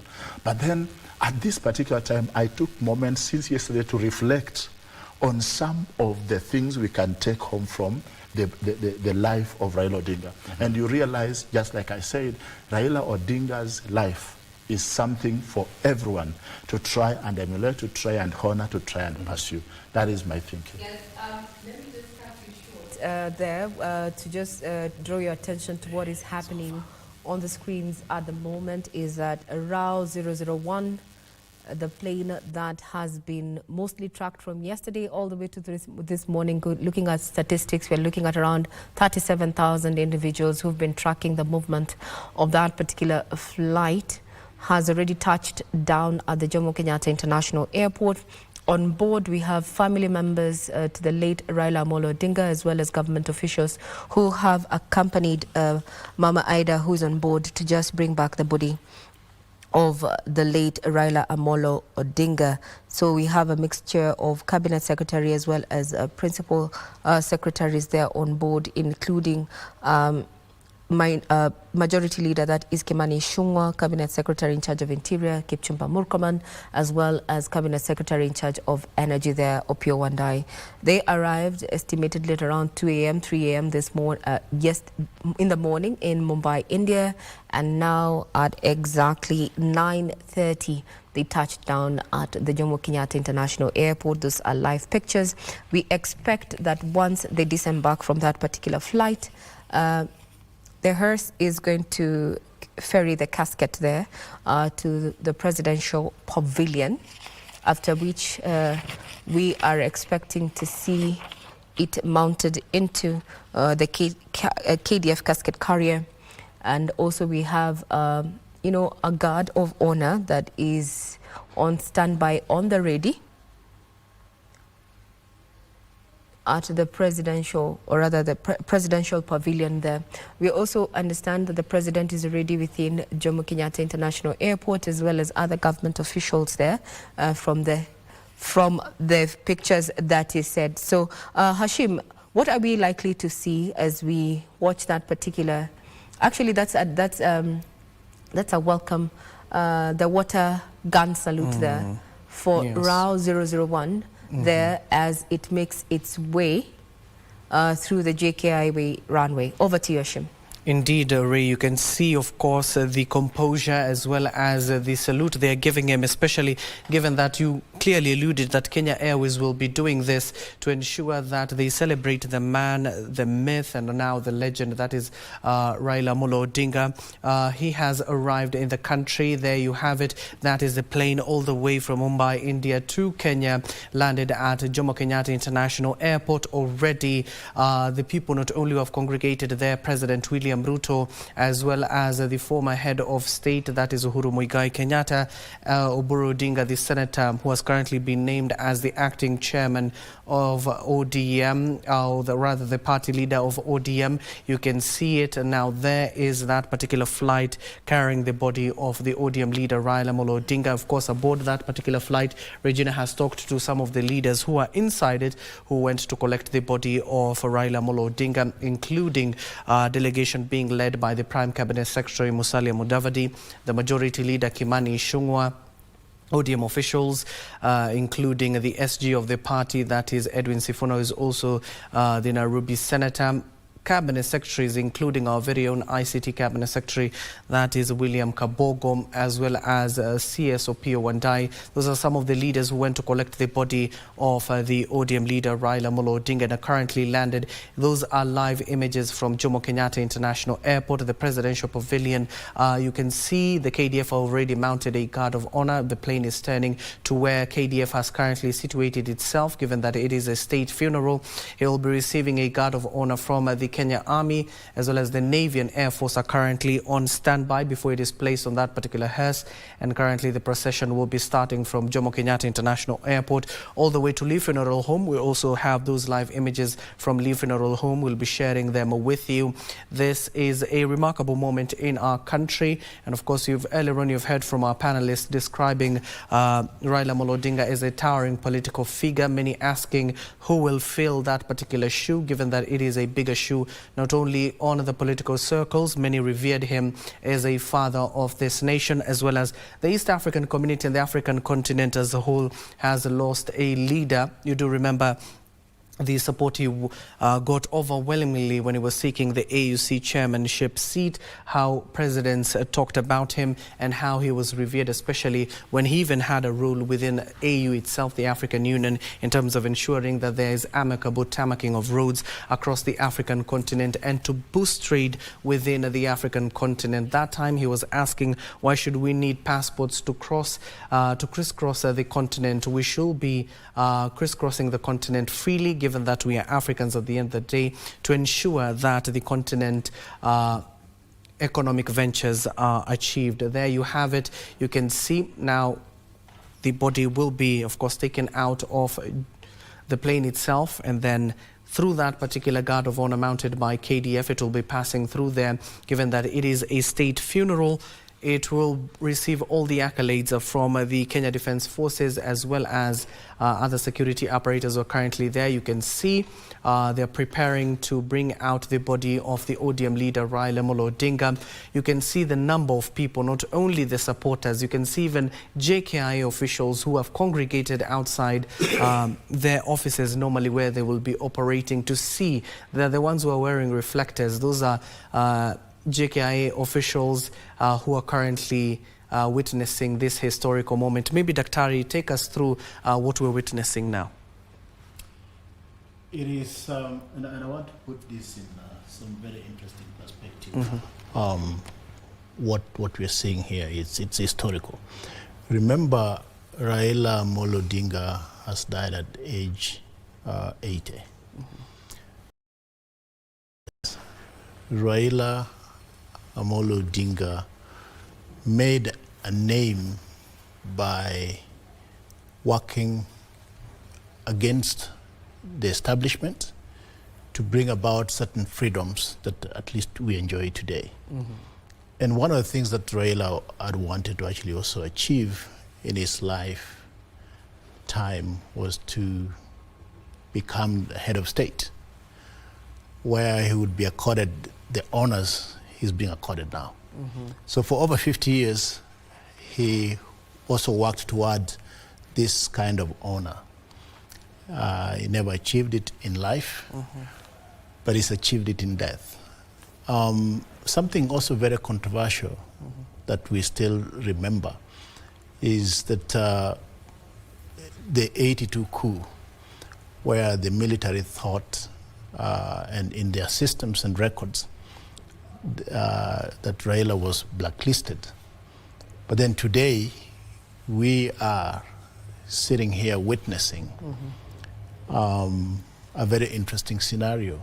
A scenario where it is the military that is receiving the body of Raila Odinga. And I think that in my view, that is an achievement. It's an achievement because of the 50 years that he invested in the transformation of this country politically, in the context of governance. And this is something that I appreciate the government of Kenya for having done, because there are, even all of us sitting here on this panel, are in a way beneficiaries of this particular gentleman who we are seeing today being honored, given full honors, full military honors. That to me is something that is profound. It also means that we should never give up. Even in death, you can still get the honors that you might have aspired for. But Raila gave his life to this country and suffered for this country. And it is just befitting that we would see what we are seeing now, captured in all the Kenyan colors. And I think that even the thought of having Kenya Airways aircraft carry his remains, basically continues to affirm the kind of unity we actually also need in this country. But even as that also happens, this also is something that I think as historians will be captured in the books of history for this country and also for this continent. But this is an amazing moment. It's a sobering moment, and actually, as a practitioner in the industry of communications and IT, I want to congratulate KBC for being able to actually capture a moment like this and bring it to the people, because there are a lot of us today that are basically just watching from different quarters, not necessarily physically there. But you can see from even a technology context and point of view, we are able to actually see that. Remember yesterday, KBC, known to many, brought the pictures of what was happening in India.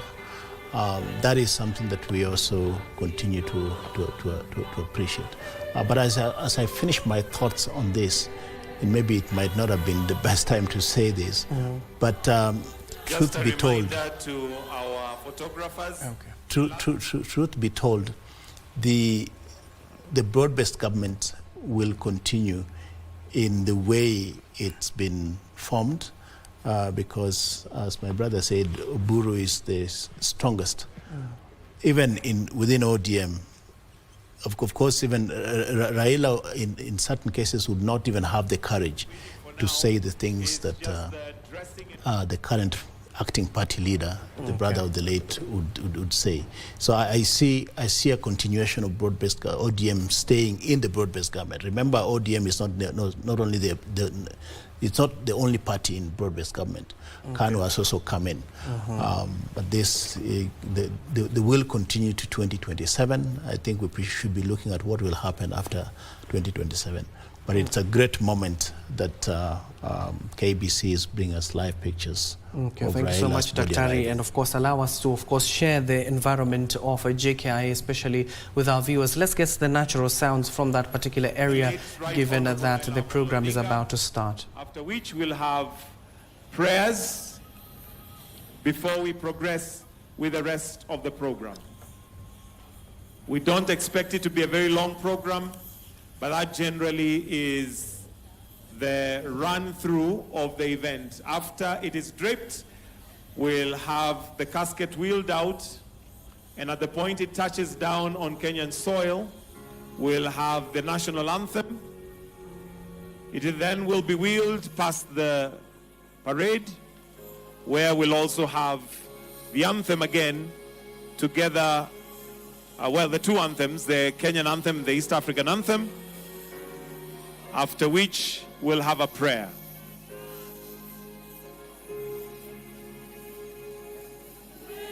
Have it. That is an itinerary that has been given out by Michael Gitonga, State House representative, just talking about. You can see now the leaders alighting.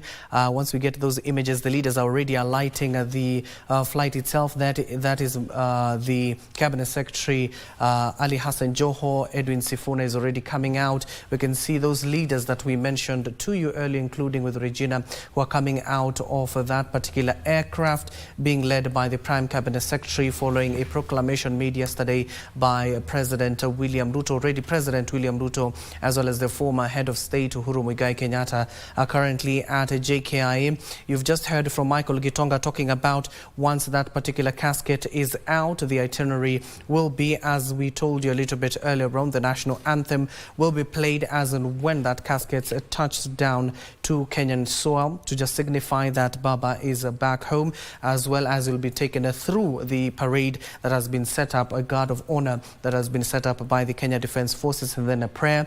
It will be a short ceremony, as Michael Gitonga has told you. After that particular session, you'll see the procession being taken slowly all the way through Mombasa Road, snaking its way through the Central Business District and all the way to the Lee Funeral Home. You can see KDF already at that particular aircraft, ensuring that the casket is safe so that they can bring it out. You can see the leaders who were in that particular aircraft already alighted. You can see Edwin Sifuna, the Majority Leader Kimani Ichung'wah, and a host of other leaders who are in that particular aircraft. KDF have taken over. We've been seeing the CDF General himself, that is Kahariri, who's currently there. The Vice CDF as well is also present, and a host of generals from the Kenya Defence Forces who are overseeing this particular exercise, given that it is a state funeral. And too many people might think, why all these people congregated there, especially wearing reflectors? Those are JKI workers who want to see this historical moment. Even behind them, I can see a host of people, ODM supporters, who are currently there. You can see the Odinga family who are on that particular aircraft. You can even see Winnie Odinga there holding the cap of ODM leader Raila Odinga, and of course emotional moments there for the family and the country at large. What a moment you're seeing on your screen. Those are the family members of the ODM leader Raila Odinga and other relatives who are currently there. They went all the way to India to receive the body of the ODM leader Raila Odinga. And interestingly, what happened in India, we even saw his former friend, that is the Prime Minister, that is Narendra Modi, who was there eulogizing Raila Odinga. They have been good friends over the years. The governor, including the governor of that particular area where Raila Odinga was declared no more, the governor as well as the government of India accorded Raila Odinga a casket, and of course they paid their last respect to the ODM leader Raila Odinga. You can see those people behind there with leaflets. They are not protesting, they are there to mourn with the family, and of course peaceful processions within JKI as they wait for that particular casket to be brought out. You've heard a little bit while ago that the program will not be that long, given that the itinerary has been set out all over to ensure that every Kenyan at least can get an opportunity to not only sign a condolences book, but to see or view the body of the ODM leader Raila Odinga. The procession, as I told you, will be going slowly from JKI, snaking its way through Mombasa Road all the way to the Lee Funeral Home, where it will be preserved for just a few minutes before it is taken to the Parliament buildings, where preparations have been made to receive the body of the ODM leader Raila Odinga. Now you can see the security apparatus there, given that President William Ruto proclaimed that this will be a state funeral accorded to former heads of state, but this is an unprecedented moment where the former ODM leader Raila Odinga is receiving honors similar to those of former heads of state. And of course they're about to bring out the casket. As and when it comes out, people will be asked to keep quiet so that the national anthem can reverberate across the JKIA fields. You do remember how the ODM leader Raila Odinga talked about the revamping of JKIA, especially supporting the Adani deal that collapsed. Raila Odinga was talking about how that could be crucial for the revamping of the JKIA, given that the numerous issues that has faced the airport itself. But right now the ODM leader Raila Odinga's body is about to be brought out. As and when it is brought out, you'll be seeing those images, will give you the sounds, the feel of that particular area. The family is present.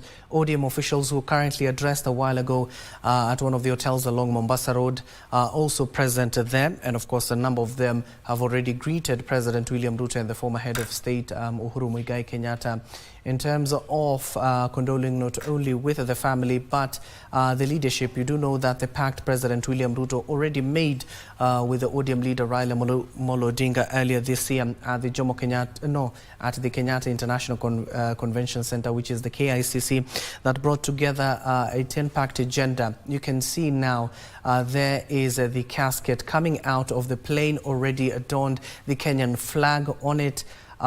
We were informed that as and when it touches the ground, the national anthem of this country will reverberate across JKI. There you have it, JKI officials alongside KDF officials picking up the casket. Of course, ululations. Let me allow sound at JKI so that is happening.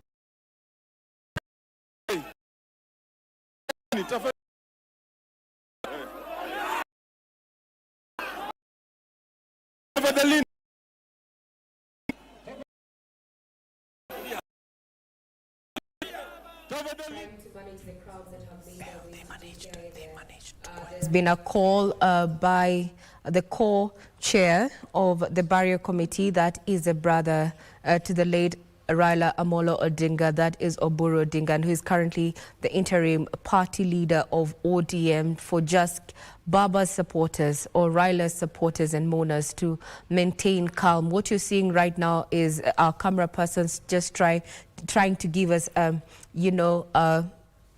steady shots there, but we'll get back there. We're seeing there's a lot of commotion there. But that, what you're seeing on your screen currently is the Lee Funeral Home. We expect that once a casket is loaded into the hearse, and also just having the KDF casket carrier snake its way through Mombasa Road to Langata Road, through the Raila Odinga Highway, all the way to the Lee Funeral Home, that this is where it's going to be received for preparations. Remember, from noon, members of the public will be allowed to view the body that is going to be lying at the Parliament buildings between noon and 5 p.m. today there, and those who are going to be there, including, been asked to remain somber. Now, what you're seeing this from Lee Funeral Home, yes, now we are back to JKIA. It seems that the security apparatus is really struggling to just maintain order. And once we get those steady shots, we will be getting back to JKIA. Remember, the government there, the late Raila Odinga, is going to be accorded a state reception at the JKIA, led by none other than President William Ruto. Once we get those steady shots and the security, you know, just manages the crowds that have already forced their way to the Jomo Kenyatta International Airport, we will be taking you back there. But what you're seeing right now is security apparatus on the ready at the Lee Funeral Home. We also have our reporter Timothy Kipnusu on ground, and he's going to be bringing us up to speed with what is going to be happening, taking place there at the Lee Funeral. Is that the body is going to be received at the Lee Funeral Home, prepared for public viewing. That is going to be happening at the Parliament buildings from noon to 5, all the way to Kamru Parliament are going to be holding special sittings from 10 for them to eulogize Kenya's political the role played over a disservice. He's been to speak with questions abound based government there. We'll be keenly waiting to hear what President William Ruto is going to be saying in the coming days in regard to this. In 2024, Raila Amolo Odinga came in very strong to unite Kenyans at a time when we had the anti-government protests here led by the Gen Z. Just of Raila Odinga as well as President William Ruto to quell, or rather just try and rein in on the political stability. So then was a cabinet that has been called the broad-based government. I'll be roping with his panel on the other side. Speak to, and the main question of what is going through a majority of people's minds is what people gain access to international airport. It seems to how Raila Amolo overwhelming need to be, you know, a moment in history. A president, not a president, but a former premier, you know, and today witness a state reception there led by none other than President William Ruto. Over to you, Mike Maybe. You know, it's a sign of outpouring love that Kenyans have for Raila Odinga. Remember, there is a person who they have known for a long time in his political space. And the fact that people have large numbers to just receive hate in the country is just a sign they respect. One of the things that they yesterday as he is that it's a once in a generation leader. Once in this is not something on then being spoken about a leader, but when it comes to Raila Odinga, his impact is undeniable. And Osido, I don't know how you view that statement that Raila is a once in a generation type of a leader. That's very correct, and is largely because Mheshimiwa Raila Odinga is a gentleman that you cannot compare with anyone.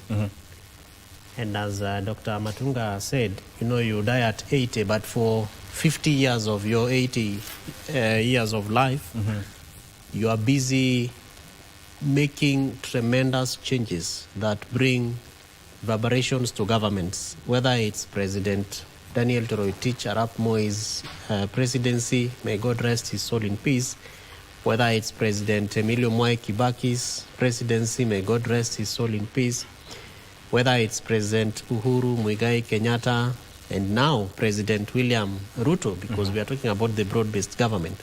But even of the AU chairmanship, former Odinga, that screen is the parliament out to and we are broadcast here to as of now. Ambaye kwa hekima na viongozi na mabunge kwa ustawi wa jamii na utawala wa haki wa wanadamu, tukusihi utazame kwa neema nyingi sisi watumishi wako ambao wameridhika kutuita kutekeleza shughuli muhimu za jamhuri yetu. Twakuomba uteremshie baraka zako sisi tulikutanika hapa, na utujalie tuyatende na kufikiria mambo yote tutakayofikisha mbele yetu kwa njia ya haki na uaminifu, ili utukufu na sifa zako siendelezwe, na ili kustawisha amani, ufanisi na heri ya nchi yetu na wale ambao haja zao wamesikabidhi mikononi mwetu. Amen.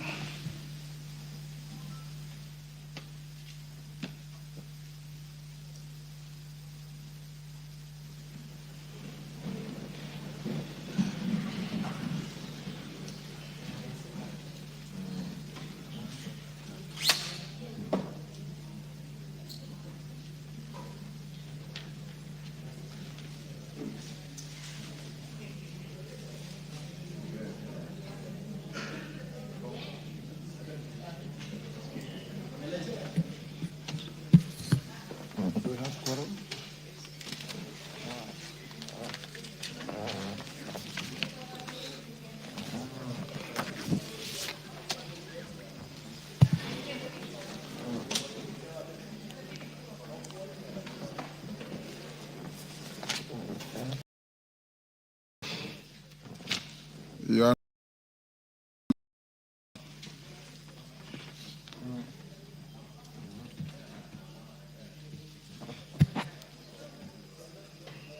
Honorable members, we have quorum to transact business.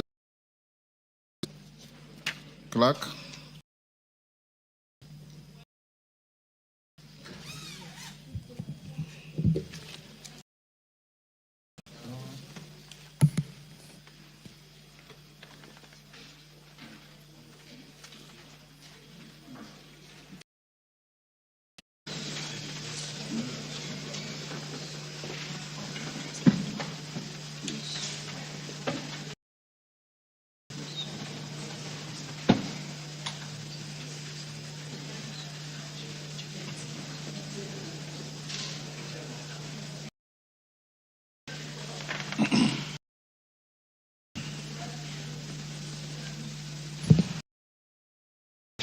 Order number 1. Order number 2, communication from the chair. Honorable members, welcome to this sitting today for the special motion. I want to make the following communication. Honorable members, we meet this morning under a somber cloud that hangs heavy on our nation. You will recall that I did invoke Standing Order number 1 to adjourn the morning sitting of this House yesterday, a decision that resonated with the anxious solemnity that gripped the country as news broke of the passing on of one of Kenya's greatest sons. Honorable members, as confirmed by His Excellency the President, Dr. William Samoei Ruto, CGH, President of the Republic of Kenya and Commander-in-Chief of the Defense Forces, The nation is in a mourning following the death of the Right Honorable Raila Odinga, EGH, the second Prime Minister of the Republic of Kenya. The Right Honorable Raila Odinga passed away yesterday, Wednesday, 15th October 2025, while undergoing treatment in India. Honorable members, the Right Honorable Raila Odinga was born on 7th January 1945 to the late Jaramogi Oginga Odinga and the late Mama Juma Odinga in Maseno, Kisumu County. He was a son of Kenya's first Vice President, and from his earliest years, he was shaped by the spirit of courage, conviction, and compassion that would later define his life. He was educated in Kenya and Germany, where he earned a master's degree in mechanical engineering, a foundation that spoke to his sharp intellect and practical vision. On returning home, he lectured at the University of Nairobi and founded the East African Spectre Limited, an enterprise that reflected his belief that Africans could build and own their own future. When multi-party democracy was finally restored in Kenya, he became a central figure in shaping the nation's modern political history. Election as a member in 1992 to position, he embodied resilience and an abiding of the people. Honorable member was a reformer who every chapter of evolution. He played a role for constitutional reform, chaired key parliamentary committees, and stood at the forefront of the conversations that eventually birthed the Constitution of Kenya 2010, our living testament to shared governance, freedom, and evolution. As a Minister for Roads, Public Works, and Housing, he championed infrastructure projects that reshaped our country, the expansion of major highways, the planning of the Lapsset Corridor, and the bold reclamation of public spaces long lost to impunity and land grabbing.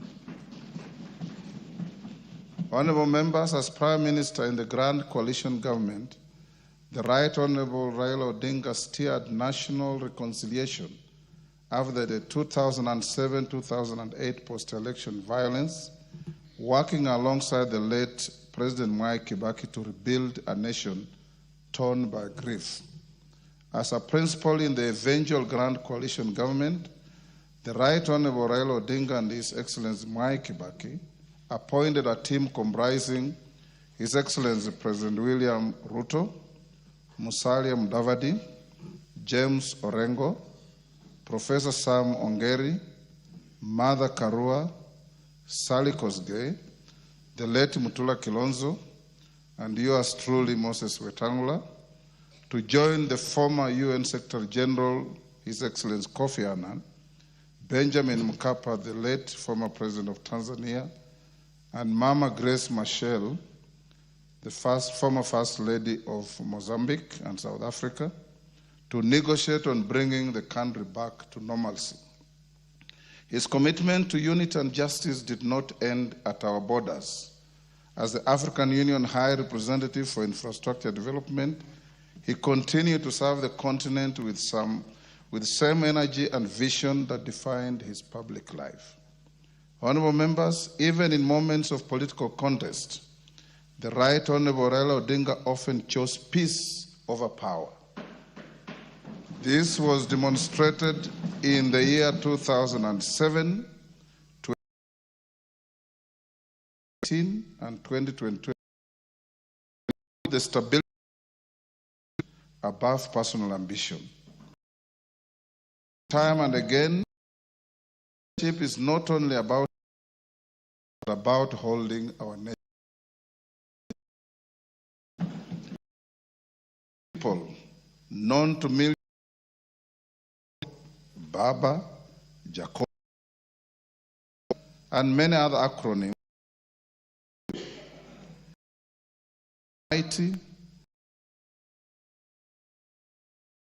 He inspired stubborn hope could all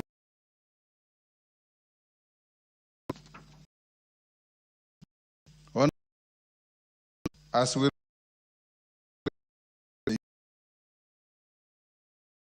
he was reminded us that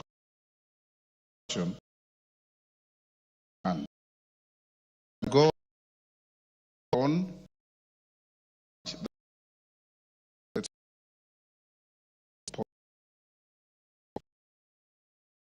therefore on behalf of the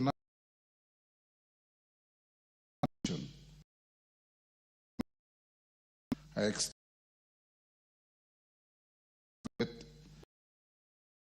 Amol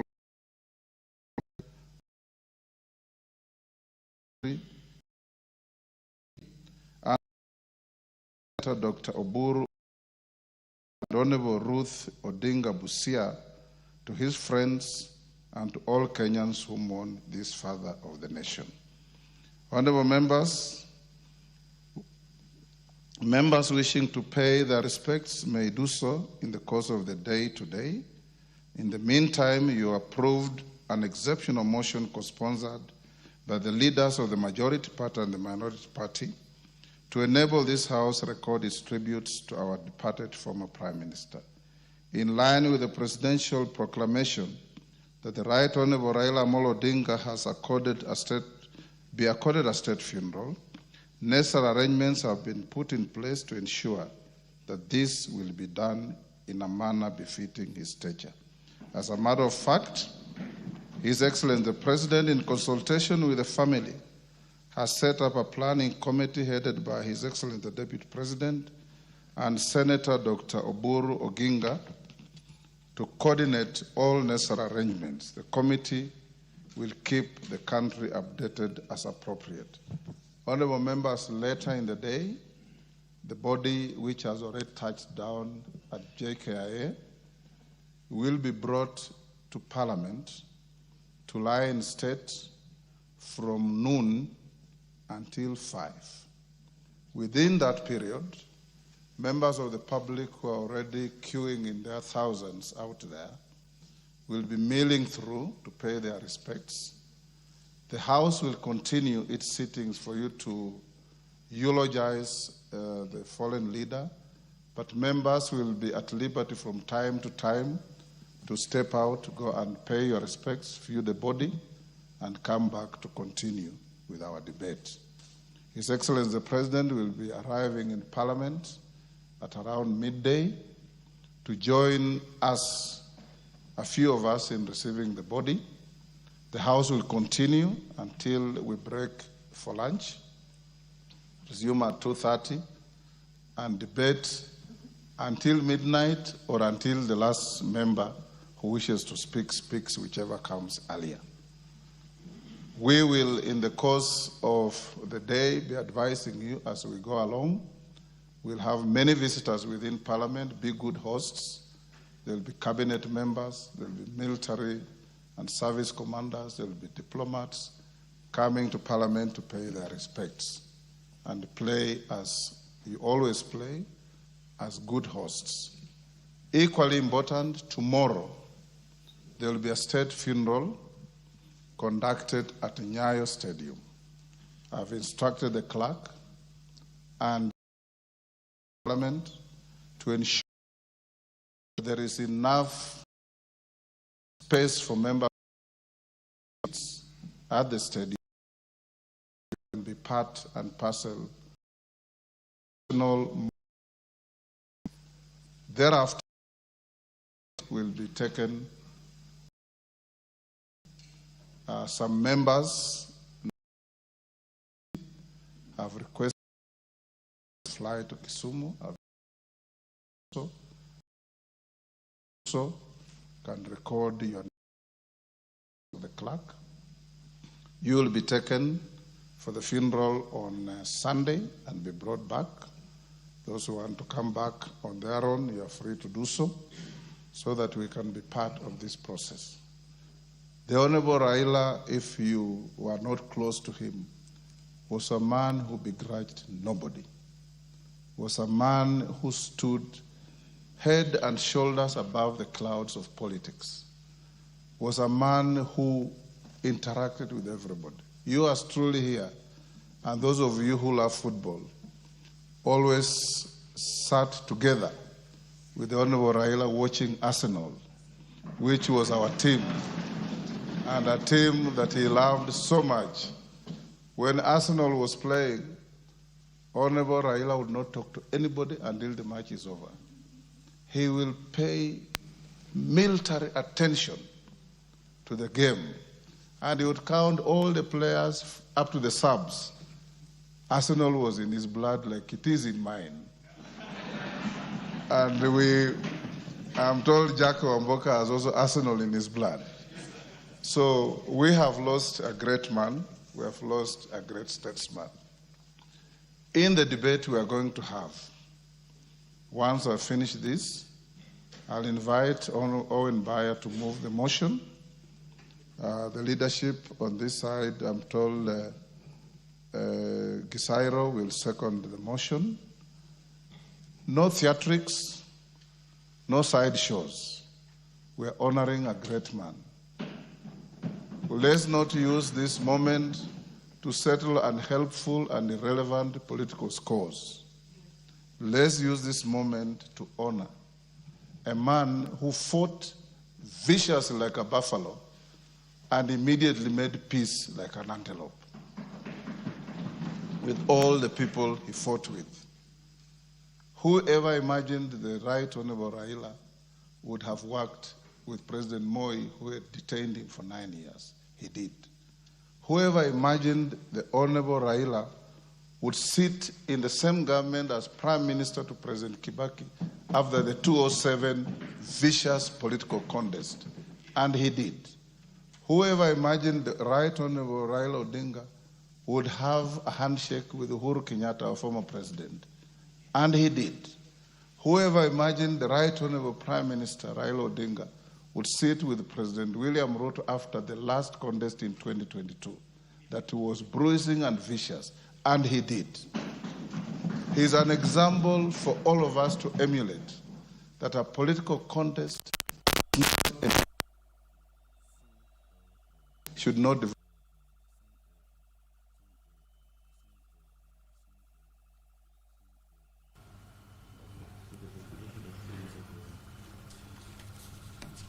Well, of course, those are live images from the Parliament, and of course the Speaker is currently speaking. Let's go back there.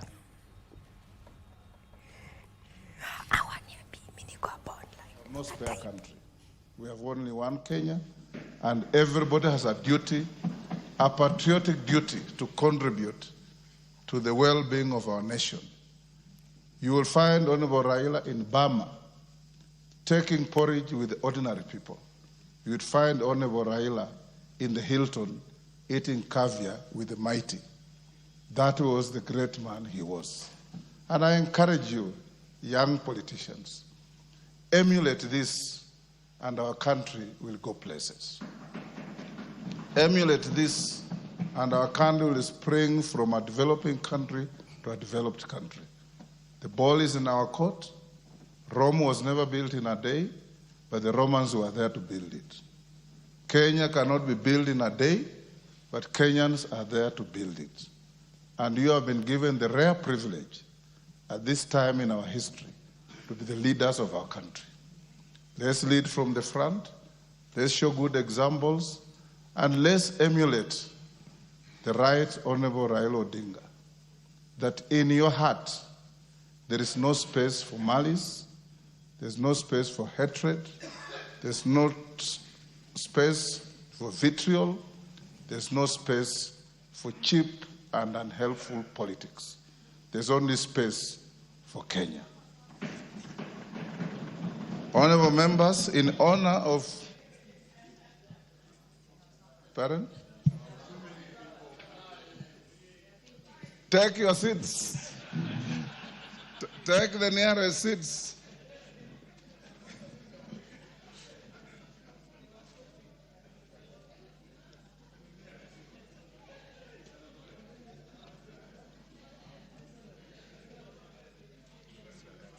Yeah?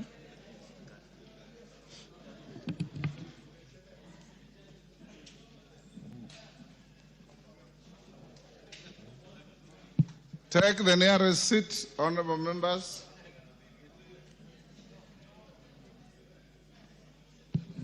Honorable Soro, you are missing in action. Yes, I was telling everybody, all members, that let's be each other's keeper. Let's love each other. Let's love our people. Bob Marley said, know people, feel people, love people. That is what makes society. Know people, feel people, love people. That is the great Bob Marley. And that is the Kenya we want. As I finish, honorable members, in honor of his selfless service and immense contribution to the Republic, I once again request that we all rise and observe a moment of silence in memory of the late Raila Odinga, the enigma of Kenyan politics, a visionary leader, and a true son of our land. I believe Chinua Achebe had people like Raila in mind when he said, a wise man standing on the ground will see further than an idiot standing on top of a tree. And indeed, he saw further than many, many, many people.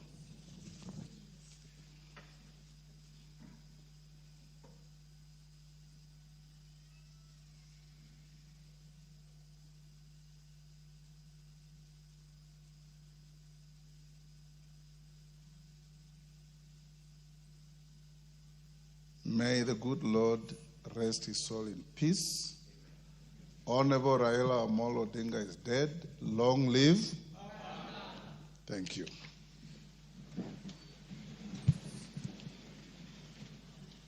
I will now give you direction as follows, honorable members. The mover of this motion will have 10 minutes. The seconder will have 10 minutes. Your leaders, when they come, will have 20 minutes each. Each member will have 5 minutes to speak. You can exhaust your 5 minutes. You can spend less. Every member at the end of the day will have an opportunity to speak because we have selected the whole day for this. Honorable member for Bura, is it? For Garsen. To some dress code for today.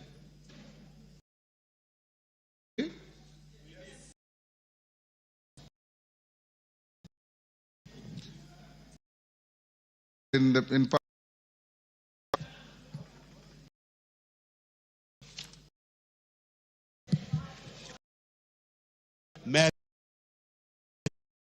Order number 4. Order number 5, papers. Order number 6, notices of motion. Order number 7, questions and statements. Order number 8, exceptional motion, tributes of the House.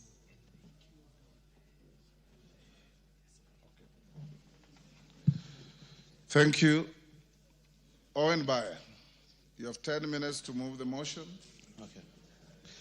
Thank you very much, Honorable Speaker. Honorable Speaker, I beg to move that following the presidential proclamation issued on 15th October 2025 regarding the passing on of the Right Honorable Raila Odinga, EGH, the former Prime Minister of the Republic of Kenya, and pursuant to the provisions of Standing Order 259D1, the tributes of this House be recorded in honor of the late former Prime Minister's contribution in this House, his selfless service to the Republic and the continent of Africa, and for his role in promoting democracy and stability in Kenya and the region.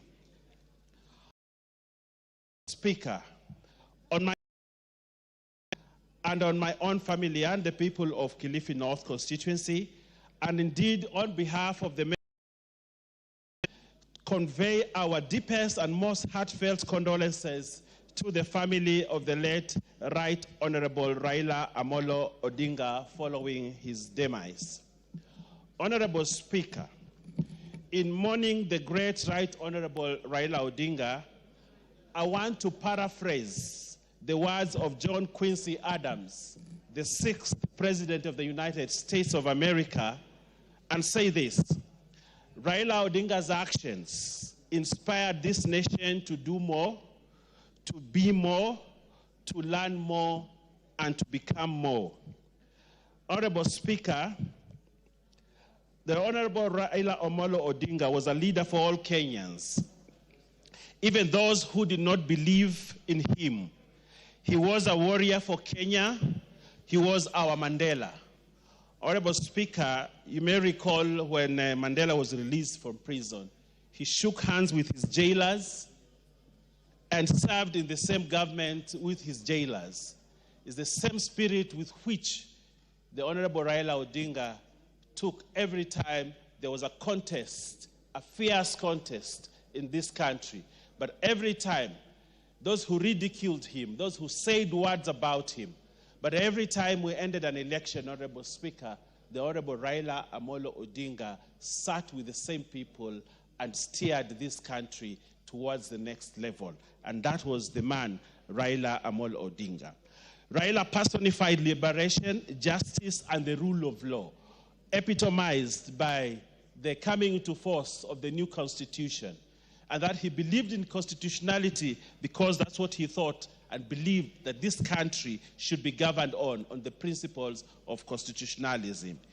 In all these warrior accolades, Honorable Speaker, he remained charismatic, approachable, inclusive, mortal, and a remarkable family man, Honorable Speaker. If you had a chat with the Honorable Raila Odinga for as many hours as you will, but in his talk, he will always speak about his family, highly about his family, and say that he's a man, that he is who he was because his family stood by him.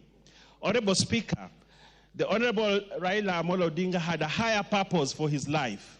And in that trait, Honorable Speaker, that higher purpose for his life, he picked very many people here from nowhere, Honorable Speaker, and created leaders out of them, Honorable Speaker. A lot of the members of parliament that sit here today, and even former members, Honorable Speaker, owe it to Raila Amolo Odinga that they are here, Honorable Speaker. And that is something we cannot take away from him. Yours truly here, Honorable Speaker, picked me from my university lecture room. I knew nothing about politics. I didn't even aspire to be a politician. But when I met him, and he encouraged me, and I feared running for a political post, but he encouraged me. Today, I am the leader that my people can depend on because Raila Amolo Odinga made me who I am today. Honorable Speaker, many of us, as we sit here, the same hallowed chamber that the Honorable Raila Odinga sat many years, remember his debates, his contribution, his fierce contests in these chambers, not for himself, not for what he wanted for himself, but what he wanted and inspired for this nation, to make Kenya a great nation. As he lies in state today, and he lies in state in these honorable chambers, Honorable Speaker, we mourn a great man, a man whose spirit, whose life story, Honorable Speaker, describes what Kenya is. And the up and hills, and the hills that this country has gone through, Honorable Speaker, and the progress that we have made as a country, described in one to Raila Amolo Odinga. Finally, Honorable Speaker, Honorable Raila Amolo Odinga, using the on his song, Goodbye England Rose. And I want to say this: goodbye, Kenya. May you ever grow in our hearts. You are the grace that placed were torn apart. You called out to our country, those in pain. Now you belong to heaven, and the stars spell out your name. And it seems to me you lived your life like a candle in the wind, never fading with the sunset. When the rain set in and your footsteps will always fall here. Along Kenya's greenest hills, your candles burned out long before your legend ever will. I thank you, Honorable Speaker, and ask the Honorable Gesairo to second. Gesairo. Thank you, Honorable Speaker. Honorable Speaker, today we sit here mourning the loss of the father of the second liberation, a man who fought for the Constitution that we have today, the freedoms that we enjoy today, the freedom of speech, freedom of expression that we have today carries the name of the Right Honorable Raila Omolo Odinga. Honorable Speaker, Raila Omolo Odinga was a man of courage, a man who spoke for what he believed, who walked the talk, and ensured that he gave the rest of the country confidence that there is a better Kenya that is coming. Honorable Speaker, Raila Omolo Odinga was a man who spoke without speaking, a man who led without uttering a word. He was truly an enigma. He always re-emerged when everyone thought that he was down, when everyone thought that he had been vanquished.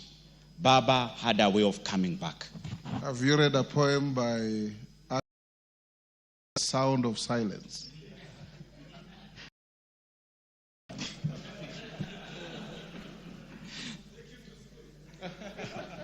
Honorable Speaker, Raila Omolo Odinga believed in constitutionalism, doing what is right. He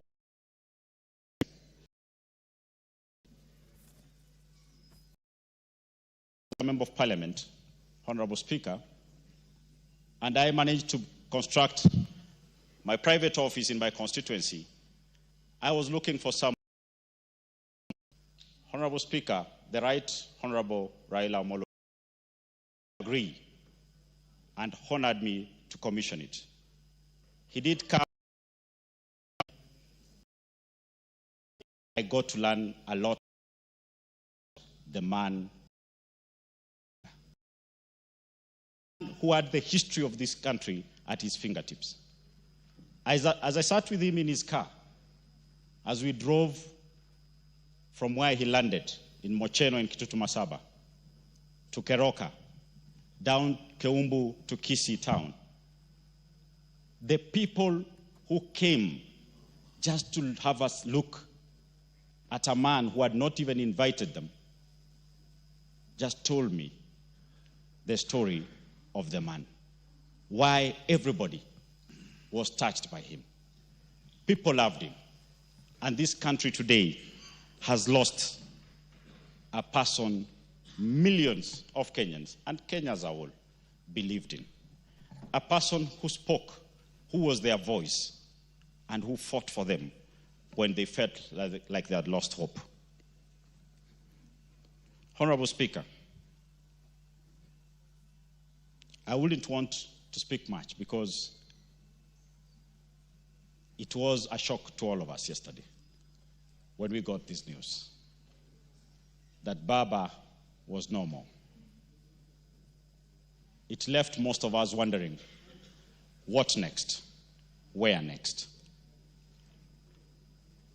But we're sure that the many sons and daughters he raised politically will carry on the great deeds, the fighting spirit, the vision he had for this country.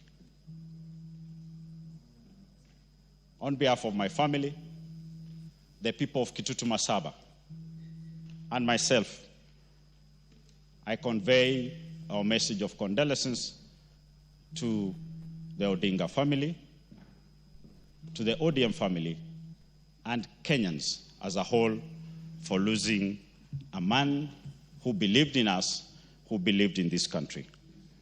As Baba rests, those of us who remain should carry forth his spirit of fighting for equality, transparency, and a dream of a better Kenya for us, our children, and the generations to come.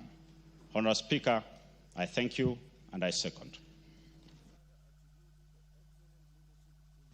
Honourable members, I now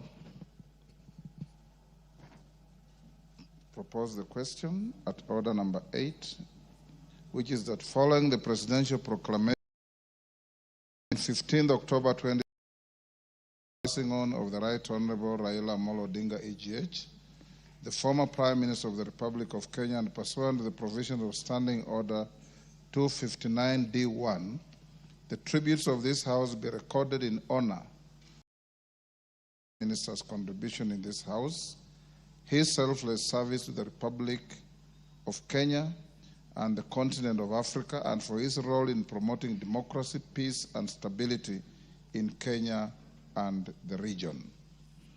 Before I give the next speaker, allow me, there's some urgent business, to go back to orders numbers 5 and 6. The Honorable, is Chepkonga here, or is it Owen Baya who is Chepkonga? Who? Kishimo. Yes, to urgent paper on the table and give notice of motion. So call out order number 5. Order number 5, papers. Bishimo. And then on behalf of the Chairman, Committee on Delegated Registration, I beg to lay the following paper on the table of the House today,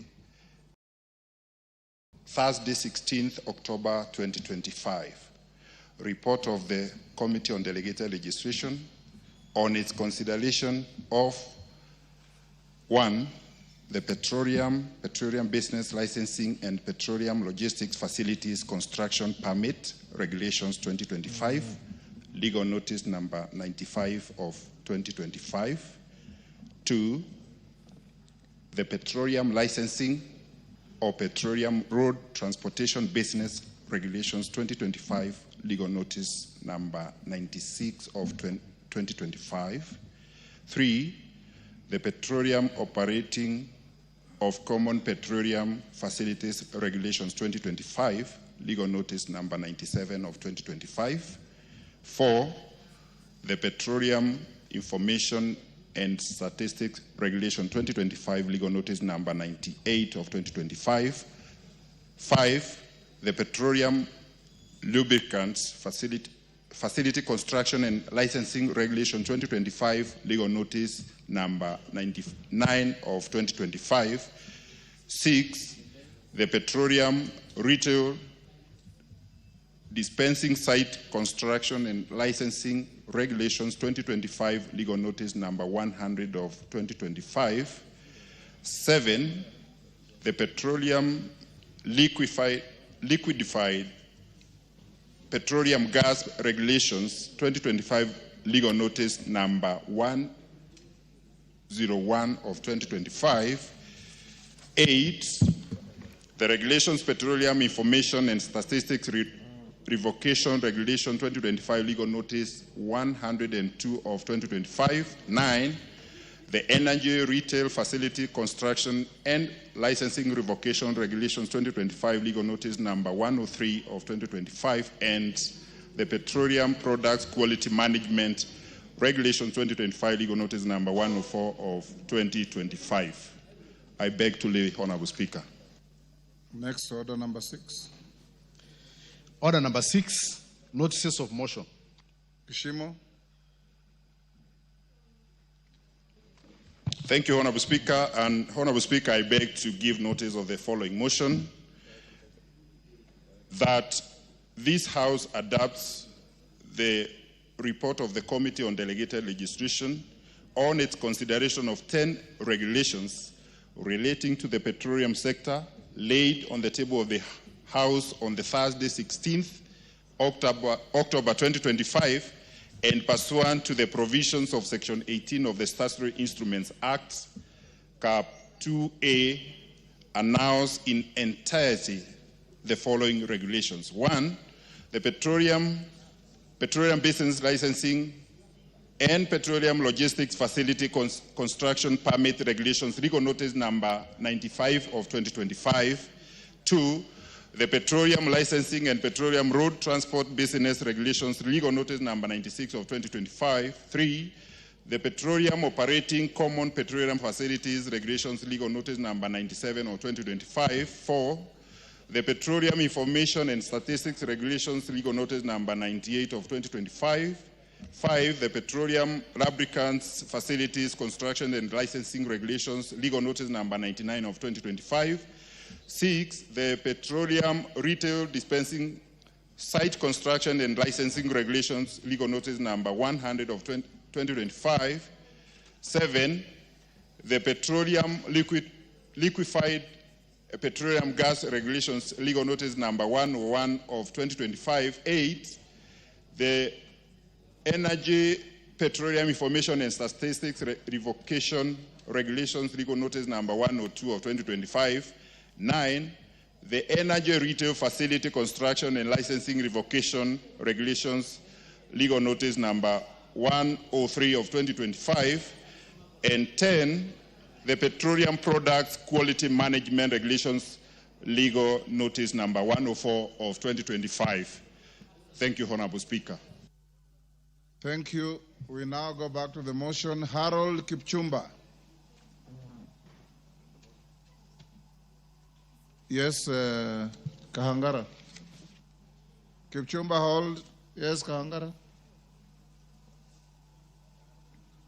Give the Yes. Thank you, Mr. Speaker. Mr. Speaker, I'm just raising a proposal at the beginning of the debate. Yes. That considering what you are seeing at JKIA and the expected number of people who come to view the remains, I am proposing that we limit the number of minutes given to members, probably to 2 minutes, so that as many members as possible. It's a proposal, yes, so that we have as many members, conversing in the morning session, because the afternoon may not be able to go on. Thank you, Mr. Speaker. Kipchumba, members, do you want to adjust the time allocated?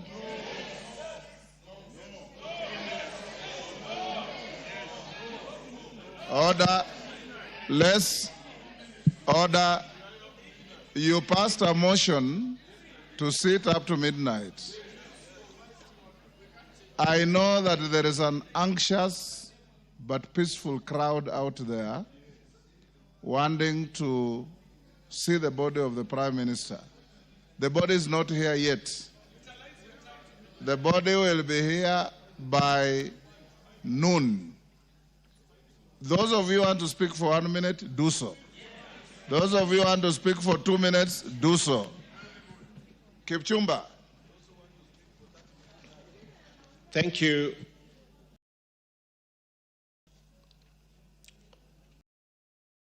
Tribute to my friend.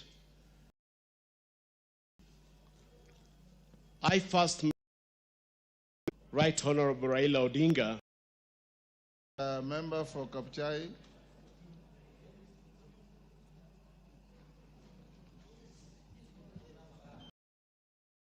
Thank you, Mr. Speaker. Mr. Speaker, I rise on point of order 83 to know if it is in order for a ranking member to divide the Speaker's direction yesterday, Honorable Bosin, and come dressed like that, Mr. Speaker, now that Honorable Wario has just left to go and change and become well-dressed, Mr. Speaker. Thank you. Honorable Singh, the point of order is legitimate. Go on, Kipchumba, search your mind and do the right thing. You don't have to answer. Thank you. Go on. Thank you, Honorable Speaker. I stand to pay tribute to a friend. What is it, Posing? Honorable Speaker, I heard your directive very clearly, Honorable Speaker. But people, and you must also appreciate I come from a culture and a community. Honorable Raila Odinga, I supported him in the last election. And where I come from, Honorable Speaker, when a king dies, you don't dress black, you dress light because you appreciate that person, Honorable Speaker. Honorable Speaker, you know Order. Honorable Speaker. Order, Posin. Let me say this. Take your seat. Take your seat. To begin with, I know the anthropology of every community in Kenya. What you are saying is not correct. Go on, Kipchumba. Thank you, Honorable Speaker. I stand to pay tribute to my friend and leader, Right Honorable Raila Odinga, the person I first met in the corridors of cells in 1986 while fighting for democracy. I was picked as a suspect of the FARA movement then. And since we met, he looked at me and wondered how a police officer would handcuff a person on crutches. And we became friends. It is hard to put into words what Right Honorable Raila Odinga means to me, not just as a leader, but as a friend. I have seen in him strength that is silent, patience that does not waver, and a belief in people that never fades, even in times that are rough. Mr. Speaker, the Right Honorable Raila Odinga has carried the weight of Kenya on his shoulders more times than anyone should have done. Yet, he still walked with hope, still laughed, still listened, and still dreamt of a Kenya that would live up to its promise of being a great nation. That kind of faith is rare. Mr. Speaker, sir, to me, Right Honorable Raila Odinga has been more than a political figure. He was a teacher of history, democracy, good governance, social justice in this country. He has always provided me with a shoulder to lean on and inspired in me resilience to overcome extremely challenging occasions, a mirror for courage, a role model for integrity and assurance that patriotism is not a slogan, it is a way of life. Mr. Speaker, sir, Honorable Raila, his journey has inspired us to keep pushing, to keep believing, and to never trade truth for convenience. Thank you, Honorable Raila, for showing us what leadership looks like when it is grounded in love for the people and country. Mr. Speaker, sir, the Right Honorable Raila, I call him Baba, showed great love to persons with disabilities whom he constantly nurtured politically and helped them climb to their highest political heights both in Orange Democratic Movement Party and the Houses of Parliament. At a personal level, my family and I wish to record our most sincere appreciation for his assistance to me and my son at very difficult moments in our lives when we needed medical attention both inside and outside Kenya. After a fatal road accident involving me and my son in 2013, immobilized and paid for the top neurosurgeons in the country to manage my son. Even when my nomination to the Senate was nullified, he stood by both morally and financially to date. This lasted for the period 2013 to the time of my current nomination to the National Assembly, supported and facilitated, notwithstanding the fact that I came from a community that did not significantly support our party, ODM. Lastly, Mr. Speaker, sir, let me end by... Give him 30 seconds to wind. Let me end by quoting the last message by Honorable Raila Odinga to me last Sunday, 12th October 2025 at 9:13 a.m., where he wrote, "Thank you, my brother, for standing with the party in Baringo. I will always cherish this personal affection and recognition. Fare thee well, my friend, Right Honorable Baba." Thank you, Mr. Speaker, sir. Thank you. Member for Bumula. Wamboka. Thank you, Honorable Speaker. It is indeed difficult to mourn a friend, a father, to all of us and to the nation. When my friend Wafula Buke called me yesterday morning of the passing of Raila Odinga, I did not believe, Honorable Speaker. It looked like a normal joke, April Fool's Day. It looked like something will happen and Raila Odinga will be back. It is very difficult. We mourn a very courageous man. I admired the courage of Raila Odinga from when I was a young boy.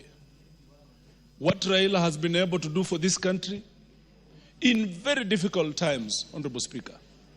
We remember him for liberating this country when no one could dare speak to the government, at the government.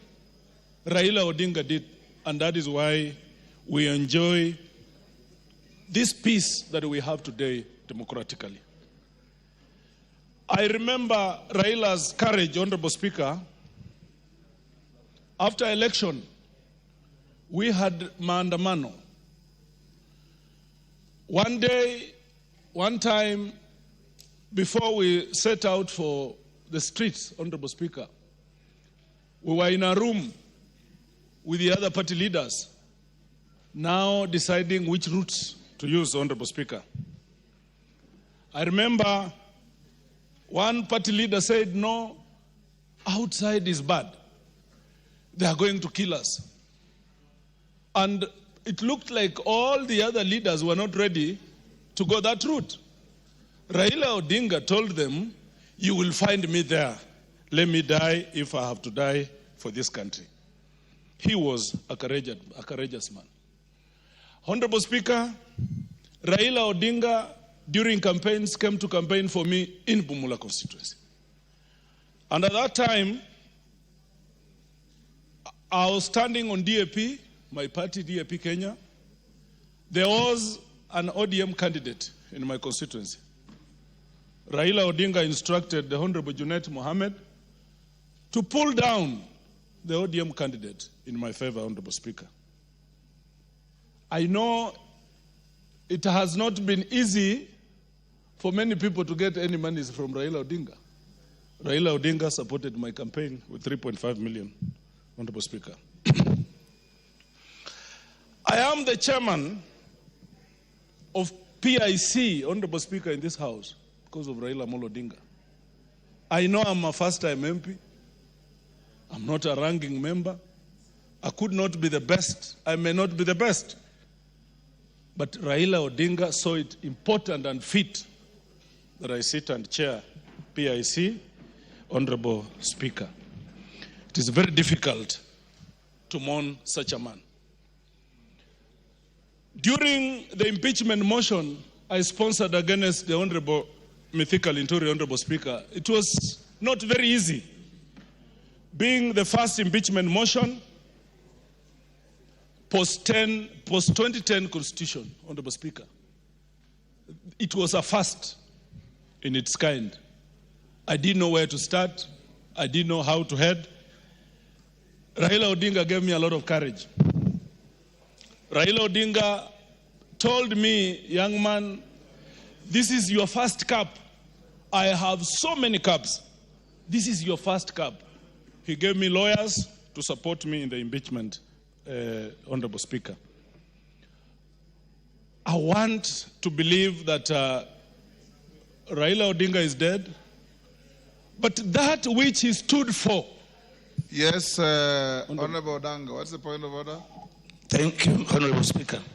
I just want to remind my son here, you know he's my son and a member for Bumula, that his impeachment motion was not the first post-2010. I did sponsor one for the removal of, Honorable Jacob Kaimenyi. Thank you, sir. Yes. Chair, add me one minute. 30 Thank you, seconds. Oja. Wind up. Honorable Speaker, it is very difficult to mourn Raila Odinga. He has left very many orphans, and I'm one of them, Honorable Speaker. I feel it in my heart. But Raila Odinga, you are gone. We will not let you down. Fare thee well, Raila Amolo Odinga. Murugara George. Thank you. Thank you very much, Honorable Speaker. Honorable Speaker, yesterday was a dark day. A dark cloud fell over our country, and by the time it started fading away, the sad news were broken to us that the former Prime Minister, the Right Honorable Raila Amolo Odinga, was no more, and that he had rested. The country was plunged into mourning, led by His Excellency the President, Dr. William Samoei Ruto, and everyone. And even as we convey these messages this morning, the entire country is actually mourning. The Right Honorable Raila Amolo Odinga is just about to be walked into this house so that he can lay in state and we are able to pay his last respects. But before we do that, allow me, Mr. Speaker, on my own behalf, on behalf of my family, and on behalf of the great people of Tharaka constituency, Tharaka Nithi County, to convey my deepest and most sincere condolences to the family of the late Right Honorable Amolo Raila Odinga, to his wife, Ida, his two daughters, Rosemary and Winnie, his son, Raila Jr., and the patriarch of the family, Dr. Oburu Oginga, and the sister, who is also our colleague here, Ruth Odinga. Indeed, we will remember the good days of the late Right Honorable Raila Amolo Odinga with nostalgia because of what he has done for this country up to the last day when he actually rested in peace.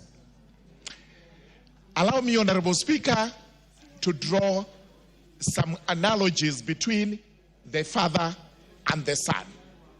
We all know that Raila Amolo Odinga was the son of the doyen of opposition politics in the country, the late Adonijah Oginga Odinga, whom we reverently referred to as the Jaramogi. Indeed, it's pride. It's extremely proud for one to be like his father. both were selfless persons, persons who would sacrifice everything for the sake of the country, Kenya. For example, the senior Jaramogi declared publicly, without blinking an eyelid, to the white man that there would actually be no independence to this country without Jomo Kenyatta. Purely selfless, when he knew for sure that he would have actually taken the reins of power to rule the country in the absence of Kenyatta. On the same shoe, the Right Honorable Raila Odinga in 2002 declared Kibaki Tosha when he knew for sure he would have contested and possibly won the election. This is what is known as selflessness par excellence. Similarly, even the tribulations, the travails all went through were similar. Detained purely because they were advocating for good governance in the country. With those remarks, it is important to say that like father, like son, Raila Amolo Odinga strode the country, strode East Africa, strode the continent of Africa and the world like a colossus, advocating for good governance, democracy, human rights, and justice.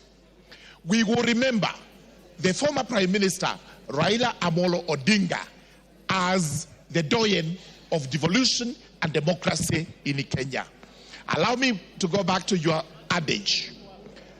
Raila Amolo Odinga is dead today, but long live Raila Amolo Odinga, Tinga, Baba, and all the acronyms we have reverently given to the former Prime Minister. Cynthia Muge. Thank you, Honorable Speaker, for the opportunity not to just eulogize the Right Honorable Raila Amolo Odinga, but to also acknowledge his immense contribution that he made to this country in democracy, in the fight for unity and freedom. Honorable Speaker, the late Right Honorable Raila Amolo Odinga stood for many things, and I'm a beneficiary of some of the things that he stood for. In the Constitution of Kenya and the issues of devolution, Honorable Speaker, I was first elected in the County Assembly of Nandi, which is a creation of the late Honorable Raila Amolo Odinga, and he stood for it. Honorable Speaker, we mourn today a man whose immense contribution into the development of this country cannot be wished away. And Honorable Speaker, I want to remember the late Raila Amolo Odinga in his journey that he has demonstrated a number of times that leadership is not about privilege, but it is about service. And Honorable Speaker, I must remember the late Raila Amolo Odinga for inspiring and giving hope to the young people to fight for a freer nation, to fight for a better Kenya. Honorable Speaker, we reflect on his immense contribution, not only to honor this man, but to also ensure that we continue to nurture democracy and unity of this country. May his soul rest in peace, and may his family, the spouse, Mama Ida, the children, Honorable Speaker, and the people that he made. Raila Amolo Odinga made hundreds of politicians in this country, and he has held their hands through the political terrain, and we appreciate him for the immense contribution. On behalf of the people of Nandi, we say, fare thee well, Raila Amolo Odinga. Your spirit will continue living on in the generations that you taught and mentored in this country, Kenya. May his soul rest in peace. Member for Westlands. Thank you, Honorable Speaker. Let me take this opportunity also to eulogize and pay tribute to my great political mentor, Raila Amolo Odinga. Honorable Speaker, the year 2007, when Right Honorable Raila Odinga was running for the presidency, he nominated me as one of his proposers. Mr. Speaker, I was not known to him very much, but he picked me and gave me an opportunity to be among the few people who proposed him to be the president of Kenya. After that, Mr. Speaker, he also nominated me to Nairobi City Council, and when he was doing that, he assured me he wanted me to be the mayor of Nairobi. But Mr. Speaker, the rest is history. After that, that's how he nurtured my political career, and ever since, I have walked, I have listened to him, I have learned a lot from him. He's a selfless man. He loves this nation, Mr. Speaker. Raila Amolo Odinga can dine with the lowest and can dine with the mighty, as you mentioned in your speech, Mr. Speaker. Raila Amolo Odinga, you can find him in Bama eating nyama choma. You can find him in Shaurimoyo sitting on a bench drinking whiskey with very common manage, and you can find him in Serena or any other place. He's a man who can attract, and he has attracted many, many people. 1997, Mr. Speaker, I know there were many Kenyans who will dismiss him, but 2002, when he pronounced Kibaki Tosha, a selfless man, he sacrificed his ambition and supported Honorable Mwai Kibaki even after he was involved in an accident and he was away from the campaign. Raila took up the mantle and championed the campaign of Mwai Kibaki, and Mwai Kibaki was elected as the president of this country. Honorable Speaker, Honorable Raila Amolo Odinga, several times I believe Honorable Raila Amolo Odinga won the election of 2007, and it was stolen from him. But Mr. Speaker, he sacrificed his ambition, stepped back, and worked with Honorable Mwai Kibaki. 2013, same thing, 2017, 2022. Honorable Raila Amolo Odinga has put this nation before anything else. And that is the man, Mr. Speaker. I know there's nobody who can sacrifice such opportunities.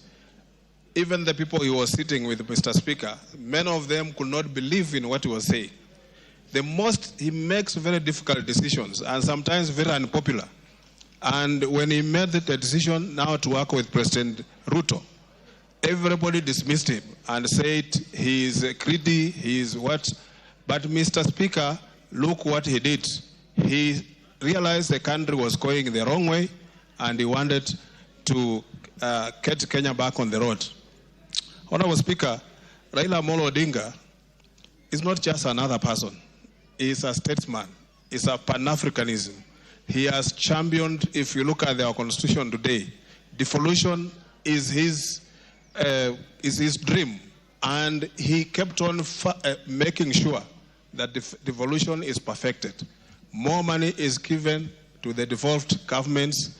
And Mr. Speaker, he was recently, when he was even pushing that the CDF also be given to the county government, I think it was uncomfortable with many people. But he didn't miss it what. He was very clear what he wanted. And Mr. Speaker, we, on behalf of the people of Westlands and my family, and on my own behalf and the family and the people of Westlands, I pay tribute to the great son of Kenya who has passed on. May his soul rest in peace. May he join the great men, Masinde Muliro, Raila, Okinga Odinga, Kenyatta, Kibaki, those who have gone before us, Michael Malwa, and Mr. Speaker, we know Kenya will stand among the big nations on the sacrifice that Raila Odinga has made. Thank you, Mr. Speaker. Badi Twalib.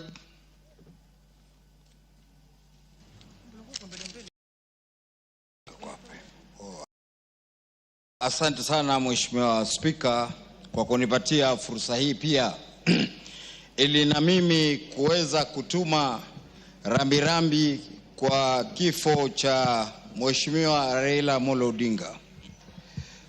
Mheshimiwa Spika, kwa niaba yangu, kwa niaba ya familia yangu na kwa niaba ya watu wangu wa Jomvu, twatoa rambirambi sote kwa familia ya Mheshimiwa Raila Amolo Odinga.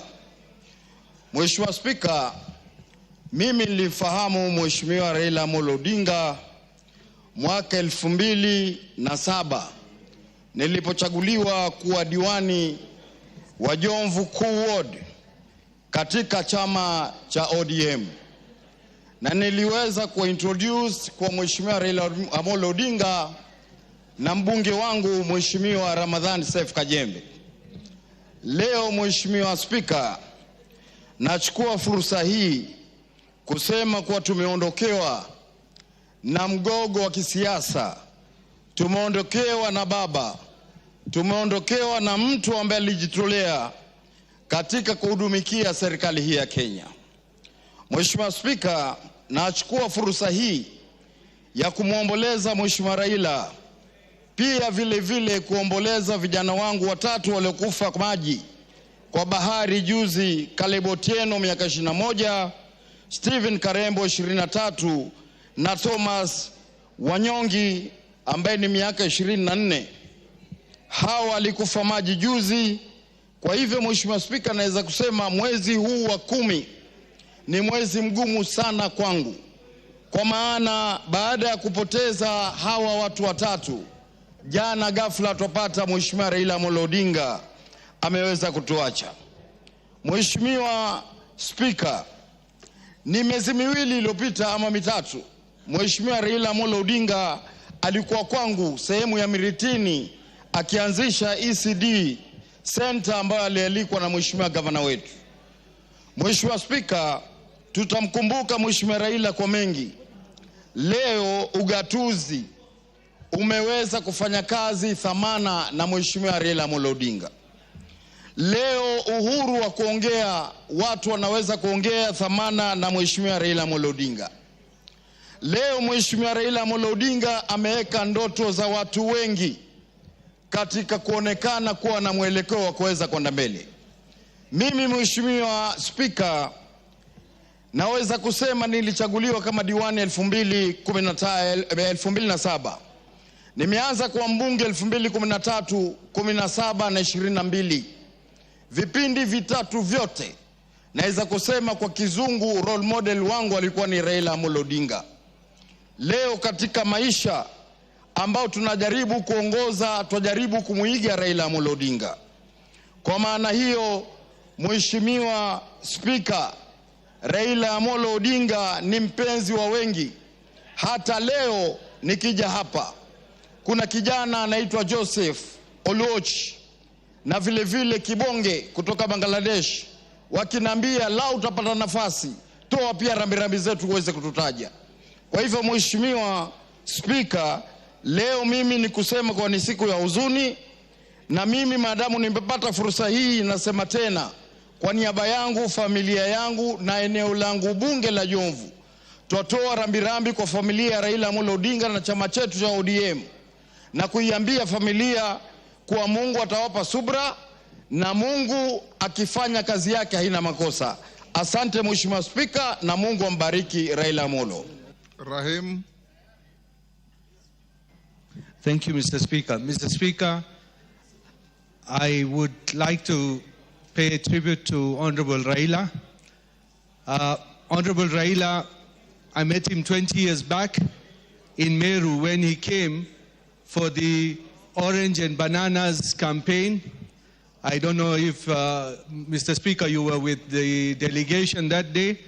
And I remember them going into Pig and Whistle. There was a hotel called Pig and Whistle. After they came out, there were rain of stones on them. And my petrol station was just opposite where they were going to hold a rally. And I remember Honorable Raila, when his speech on that day was, because the rain of stones was so much that he said, Nyinyi wa Meru mutalia nikiingia nikiwa rais. And then from there, that was the first time I encountered tear gas in my whole life. And that's when my political career started.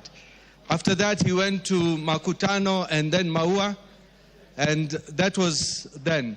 After that, we came on the same side. I was on the other side. I was for the banana, and he was for the orange at that time.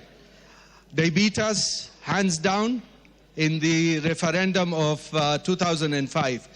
But we got back again with Honorable Raila in the one we have, the Constitution 2010, in the referendum. We were on the same side.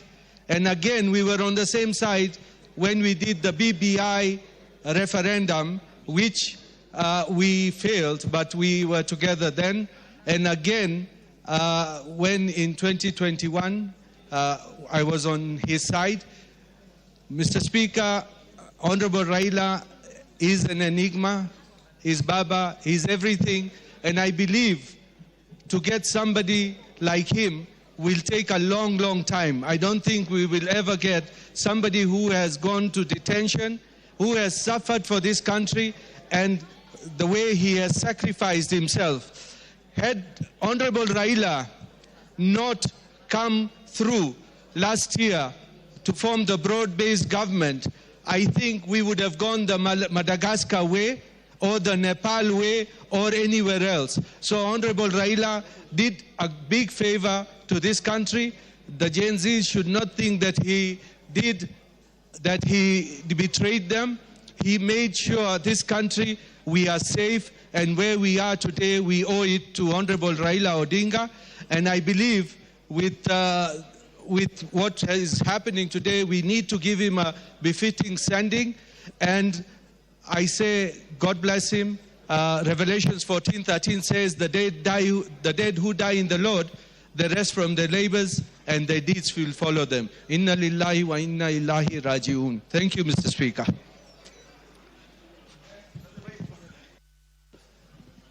Members, and I request members avoid coming to me, stacking pressure. I don't want pressure from members. I'll follow the list that is here. The way the speaker was doing is what I'll do. Please, I request members to avoid approaching the speaker's chair. Please. I always do that, you know that, and it's what I'm going to do now. So if you come here, probably you'll even make your chances to go further. So let's just follow the way it is. The next in the list here now is the Honorable Ndikiri Mugambi. Very good, that's the correct. Thank you, Mr. Speaker, for that observation. I arise on behalf of the great people of Bori to eulogize the great man of this republic, late Honorable Raila Amolo Odinga. Mr. Speaker, I met Honorable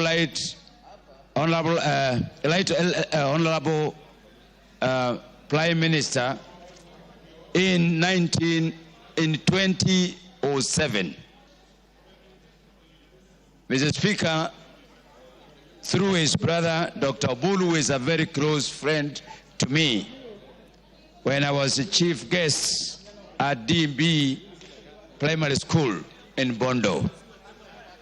Mr. Speaker, my first sight of this great man gave me an impression of a man who is caring. Mr. Speaker, I made an observation that the outside of Raila is not the inside of him. And I want to state that the inside of Raila is a very soft man, very caring person, very considerate, person who does not entertain conflict, somebody who is always on the path of looking for solutions, particularly for this country. Mr. Speaker, I arise to console with the family headed by my great friend, Dr. Oburu, Mama Inda and the children, and the entire fraternity of Odinga family. It is through Dr. Oburu and Amolo Odinga that I met our colleague, Ruth Odinga, who is a member of this parliament. Mr. Speaker, in as much as we say anything, this man has died without being given an opportunity by Kenyans to serve this nation at the greatest level as a president. But what he has done and what he has stood for is something that we all of us need to emulate. We mourn this man who has already departed, but his legacy will remain forever. I ask my colleagues, I ask other people in the political leaderships on the parties that if we have a case study of a statement, it is carried by none other than His Excellency, the Right Honorable Prime Minister of the Republic of Kenya, Raila Odinga. I thank you, Mr. Speaker.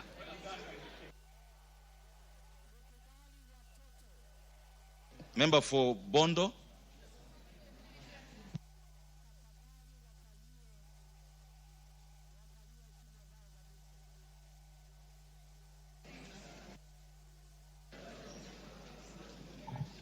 Thank you, Mr. Speaker. Mr. Speaker, as the nation and the world mourn a great Raila Odinga, let it be understood that that is my constituents by local appraisal. He is my mentor. He was my first employer in a row. So the kind of experience that I've had with Raila spans beyond 30 years, to be exact 34 years. And we've been with him almost at a very personal kind of an arrangement and a relationship over the years. Honorable Raila didn't just get to Parliament the way many of us do. It was a great effort by a group of us, a small group of us, because that time Raila himself was in exile. Raila didn't campaign, he was not in the country, and if at all there's any other person who has ever gotten into this parliament, minus campaigning, is Raila Amolo Odinga. He did that by virtue of the work that we were doing. I'm the one who went out meeting the small groups with Ida, with Joe Aguirre, a small group headed by Okiri Pacho as the chair, Shem Akuba, William Okelo, and we're not more than 10. We did that, and Raila got into parliament in 1992 without stepping in the constituency in the name of doing a rally. Fortunately, he didn't know many of the people. He didn't know even where the polling stations were. So that was our effort. Come 1995, when there were issues in Fort Kenya, Raila crossed and actually crossed the floor because he left his party and took another party called NDP. NDP, because of that, had to go for a by-election. So what I did, or what the small group of us did in 1992, we remember it because now Raila could not move to the constituency the way he had wanted, because me at that time had left back to the university for my master's. And he had to come to literally look for us. And that's when Raila got back to parliament in the by-election of 1995.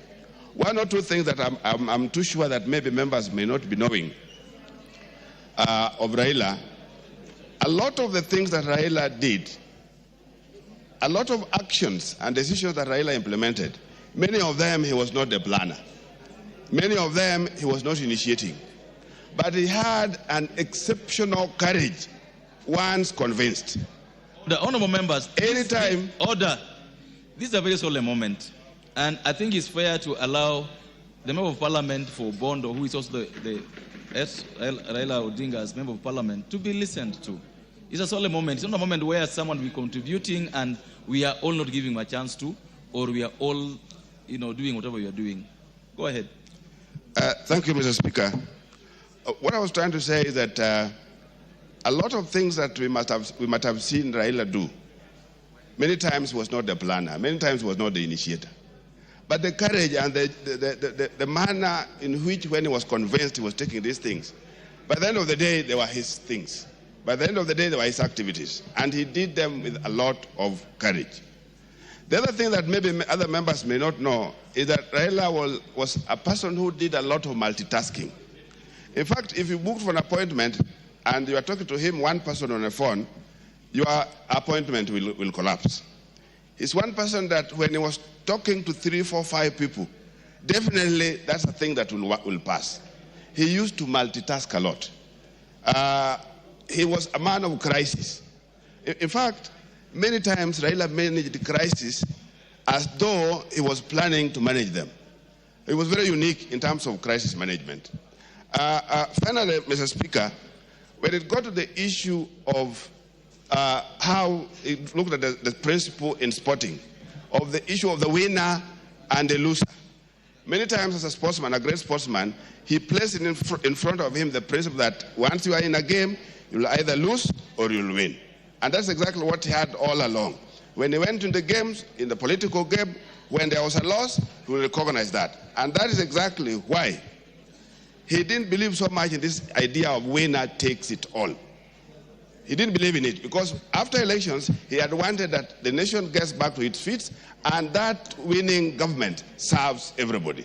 Thank you, Mr. Speaker. Well said. Next is the member for Aldai.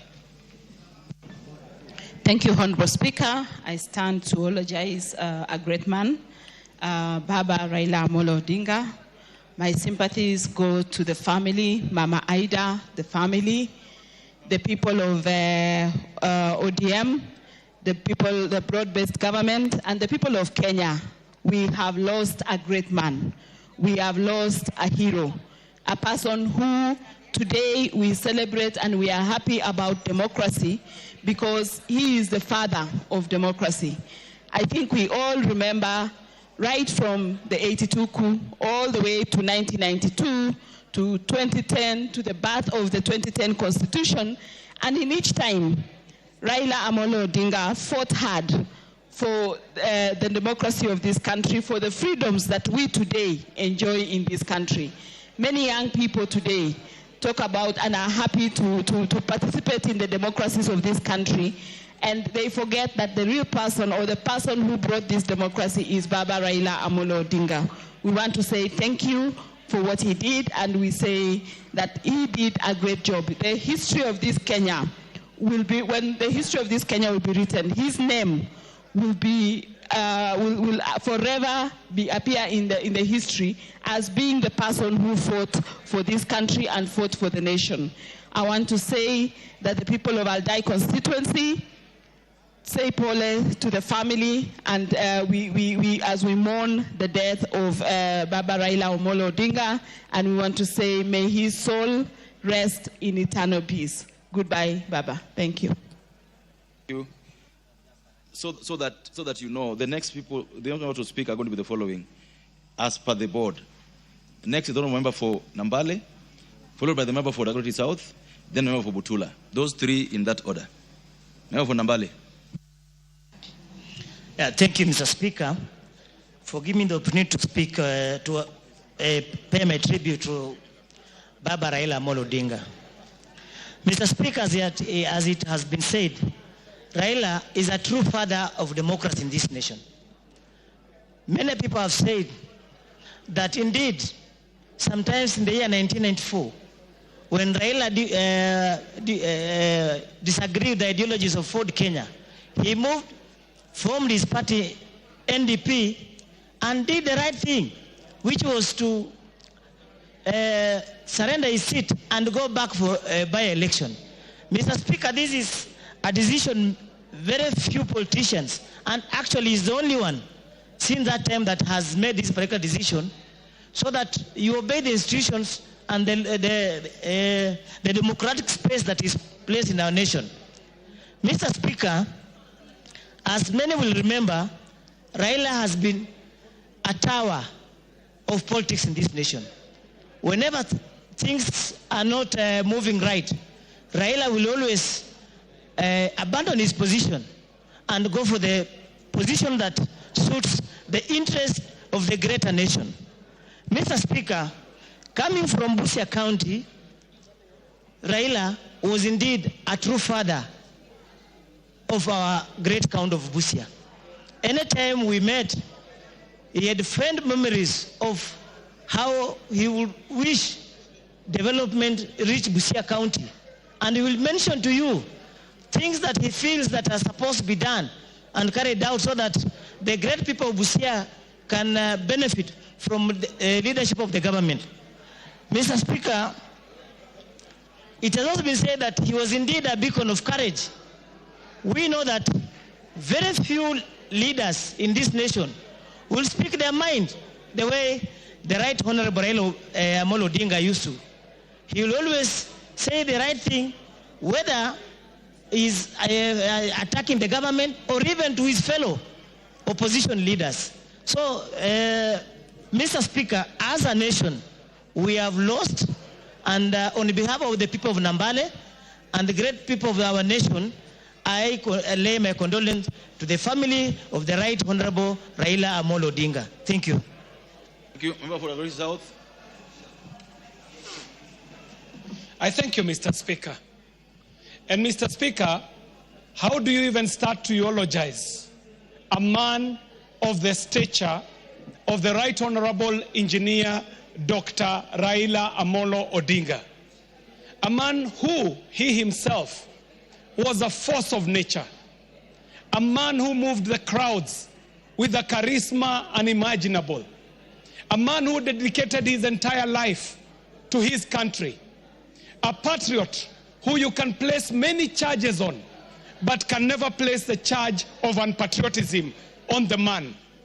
Mr. Speaker, this man that we eulogize today must be known as the father of opposition in this country, taking over from his dad, who was his blood father, who is also known as the Doyen of opposition. Mr. Speaker, I stand here on behalf of my family and the people of Dagoretti South constituency to pass my condolences to the family of this great Kenyan, because the world has lost an icon. Africa has lost an enigma. Kenya has lost a leader. To me personally, Mr. Speaker, I have lost a political father. Mr. Speaker, I met the late former Prime Minister as a very young man when he used to be a youth leader within the Ajip House, campaigning for his father, Mr. Speaker, when the original Ford was formed. When Raila was a young man is when I met him. Later on, Mr. Speaker, I went on to be a youth leader in his party. I was the first national president of the ODM Youth League. When I met Raila, he was at his prime. That Raila who would capture people just with his greetings. The man who would walk into these rallies and he would lift one hand and he would say, "Haya, haya," and the world would go silent. And he would lay out the history of the country to the people. And when he had captured the attention of these crowds, he would end it on a high. Tendawili, tendawili. Now, Mr. Speaker, this is the gentleman that I eulogize. A man who picked me up when I was trying my skills in politics as a young man, took me to Dagoretti, introduced me to the people of Dagoretti, delivered an election for me in an election that he himself also won. Mr. Speaker, Raila Odinga won the election of 2007. But try as we did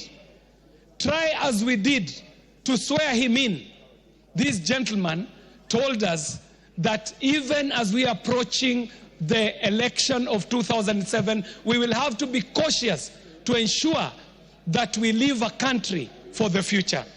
Mr. Speaker, condolences to my colleague, the Honorable colleague in Senate, the youth leader, the Gen Z himself, Dr. Oburu Odinga, to the children, Winnie, Junior, my very good Odinga. Here, we want to thank this family for sharing such a consummate patriot with Kenyans. When Kenya called him Baba, we meant it. But we know that he was the blood father of these children who had given up their father, committed him to the service of nation. And today, we mourn a great Kenyan. And as I said, Mr. Speaker, the world mourns a great icon. Kenya will be mourning an enigma, and so will Africa. But for me, Mr. Speaker, I want to eulogize a great patriot who also happened to be my political friend.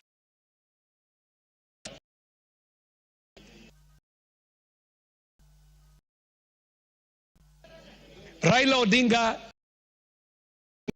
Baba.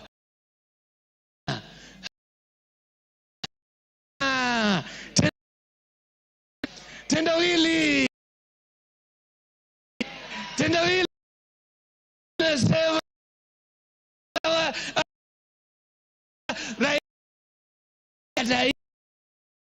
Sawa.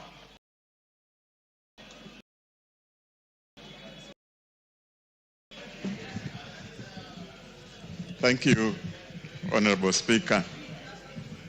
I stand here on behalf of my family, my great people of Butula, and the entire ODM fraternity to eulogize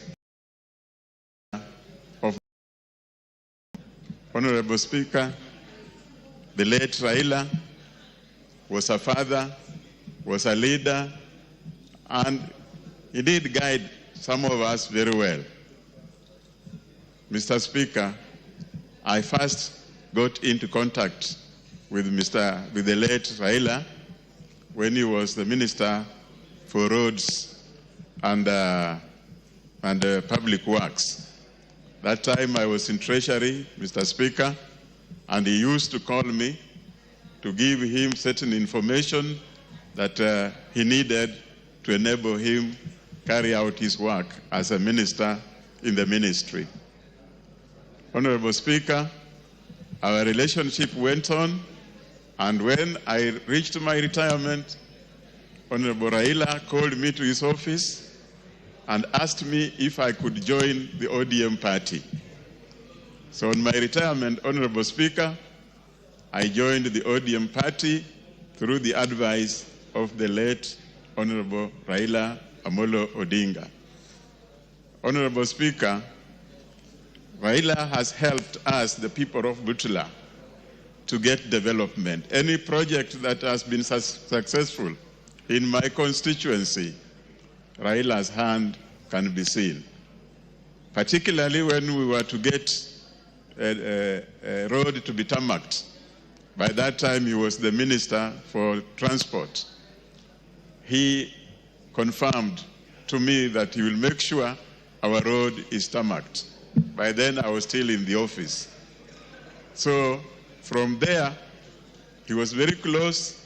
He was asking anything that we want in Butula, we give him, and for sure, he has helped us a lot to get the development, not only in Butula, but also in the entire Busia County. Honorable Speaker, the late Raila will be remembered dearly by the people of Butula and the people of Busia. Anytime there was arrangement for Honorable Raila to come to Busia, people came out in big numbers. Everybody wanted to be close to him. And he was calm, he addressed people, and everybody was happy with his guidance, his advice. And he always told people, be peaceful and work hard. So he made us work hard for the benefit of our people of Butula. Honorable Speaker, we eulogize a great leader and an icon in African politics, and a person who is loved all over the country. He did much for this country, and his name will not be erased in any records of this country. It will be difficult to erase the name of Raila from our people. We will continue remembering him, and I want to send my condolences to the family, particularly the wife, Ida, the children, and the brother, Honorable Dr. Buro Odinga, who is also my great friend, and the entire ODM fraternity. Thank you, Honorable Speaker. Thank you. Member for Matuga. Asante Mheshimiwa Spika kwa kunipatia fursa hii. Niruhusu kwanza nianze na aya ya Quran tukufu, sura Al-Imran aya ya 185 inayosema kulu nafsi zaikatul maut, kwamba kila nafsi iliyoko hai itaionja mauti. Tukiwa hapa sisi sote tutaonja mauti, na wale ambao pia tukiwa hapa tunajua kwamba wapo ambao Mwenyezi Mungu ameweza kuchukua nafsi zao. Lakini kwa nini leo tumechukua fursa hii kuzungumzia nafsi moja ya Raila Amolo Odinga? Hii ni nafsi moja, ni mtu mmoja ambaye katika halaiki ya watu, yeye peke yake ndio watu waliamua kumuita baba. Sikumbuki hata sehemu moja ama siku moja ambayo yeye alisema kwamba niiteni baba. Lakini watu wenyewe kwa yale ambayo ameyafanya, yale ambayo ameyatenda, yale ambayo anayozungumza, wakaona huyu ndiye baba yetu. Kila mtu alizaliwa na babake, lakini watu wenyewe wakaamua hivyo. Watu wa Pwani tunajua siasa kutoka zilipoanza, lakini kwa ujumla watu wote wa Pwani baba. Na kwa nini inakuwa hivyo?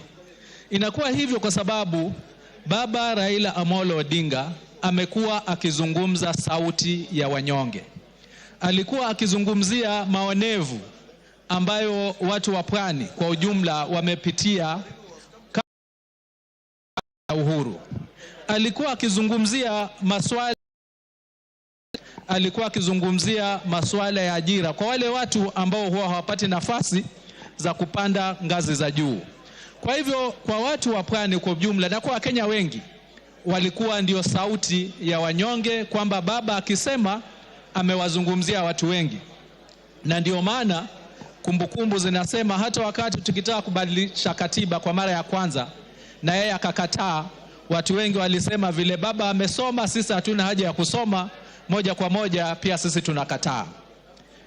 Mheshimiwa Spika, miezi miwili iliyopita tukiwa tunapeana mradi pale wa umeme na Mheshimiwa Waziri Wandai, tukiendelea na hizo sherehe, Waziri Wandai aliweza kunong'onezea kwamba nimepigiwa simu na baba akiniambia kwamba katika eneo lako bunge kuna shule ambayo imetajwa Jaramogi Oginga, na ameniamrisha kwamba kabla nitoke Matuga niende kuiona hii shule. Baada ya hiyo sherehe tuliambatana na waziri mpaka kule sehemu ya Mazumalume ambayo hii shule ipo, ambayo nimeweza kuijenga kupitia mfuko wa NGCDF. Lakini kuna historia kwa nini hii shule imejengwa pale. Mzee marehemu bila shaka, ambaye babake alikuwa katika wale watu ambao alipigania uhuru, aliwahi kukaa na baba yake baba Raila Amolo Odinga mwenda zake Jaramogi, mpaka kukaa nyumbani kwake Simba. Na hapo basi akasema mimi kabla nife nitapeana eka 10 ili kujengwe shule na itajwe Jaramogi Oginga Odinga. Na tulipofika pale, baada ya kuiona, Waziri Wandai akazungumza na baba na akamwambia baba alikuwa amemwamrisha kati ya yale madarasa mawili ambayo nitaongezea hii shule, yeye pia atapeana pesa kutoka kwa mfuko wake ili ile shule iweze kuimarika. Baba ameenda, lakini nina imani kwa sababu Waziri Wandai yupo, bado hiyo ahadi itatekelezwa. Na huo ndio upendo wa baba ambao alikuwa nao kwa wananchi wa Kenya, wananchi wanyonge, kuwapenda bila kuwabagua. Na ndio maana watu wa Pwani wakawa wakati wowote wanasimama na yeye bila ya vishawishi, ila tu kwa sababu ya sauti wake na moyo wake mkunjufu. Kwa niaba yangu na watu wa Matuga na familia yangu natoa rambirambi. Mwenyezi Mungu aweze kuangalia roho yake kwa huruma kulingana na matendo yake mema aliyoyafanya. Asante Mheshimiwa Spika. Asante. Honorable Dorothy Ikiara.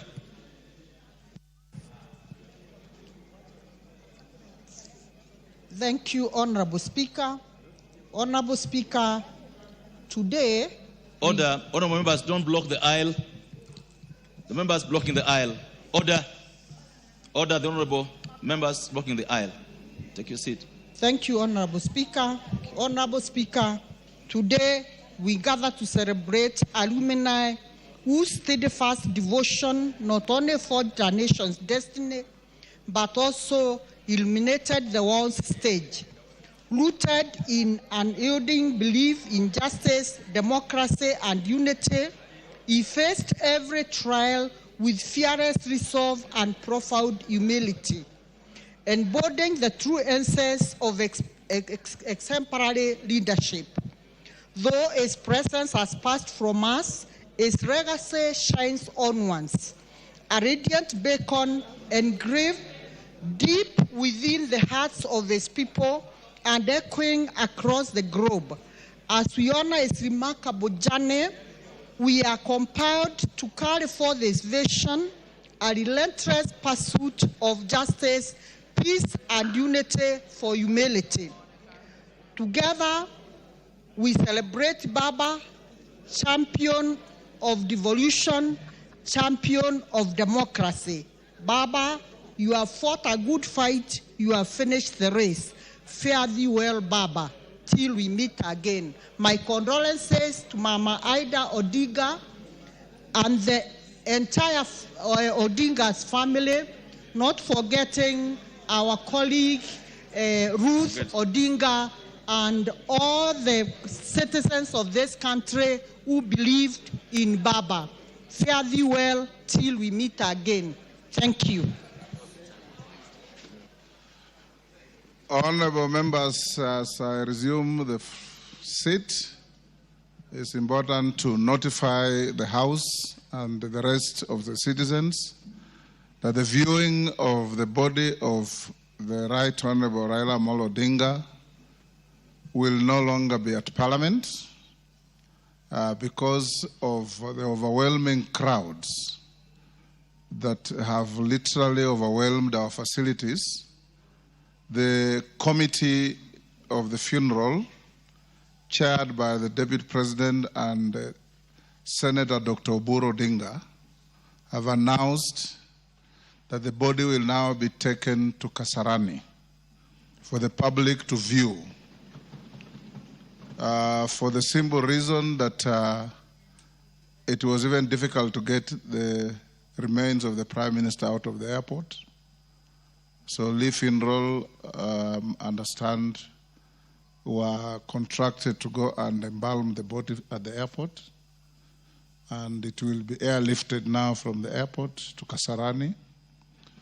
And those of you, particularly Nairobi MPs, please take the responsibility as much as you possibly can to inform your constituents that they can slowly snake to Kasarani to go and view the body.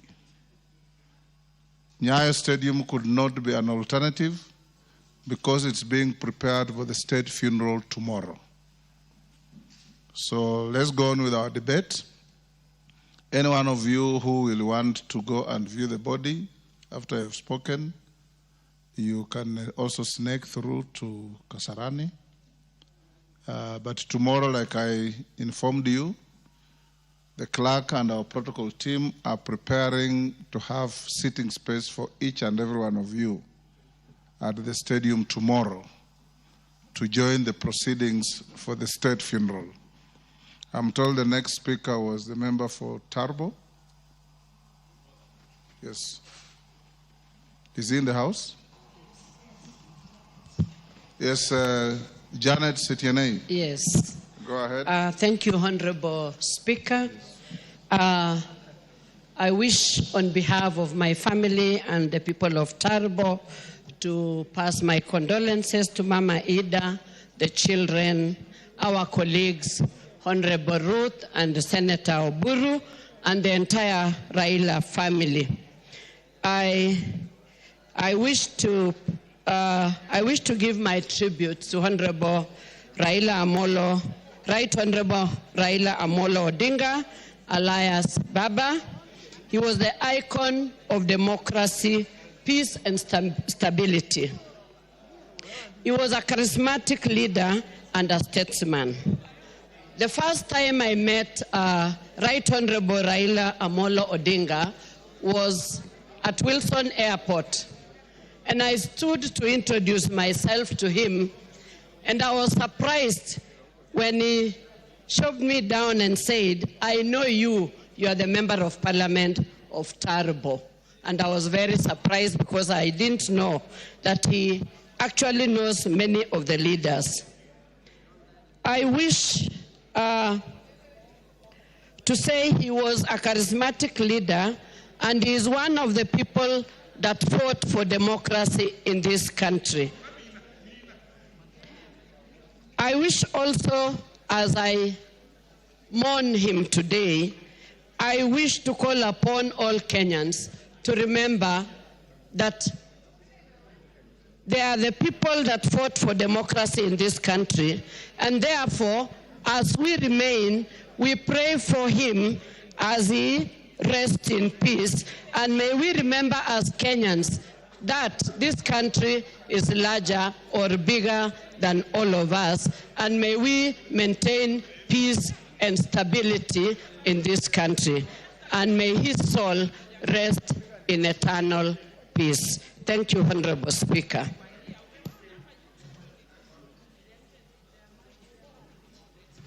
Thank you, Honorable Speaker, for this chance.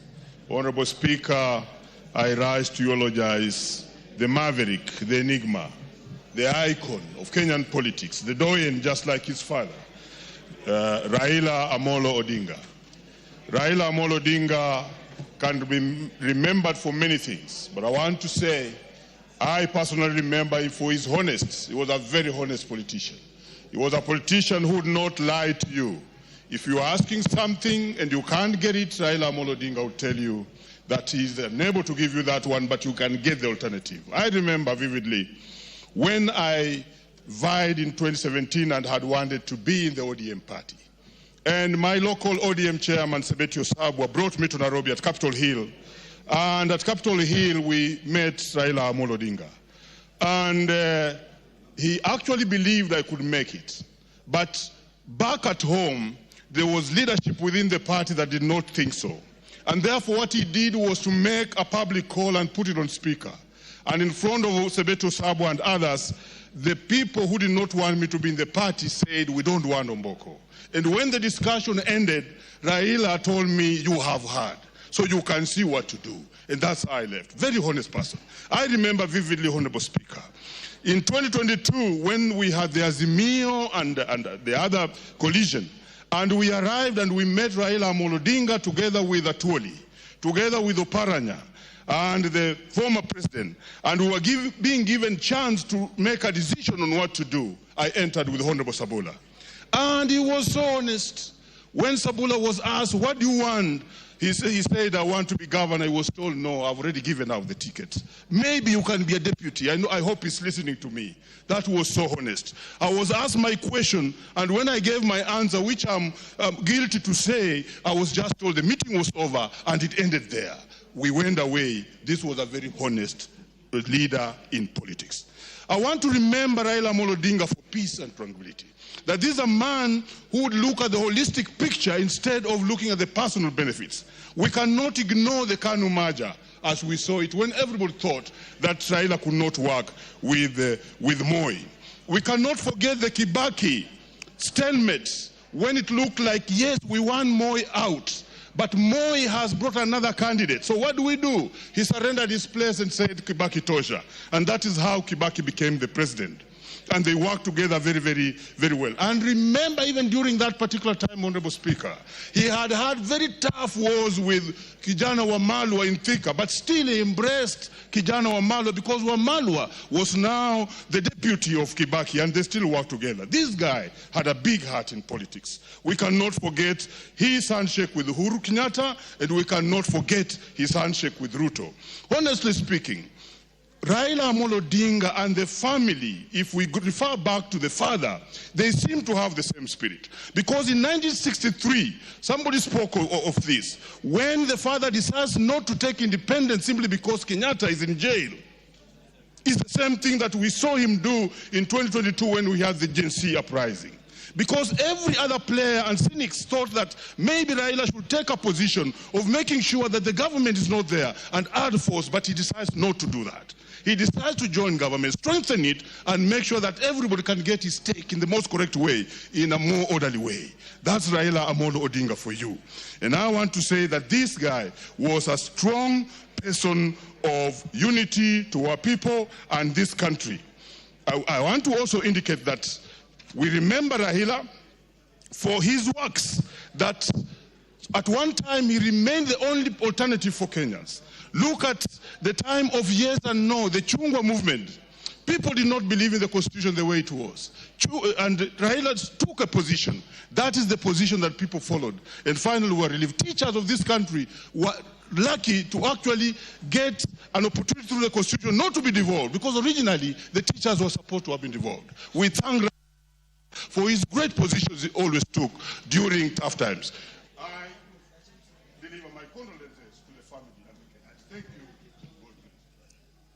Thank you. The next in line is member from Sambweni.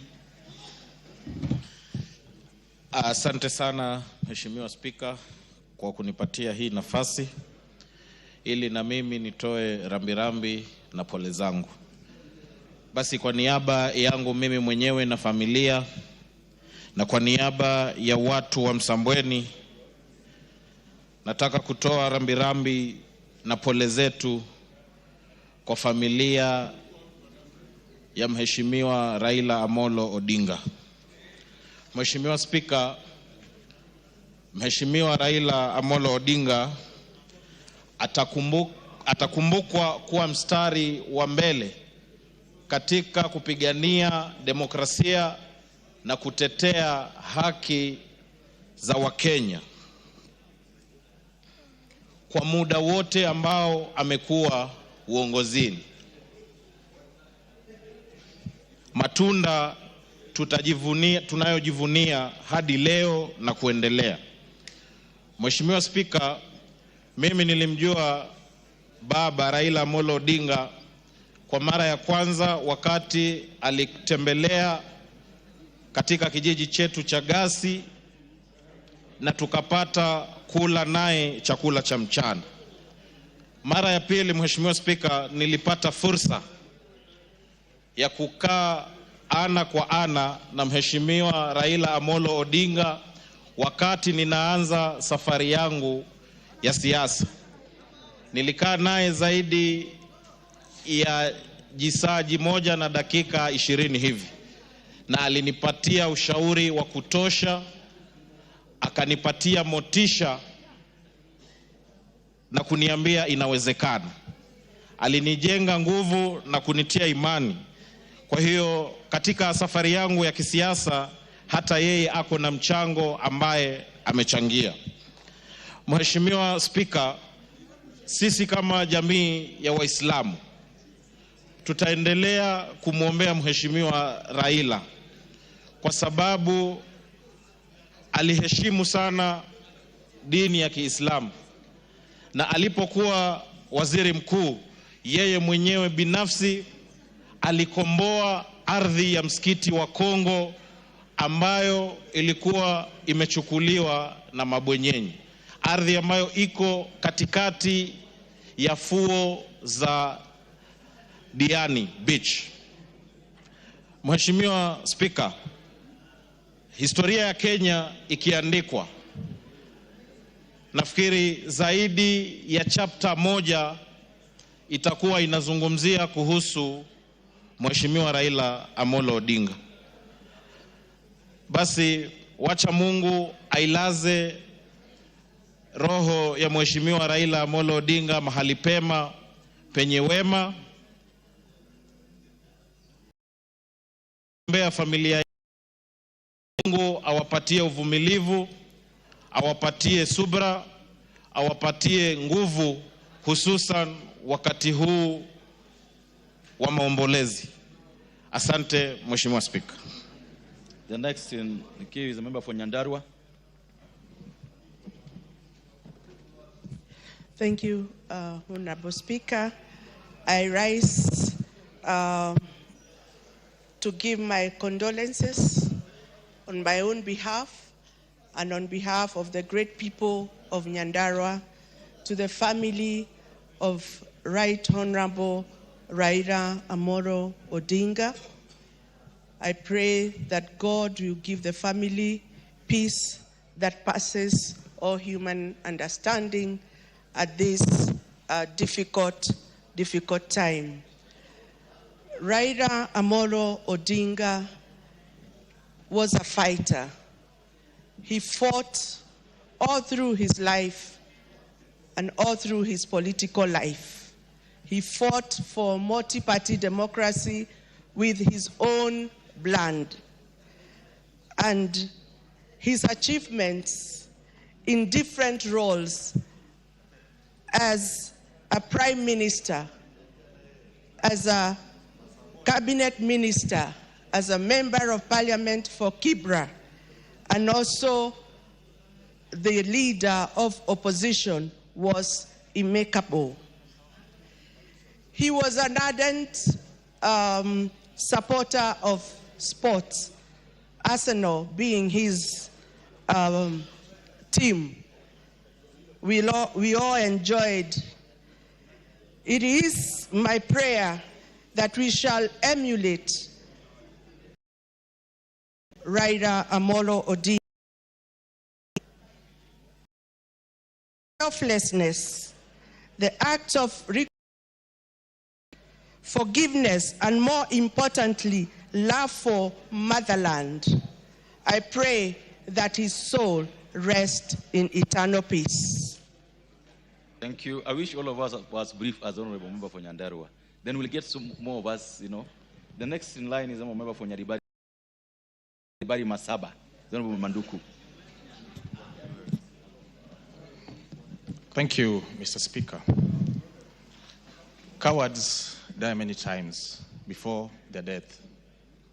But for my party leader, Raila Odinga, to die in a far-away land just confirms the timeless creed that this is not our home, we're just passing through.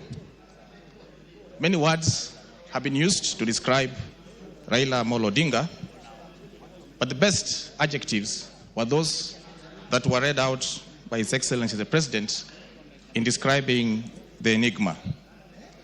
How I wish those of us seated here will one day be described in a similar manner when we die, because of the contribution that we will have made to this nation. I was very privileged to meet Honorable Raila Odinga way back in 1994 when I was a student at the university, and I served as a delegate of the Ford Kenya party. Later on, I became his personal architect, and we built many houses with him. But the most important thing that we built was a friendship that lived to this day. I served, and I continue serving, in his party as member representing Nyaribari Masaba. And all these days, I've sat at his feet and learned many a great deal. I want to inform the House that even in his death, we were planning to launch, in conjunction with the National Museums of Kenya, phase 2 of the Jaramogi Oginga Odinga Mausoleum, where he had tasked me to put together a team of architects and engineers so that when he came back from India, would visit the site and break the ground. I hope that that project, which was pet in his mind, would soon come to fruition. To Mama Ida Odinga, I want to tell you that you still remain our mother. Together with your children, we shall support you and we continue loving you. To all the family of Jaramogi, and by extension, the Luo fraternity, I pass my condolences on behalf of the people of Nyaribari Masaba and the Kisii County. May the Enigma's soul rest in eternal peace. Thank you, Mr. Speaker. Thank you. The next one is member for Mandera South, Honorable Abdul Haro.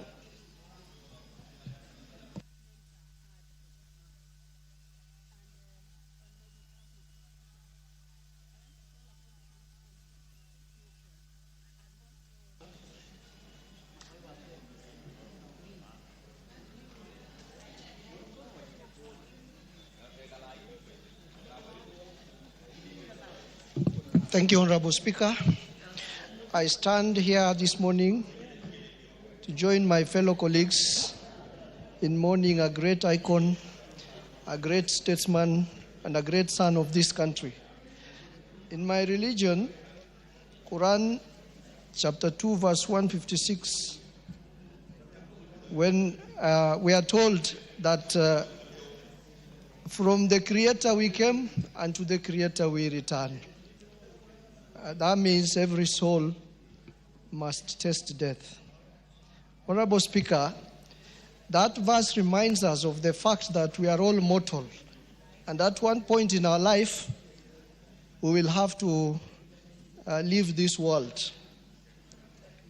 It's only that some will go before the others, and all of us ultimately, on the appointed date when we are supposed to leave this world, will all follow. And therefore, I take this opportunity on my behalf and on behalf of my family and on behalf of the people from my constituency, Mandera South constituency, to pass my condolences to the family and friends and Kenyans following the death of the great son of this country, Raila Amolo Odinga. Honorable Speaker, a lot of words have been said here to describe the greatness of Honorable Raila Amolo Odinga. One of our members said he's our Mandela.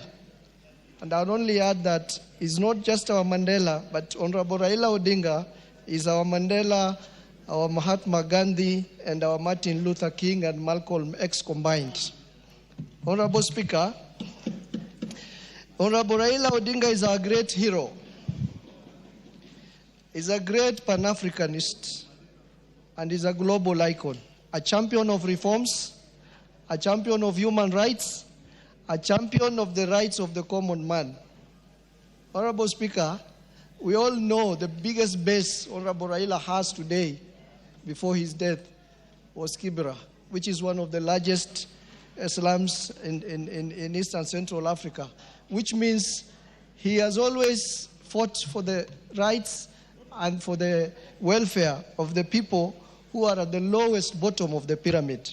Honorable Speaker, one of the lessons we learned from Honorable Raila Odinga is that Raila taught us that protests do not necessarily need to be destructive. Protest can be used constructively as a tool of social change. Honorable Speaker, it is as a result of those protests which are positively used as a force of social change that Honorable Raila participated in protests that enabled this country to get rid of Section 2A in our Constitution to usher in multi-party democracy. Honorable Speaker was crucial in the IPPG package of reforms, which were reforms for legal, administrative, and constitutional reforms at a time when this country was going through very difficult times. Honorable Raila was also instrumental in the Constitution of Kenya 2010, which ushered in devolution. Honorable Speaker, I will crown it all or end my eulogy by reminding us of the first stanza of our national anthem, which says, "O God of all creation, bless this land and nation, justice be our shield and defender, may we dwell in unity, peace, and liberty." That stanza alone describes the legacy of Honorable Raila Amolo Odinga. Yes, indeed, Raila Amolo Odinga, the king, is dead, but Baba lives on. Thank you, Honorable Speaker. Next is member for Marakwet East. Thank you, Mr. Speaker, for giving me this opportunity to eulogize our former Prime Minister, the Honorable Raila Amolo Odinga. Speaker, the political space, as members of Parliament here, those who to come up is attributed greatly to the Raila Amolo Odinga. Speaker, the Honorable Odinga is remembered Mr. Speaker, if liberation of this country during the one-party rule, the Honorable Odinga, Mr. Speaker, is the real architect and the father of our new constitution of 2010, which has given us many freedoms, Mr. Speaker, which were not there before. Speaker, on behalf of the people of Marakwet East, my own behalf and my family, I want to send my condolences to the family of Raila Odinga and his family, the friends, and also the ODM family.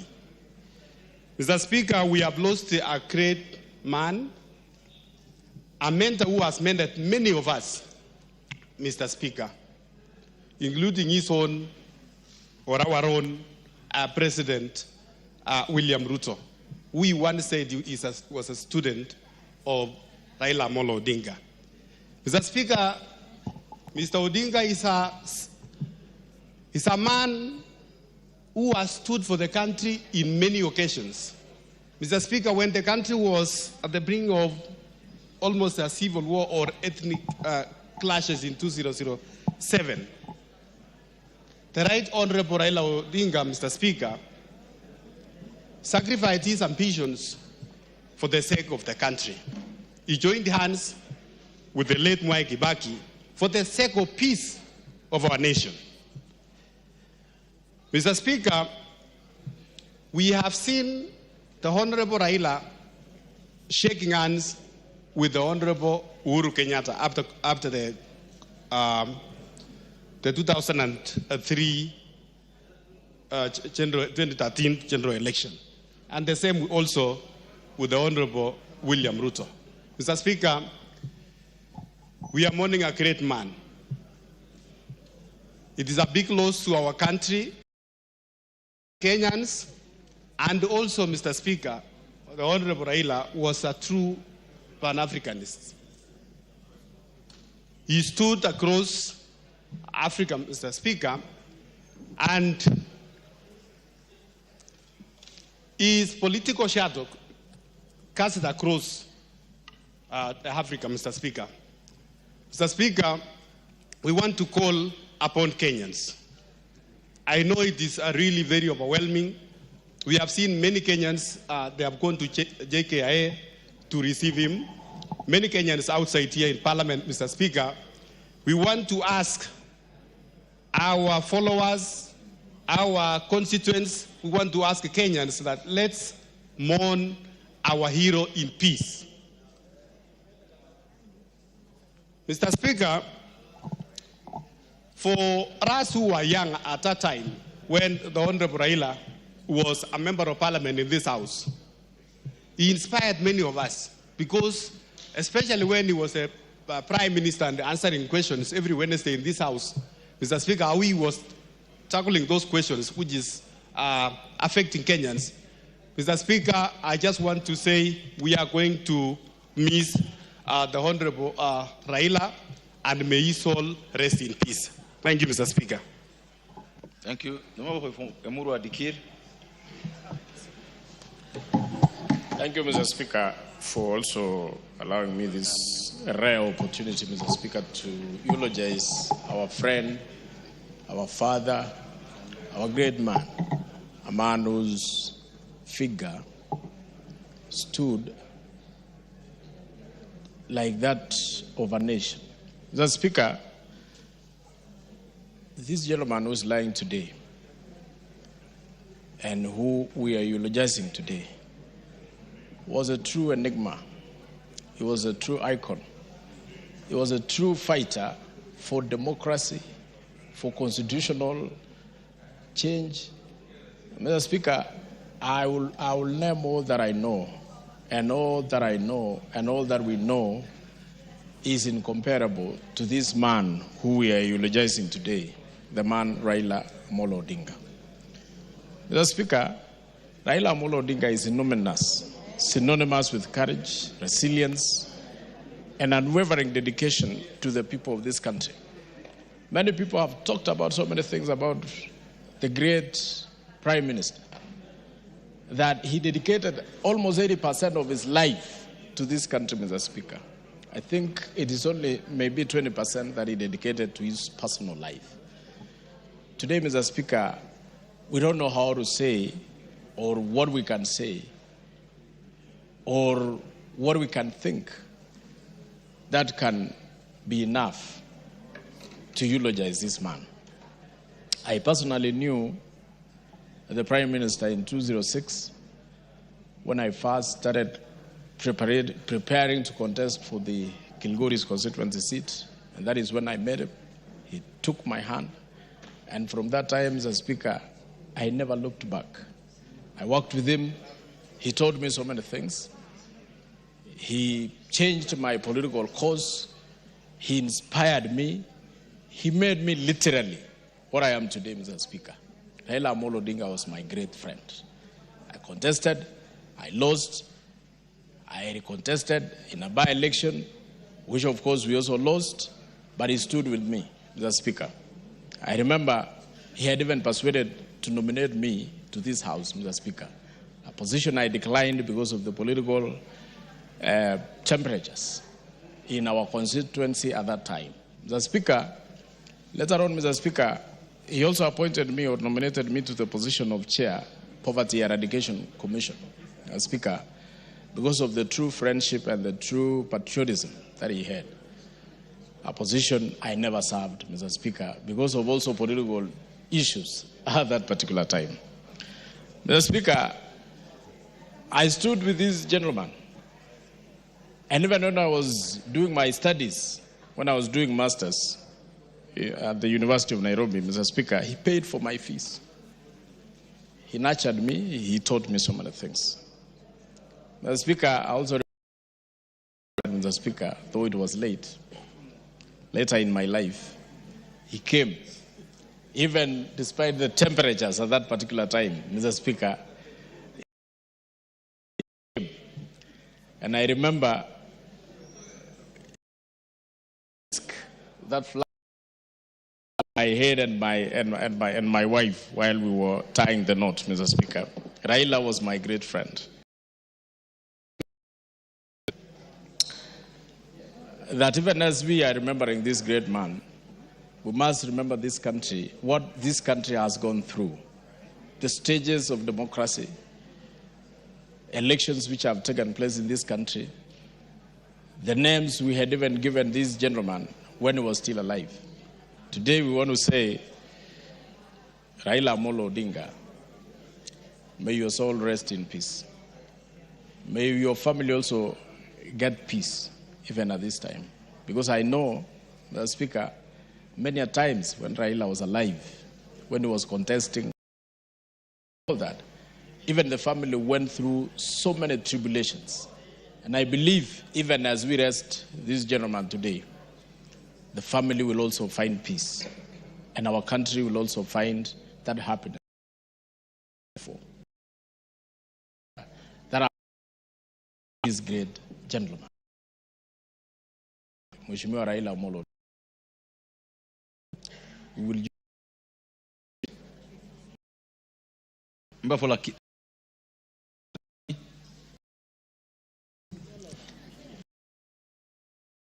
the Speaker for giving me this opportunity to send my the family of the Raila Odinga. This is a gentleman I really admired. I must admit I have never voted for him, but he's a gentleman I admire. Mr. Speaker, I've vied for 5 consecutive times, starting 2002, 2007, 2013, 2017, and 2022. I've won twice. I've lost 3 times. When I lost in 2017, I nearly went to depression. But I remembered this gentleman, that he has lost so many times, but he is ever joyful. So he encouraged me for his resilience, and that gave me a lot of encouragement. He was also a lover of sports. I remember in the last concluded Chan Games, I could see on Raila Odinga attending to all the matches that were being played. Even with his advanced age, he would go there very early and remain there until the matches are over. It is for that round for sports that I'm proposing that the newly built Taranta Hera Stadium in Dagoretti, after Honorable Raila, named Raila Odinga Stadium, so that his name can be remembered for very long. Finally, eternal rest grant unto him, O Lord, and let perpetual light shine upon him. May he rest in peace. Thank you. Well said and very well briefed, very brief and to the point. That'll do well. Member for Mavoko.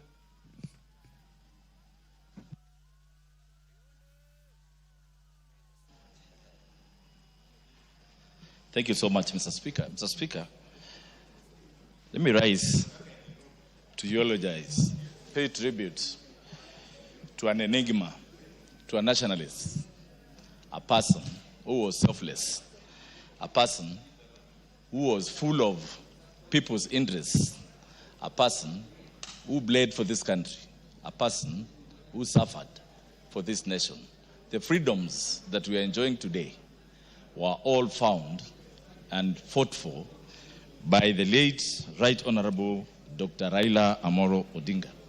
Mr. Speaker, allow me this morning to thank all members of this House who have seen it fit and understood reasons why we could not continue laying the late Raila Amolo Odinga in state in this House. The love that his people have shown. Mr. Speaker, starting from the airport, you saw how the mourners went even to the aeroplane that was carrying the remains of the late Raila Amolo Odinga. Coming here to Parliament, we had to make a quick decision, which all of you've understood. You saw the way the crowds were building up outside there, and of course, it was going to pose a big threat to this House. So I want to thank you for understanding. But however, allow me, Mr. Speaker, to say Raila Amolo Odinga is one of the people that myself and the people of Mavoko loved. In fact, I want to tell this House, all the final campaigns of 2013, 2017, 2022, the final rallies were done in Athi River and Mlolongo, and they were mammoth.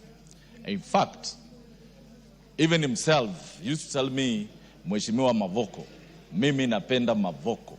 So, on behalf of the people of Mavoko, I want to bring our heartfelt condolences to the family of the late Raila Amolo Odinga, Mama Aida and children. I know the burden is not yours alone, it's for all of us. Right now, it is known my party leader, Dr. Stephen Kalonzo Musyoka, has stood with Raila Amolo Odinga from 2013, 2017, and 2022. We were there, even despite him not being the running mate. We have supported him. We have always seen Raila as our father. We have seen him as our party leader. And indeed, when we come to this House, from CORD to Asimio to NASA, we've all rallied behind him. And I have seen his true leadership. In fact, it's important for this House to know I am Commissioner courtesy the late Raila Amolo Odinga and my party leader. He is a man who convinced me, in fact, not to run for Machakos County governor, to let it go, then I come to Parliament. And that shows you how he had good negotiating skills, and Raila will never get annoyed at you. He will tell you the truth. He will advise you which position to run for.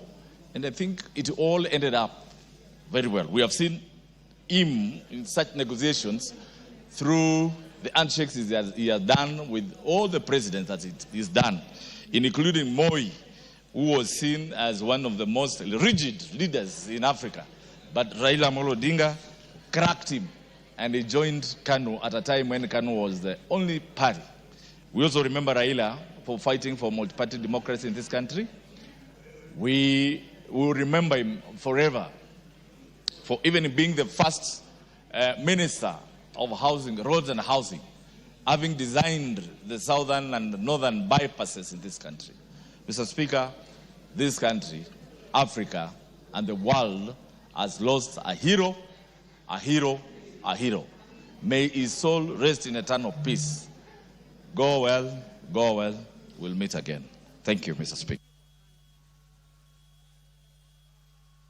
The honorable member for Uriri, followed by the member for Mara. Member for Uriri, the member for Mara. In that order, then the next one on the board is the member for Endabes. It is going to be like that. That's what they're going to be, the way it is. When you get your chance, when your chance comes, you're going to get a chance. Thank you, Mr. Speaker. Indeed, today is like from yesterday. The country is in mourning. I have a written tribute, and Mr. Speaker, you'll allow me to quickly run through it. Today, Kenya bows its head in sorrow and pride. Raila Odinga has rested.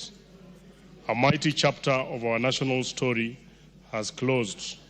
Yet in grief, we rise to salute a man whose life gave meaning to courage, resilience, and faith in our republic.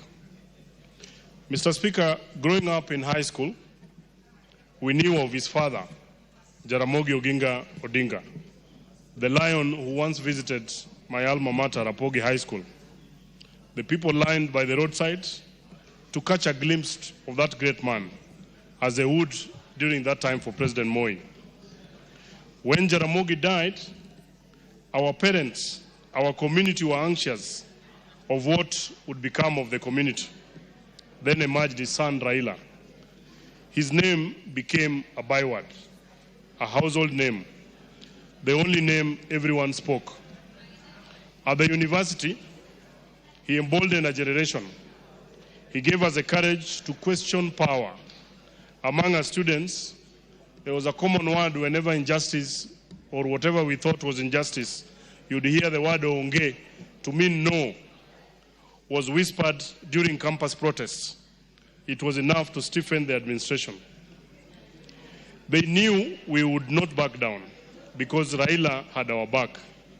He symbolized defiance in service of justice. He was detained without trial, tortured in the dark cells, yet he walked out preaching peace. He carried no bitterness, only conviction that Kenya must be better. He used his suffering to build bridges where others have built walls or would have built walls even then. I first met him around 2013 during his presidential campaign launch. I caught the political bug then. He urged us, the young people, to throw our hearts in the ring. I did. I ran for Migori County Governor during that time. I was unsuccessful. But it lit a fire that still burns. Unlike modern day politicians, Mr. Speaker, who mobilize their followers with tokens and money, Raila gave no handouts. People followed him naturally. They followed the force of his ideas, his sacrifice, and his belief that freedom was a sacred duty. When I later ran for Member of Parliament of Uriri, people told me that for you to get the ODM ticket, you had to pay money. But when I won the nominations, my opponent then took me to the tribunal. He called me a relatively unknown candidate and simply said, if you have won, you get the ticket. I didn't pay a coin. That was Raila. Fair, principled, and allergic to injustice, even in small things. We had our moments after the 2022 elections.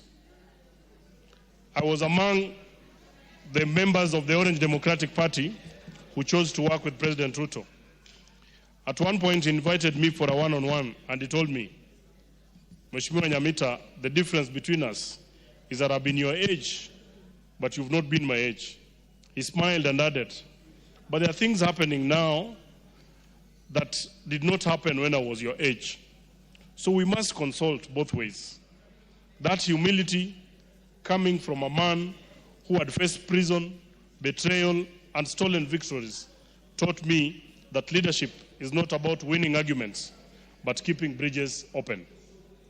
He believed peace was patriotic. He separated the office he sought from the well-being of the country.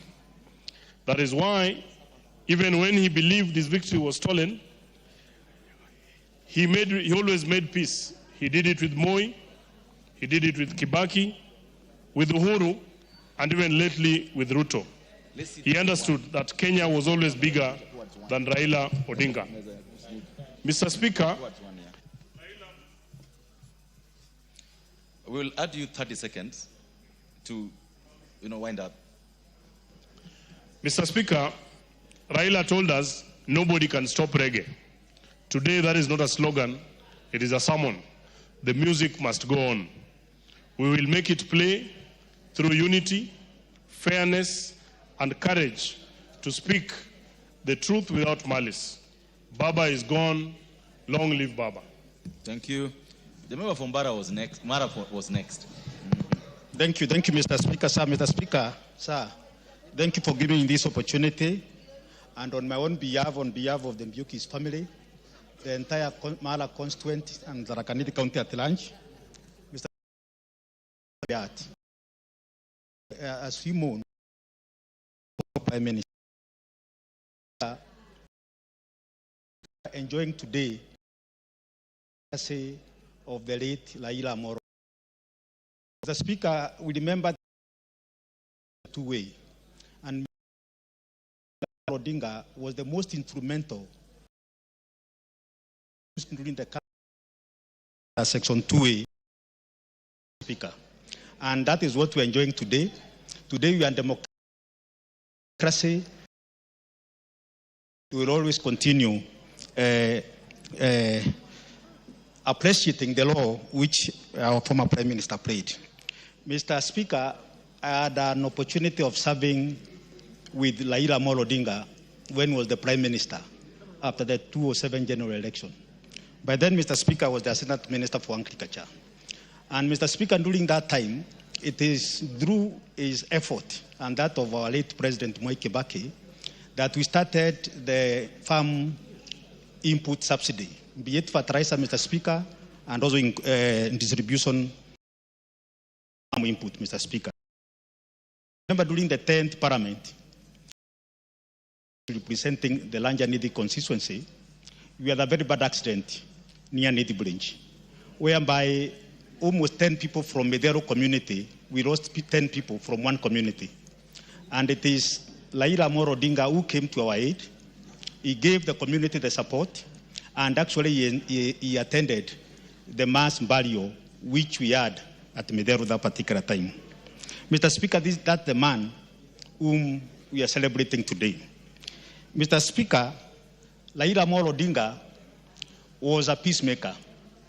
Even after several contentious elections from 2007, where he had an handshake with Mwai Kibaki and he became the Prime Minister. Come 2013, Mr. Speaker, he still had an handshake with Uhuru Kenyatta in 2017. And currently, Mr. Speaker, this country, it is enjoying the fruit of the broad-based government. And that is Raila Odinga for you. Mr. Speaker, Raila Odinga was a pillar of political stability in this country. And I would really like us as political leaders to emulate him, continue preaching peace, even the time of difficulties, Mr. Speaker. His ability to build bridges among bridges in political divide, Mr. Speaker, is what actually, Mr. Speaker, should be able to guide us. Even under extremely very difficult circumstances, Mr. Speaker, we have seen the late Raila Odinga coming up in a very powerful way. Mr. Speaker, Raila Odinga has been standing for the peace of this country, even under the extreme circumstances, especially after the Gen Z revolution, Mr. Speaker. Gen Z came, Raila Amolo Odinga could have taken advantage of that situation and continue being on the other side of the divide. But he decided to have an handshake with His Excellency the President William Ruto, and the country has been able to stabilize. And up to and including today, Mr. Speaker, we have seen other leaders, other political party leaders also joining hands with His Excellency the President so that this country can be able to go far, Mr. Speaker.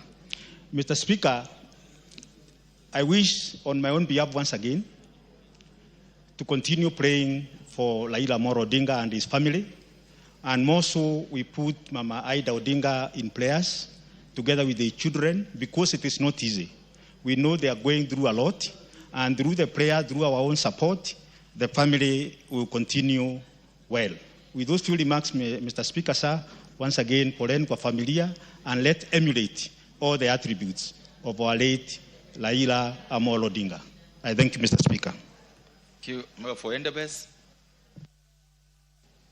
Honorable Speaker, on my own behalf and that behalf of the great people of Endebess, I want to send my condolence to the family of the late former Prime Minister Raila Odinga, to his children, to his wife, and to my colleague, Honorable Ruth Odinga, who is a member of the Budget and Appropriation Committee. Honorable Speaker, Honorable Raila Odinga was a great man.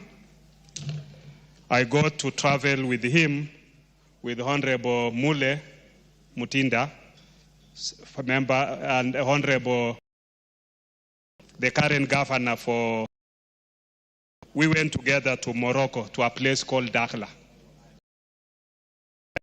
Honorable Speaker, you know Kenya does not Morocco's occupation of Western Sahara. So at that time, the clerk even tried that you are joining the where the and Honorable Mule and Mwadime we decided that return.